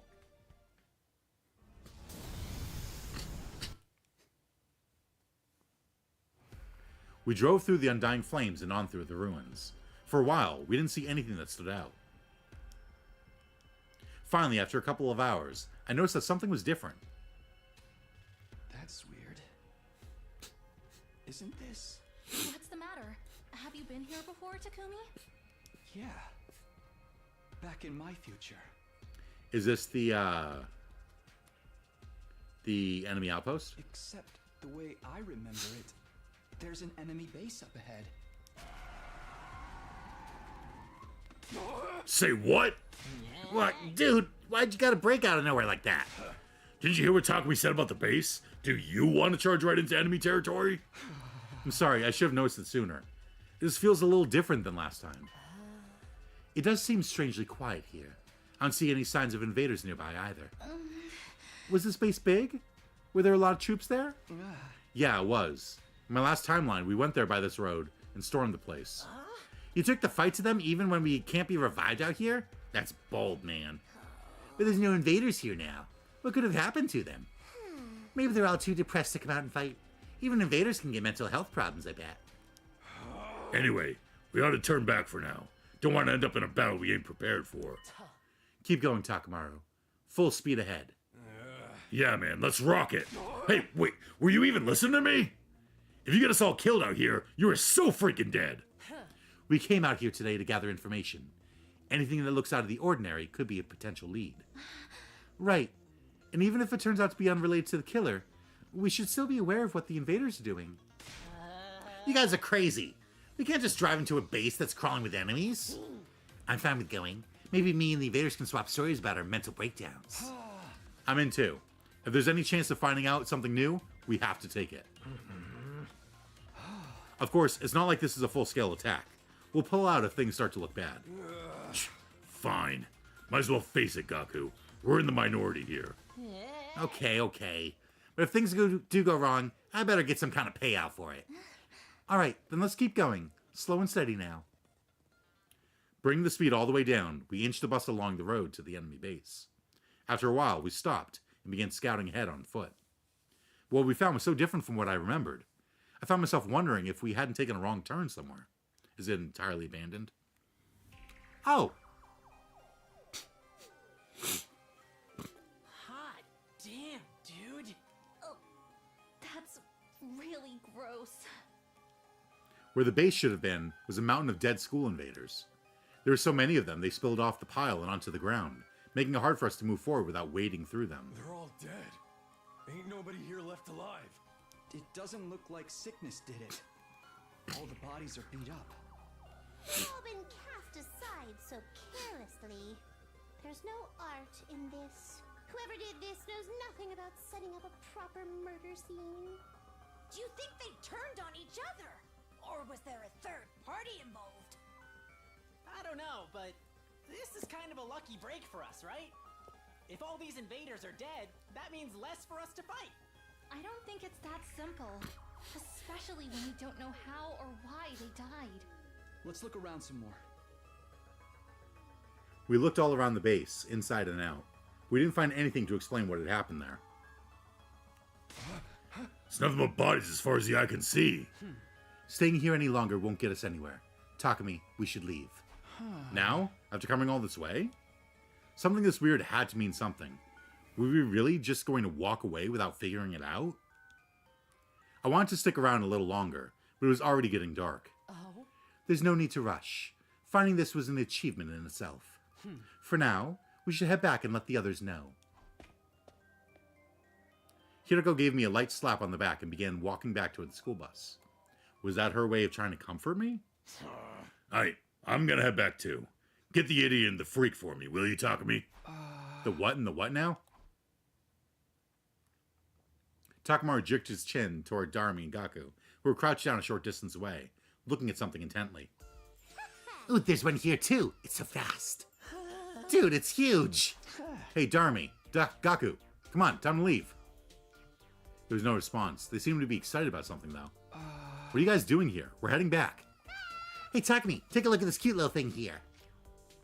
I followed Darumi's gaze and saw something crawling out from underneath the dead body. There were two of them, in fact, each scurrying out from a different location. Ew, what are those? Some kind of bug? Some kind of bug? Oh. They were moving too quickly for me to get a good look. They seemed to be about the size of a fist. That is a gi. Frankly speaking, they were neither little nor cute. They remind me of the little dudes that used to scuttle around my kitchen back home. You think they're a new species? Can we keep them, Takumi? They'll make better pets than Sirei. Of course not. Come on, we'll feed them and take them for walks and teach them tricks and everything. I'm more concerned that they think of Sirei as being on the same level as a cat or a dog.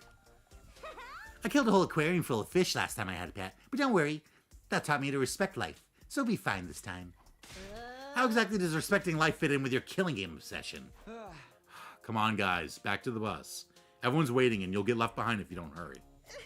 Mind if I go to the bathroom first? I have a tummy ache.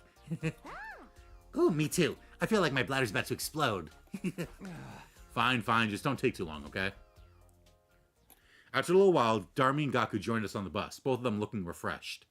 They took the fucking gi. By the time we got on the road and left the base behind, it was already getting dark. We arrived back at the school early the next morning.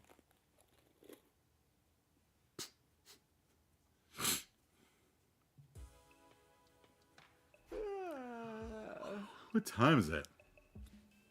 It is 5:23. Rubbing my eyes and looking at the clock, I saw that it was really late. I'd slept clean through the day and into the next evening. Whoa, I really overdid it. I remembered us getting back this morning, but not much after that. I just had a vague impression that I got really hungry, then practically passed out from exhaustion. My head hurts too. A headache from oversleeping. That's happened to me before. I better take something for it. It'll be more like dinner than breakfast at this point, but I'll go to the cafeteria anyway. Dissolving some medicine in water, I gulped it down and stepped out of my room.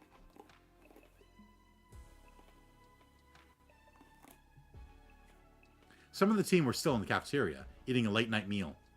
It's mostly the ones who stayed here while we were gone. I guess the others are still sleeping off the trip. I grabbed some food for myself. As I turned to find a place to sit, somebody called out to me. Hey, Takumi, you want to eat with me? Oh no, not this again. Now there's a face that just screams, oh no, not this again. And maybe now you're thinking, how did he know? How did he know? Don't be so jumpy. Ima's here to keep an eye on me today. I promise I'll hold back. Good evening, Mr. Sumino. You can sit next to me if you want. Thanks, I'll do that. I don't see you two together very often. My dear sister is participating in a girls' night, and she forbade me from being present. I thought I might get away with it. I mean, slap some makeup on me, make some strategic tucks, and I could easily pass as a girl, don't you think? How about also the fact that you are literally, like, her twin? The worst thing is, he's absolutely right. So instead, Mr. Omikage's been telling me all about his passion for killing. Can't you leave off that stuff for a while? I'm trying to eat here. I told you before, right? How I'm having trouble with my urges right now. Yagami ignored me and continued with his macabre topic of conversation. After what happened to Gaku, I finally figured out a way to suppress them better. Oh yeah? What's that? I don't actually have to kill anyone.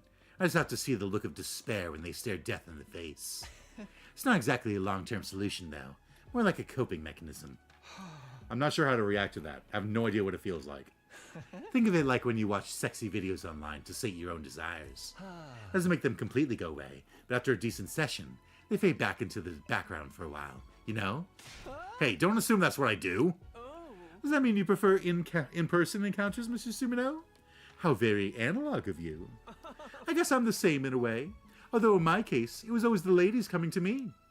Ima's questionable work history is something I really don't want to get into right now. My only problem is that no one seems to want to show me their seconds before death face. I'm not doing it. That's cold, man.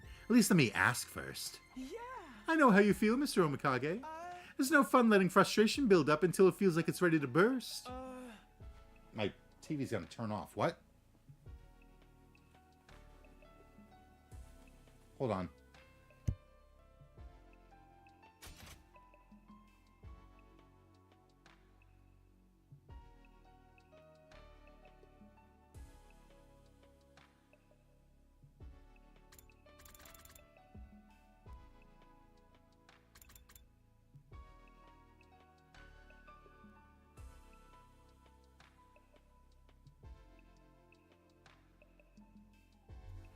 My TV went into auto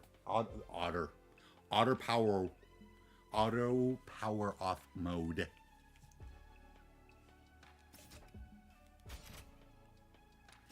I may not be a killer or a sexual deviant, but I understand impulse control at least. I guess you could describe Ima as impulsive, like the time you stabbed Takamaru the last time around. Come now, Mr. Sumino. Don't act like you don't know what Mr. Omikage is talking about. How do you mean? You know what it's like. You killed Mr. Atsuki, didn't you? But that was different. Eito was a traitor. He was dangerous. He sabotaged the team and even killed some of us before. If I'd let him live, he would have gone after the baby in the defense room again eventually. He wouldn't have stopped until humanity itself was wiped out. Are you making excuses inside your head right now? Thinking of ways to justify what you did? Oh, don't get me wrong. I really don't care either way. I'm just saying, regardless of the original trigger, you know what it's like to kill another person. You understand that impulse. Okay, maybe you're right. I did kill Eito, out of anger. Everyone has the potential to become a killer under the right circumstances. I'm no exception. Lighten up, Mr. Sumino. This isn't that serious of a discussion. It's more of a casual chat between murderous and murder-adjacent friends. If you ever do want to help me with my urges, you're welcome in my room anytime for a massage session. Not happening. Ever. I decided to change the subject before things got too weird, and brought up our discovery from yesterday. Nozomi had already told the others about the enemy base full of dead invaders. On our return, the organic life detection device still indicated 15 people inside the school. Discussing all the mysteries facing us, time passed surprisingly quickly. By the time I got back to my room, the nighttime announcement was only minutes away.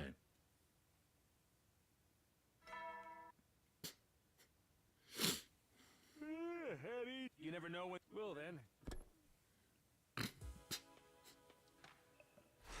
Time for bed already. I got nothing done today. I flopped down onto my bed, feeling pleasantly full and relaxed after dinner. What time is it? 5:30. Okay. I got to pick my sister up from work by 6, so I got to wind down soon. I flopped down onto my bed, feeling pleasantly full and relaxed after dinner. Guess it's back to sleep for me. The thought had barely crossed my mind before my consciousness started to drift away. Why fight it? I let go and allowed sleep to carry me away. And so, my 41st day at Last Defense Academy came and went practically in the same breath. Little did I know that a fresh crisis would await me on day 42. Cliffhanger?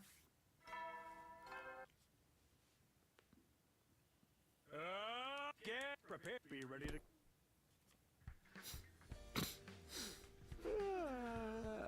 Morning. Still half asleep, I let out a long yawn as I tried to orient myself. After sleeping so much lately, I felt like I'd have a lot of energy today. Huh? Who could that be this early? Wind down as an end stream or take a break to pick up your sis? Probably wind down as an end stream. I can stream more tomorrow because I will be free at like 2-ish, and my sister has work at 5-ish? I'm not sure, but I'll try and sneak some more in later. Like, I would just take a break and go pick her up, but she usually brings home dinner because she works at a restaurant, so I see. But yeah, I want to play more, so I'll probably play some more later on, especially now that I've got my stream chat working. It's so nice. I didn't like the sound of that flurry of doorbell rings. I hurried over to the door and opened it. Takumi, come quick. The life sign reading changed. Seriously? Yeah, but it doesn't make sense. Here, look. 13. There's 2 less than yesterday? I'm afraid something bad might have happened to someone. Okay, let's get everyone together.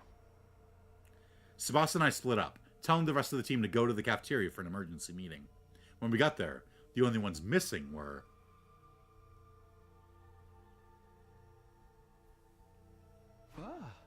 Where are Darmi and Gaku? There's 12 of us here now. If the killer's still out there, the missing 2 life signs must be theirs.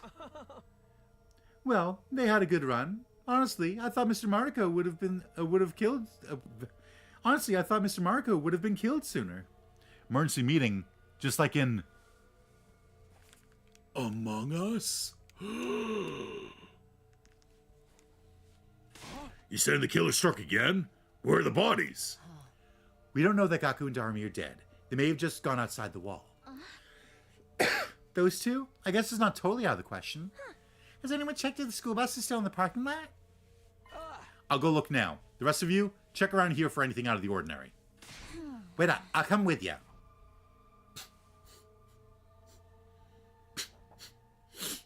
The bus is gone. Those 2 must have taken it. That probably means they're okay. But where could they have gone? How long has the total on your device been 13? Since the morning announcement. When I checked it before bed last night, it still said 15. So they snuck out during the night? Let's go back to the cafeteria for now.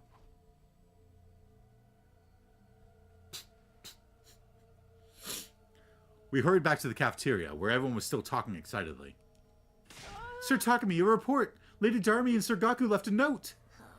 We found it on a table. It was way over in the corner, so we didn't notice it at first. Here. Gone out to run an errand. BRB. From Darmi and Gaku. What the heck? Don't those guys have any sense of danger at all? Forget danger. How about a little consideration for others? I'm gonna wring their necks for making us worry like this. How about the bus? Was it gone? Yeah, I guess that means whatever made them leave was pretty urgent. Maybe they got together and went out to rat like mindless beasts. Outside? In the open air? How indecently wild! Speculating won't help us now. All we can do is wait for them to get back. With the chaos caused by Darmi and Gaku's disappearance starting to settle down, we brought the meeting to an end and spent the day as normal. Finally, long after the sun had gone down, Kyoshika spotted the school bus on the horizon, and we once again assembled in the cafeteria.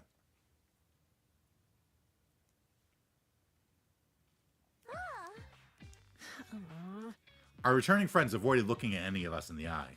They must have sensed how much trouble they were in. Where exactly have you two been all this time? Nowhere really. Just outside. Obviously. I'm asking where outside and why you went there. It's just kinda, you know. Yeah, you know how it is. Enough nonsense. Oh. Give me a real answer. Now. You're beautiful when you're angry, Mr. Circo. What are we watching here? They look like a couple of kids getting scolded by their mom for staying out too late. I feel kind of bad for them. Kiriko's so threatening, but I guess that just shows how worried she was. Does it? This looks more like an outright interrogation to me. We had something we wanted to do at that base we found. What? You two went back there all on your own? We figured it'd be safe since all the invaders are already dead. When we got there, it was the same as before. Why did you leave without saying anything? Be honest. We won't be mad. I left something behind the other day when Gaku and I went for our group peeing session. That's right. We accidentally left our infusers behind. I knew we'd get chewed out for it, so we decided to go back and get them ourselves. Both of you lost them at the same time? How could you be so dense? Do you have a death wish? Or are you really that stupid? Why don't you die now and save us all a lot of trouble? See? I knew you'd get mad at us. When you think about it, it's really Takemi's fault. If he hadn't hurried us, we'd have been a lot more careful. You're really going to blame me for this? You're so irresponsible it's almost impressive. Please tell me you at least found your infusers. You bet. Got them right here, no problem at all. Is that really all you went there for? Yeah, of course. Why would we lie about something like that? Come on, Hiriko, they're back safe. So why don't we just let it slide? But the next time you two run off like that, you'll be getting the electro chamber elimination treatment. I have no idea what that is, but I don't want to find out. We're sorry. We won't do it again. So long as you understand. Don't go worrying us like that. I'll be good, although getting scolded by Mrs. Hiriko was kind of fun in its own way. We won't be mad. I'm only disappointed. Oh, that's worse. I still had my doubts about their story, but it looked like the crisis was over for now. With a collective sigh of relief, we all headed back to our rooms. Takemi's the real idiot here. He knows what they went for. They literally asked, hey, can we take these things back to the school with us? And then they went back to the... Heady soldiers. You never will then. With all the confusion, today was weirdly tiring. My body and mind felt worn out. Fatigue after a battle was bad enough, but this was something different. I guess there are bound to be days like this sometimes. I just have to work hard to do better tomorrow. I lay down in bed and immediately felt sleepy. I surrendered to the feeling and let my consciousness fade away. I didn't know it then, but the crisis wasn't over. In fact, it was just beginning.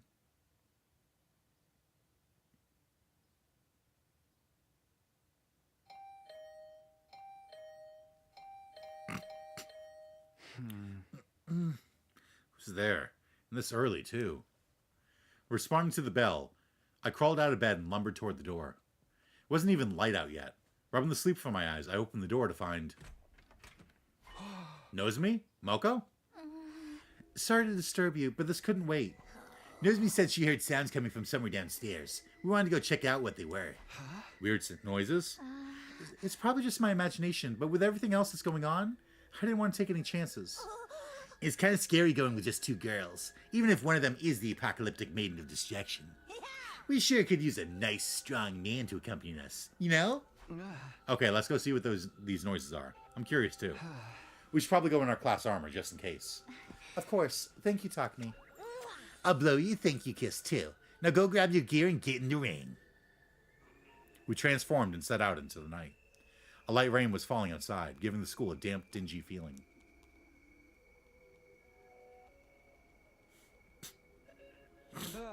We've been looking for a while now, but I don't see anything strange. Me neither. Maybe I was just hearing things. Don't let your guard down yet, Nozomi. What if some prowler emerges from the shadows and suplexes you from behind? Okay, I'll be careful. Well, let's take one more look around before we call it a night. Sounds good. We can't get careless now. It looked like our little investigation was going to end without turning up anything noteworthy. But just as I was starting to relax... Huh? Where did Moko go? That's weird. She was right behind me a second ago. Wasn't sure how or when it happened, but Nozomi and I had gotten separated from Moko. I could have sworn she was still with us when we turned that last corner. Moko, where are you? She's not answering. You don't think something happened to her, do you? Maybe she just went to the bathroom. I'll go check. I should probably go with you. Into the girls' bathroom, Takumi? No, we need to prioritize finding her. Let's split up. We'll cover more ground that way. Don't worry, it's right near here. We'll meet back here in a little while. Hey, Nozomi! Before I could stop her, Nozomi ran off toward the nearest girl's bathroom. I considered following her, but she was right. Finding Moko came first. She couldn't have gone far. I began retracing my steps, calling Moko's name as I went, but there was no sign of her anywhere. Could she have gone outside? It doesn't seem likely, but I'll check just in case. Whoa, the rain's gotten heavier. I didn't think about stopping to grab an umbrella or anything. After a few seconds, I was completely drenched. The rain also made it hard to make out my surroundings very well. Hey, Moko! If you're out here, answer me! No response. That means she's still inside, right? I should head back for now. I don't want to leave Nozomi alone for too long. Not to mention, standing in the rain is making me cold. I need to get back inside soon. It's just a bathroom. They have stalls. The killer's not going to care about a gender divide.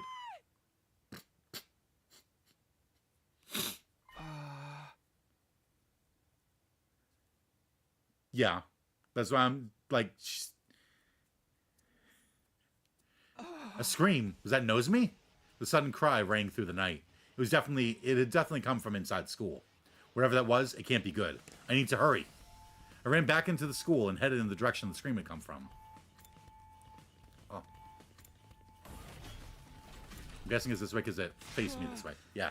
Nozomi, are you okay? Takumi, you have to help. It's the killer. The killer? Don't tell me they showed up again. They did. And they killed Moko. What? And now they're after me. What are we going to do? We have to get Moko to the infirmary before it's too late. Where are the drones? Okay, just stay calm. Take me to where Moko is. All right, come on. It's this way. The killer got Moko. This can't be happening, can it? Nozomi led me to one of the classrooms on the first floor. I opened the door, but took a step back in terror when I saw what was inside. No way. It can't be. Moko lay motionless on the floor, surrounded by an ocean of blood. Her body was torn to shreds, just like Ava's had been. No longer breathing, no longer moving. Her body was just a giant slab of meat. Come on, Takumi! We have to get Moko to the Revive-O-Matic! Right. Here, we'll carry her together. Don't worry about the drones. Drones might as well be out of commission with how much attention is given to them in this route. Seriously. We crouched down beside Moko. Her body was still warm, and soon our hands were covered in her blood. So much blood. Will the Revive-O-Matic even work on her anymore? We still have to try. Hold on, Moko. We're taking you to the infirmary. Let's hoist her up. 1, 2, 3. But just as we were about to get moving... Footsteps? Somebody's coming this way? Nozomi noticed them too. She glanced down the hallway, a look of abject horror on her face. Takumi. I'll go see who it is. You stay here. But... If things get dangerous, run. Focus on staying alive, understand? Infuser in hand, I slowly crept down the hallway the footsteps were coming from. Huh? There's no one here? The footsteps I'd heard before had stopped, leaving a deathly silence in their place. Had I just imagined them? No, Nozomi heard them too. Oh! All of a sudden the killer was there. Black suit and power saw included. They cleaned the power saw. How'd they get the power saw back? Never mind that. I have to do something. You! How dare you do that to Moko? I found myself raising my infuser and swinging it viciously at the killer. What? But the knife bounced right off the suit. The recoil sending me staggering back. My hemoanima attacks aren't working. What am I supposed to do? Takumi! Nozomi, don't come any closer. Get out of here. I can't just abandon you. I'll fight too. It's no good. Hemoanima won't work on them. We have to run. What? But... Come on, this way. Oh, shit. The fuck? Dude, I was expecting that.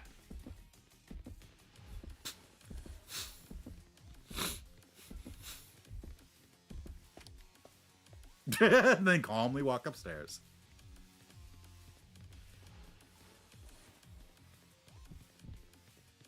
Oh shit! What the fuck? Are there more than one?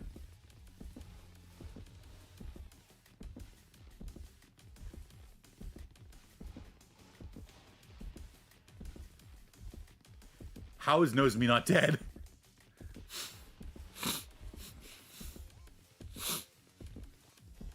Yeah, sudden chase sequence. And then calmly walk upstairs.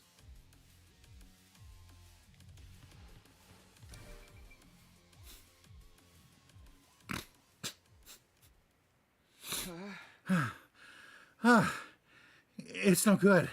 Can't run anymore. Takumi. Nozomi was still glancing around nervously. I could see her trembling. Don't worry. It's all going to be okay. I'll think of something. I was doing my best to sound confident, but on the inside, I was already choking on my own despair. If Hemoanima attacks won't affect the killer, am I going to have to tackle them and try to steal the power saw again? Yeah, just kick them. Apparently. Oh no, they found us. What do we do? Where can we go? We'll have to head outside. Nozomi and I ran toward the nearest window, but then...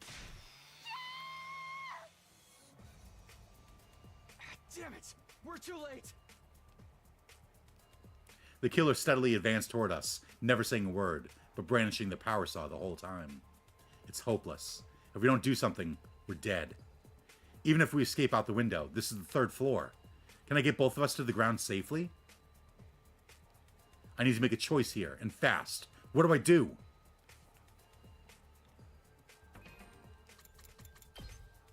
This is what I do. I leave the best cliffhanger ever. Because it is 5:46. Yeah.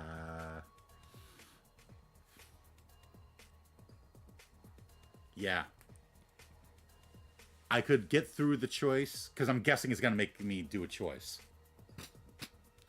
But I will leave that for next time. Yes. Winding down, yeah, definitely winding down. Definitely, I'm winding down, yes. Like, Evaldi, why is she not working till close? I would have had so much more time. I would have been able to finish this. But, no. It's going to make you do a choice? Yeah, I figured. Yeah, then I guess thank you to everyone to anyone who tunes in. And neither one sends you to a 12-hour detour. Nice. All right, so there's no dodging the enemy attack again. All right. Thank you to anyone who tunes in. Hope you enjoyed. Good night. Slurp well. And I don't know, stay away from people with power saws, because it's dangerous.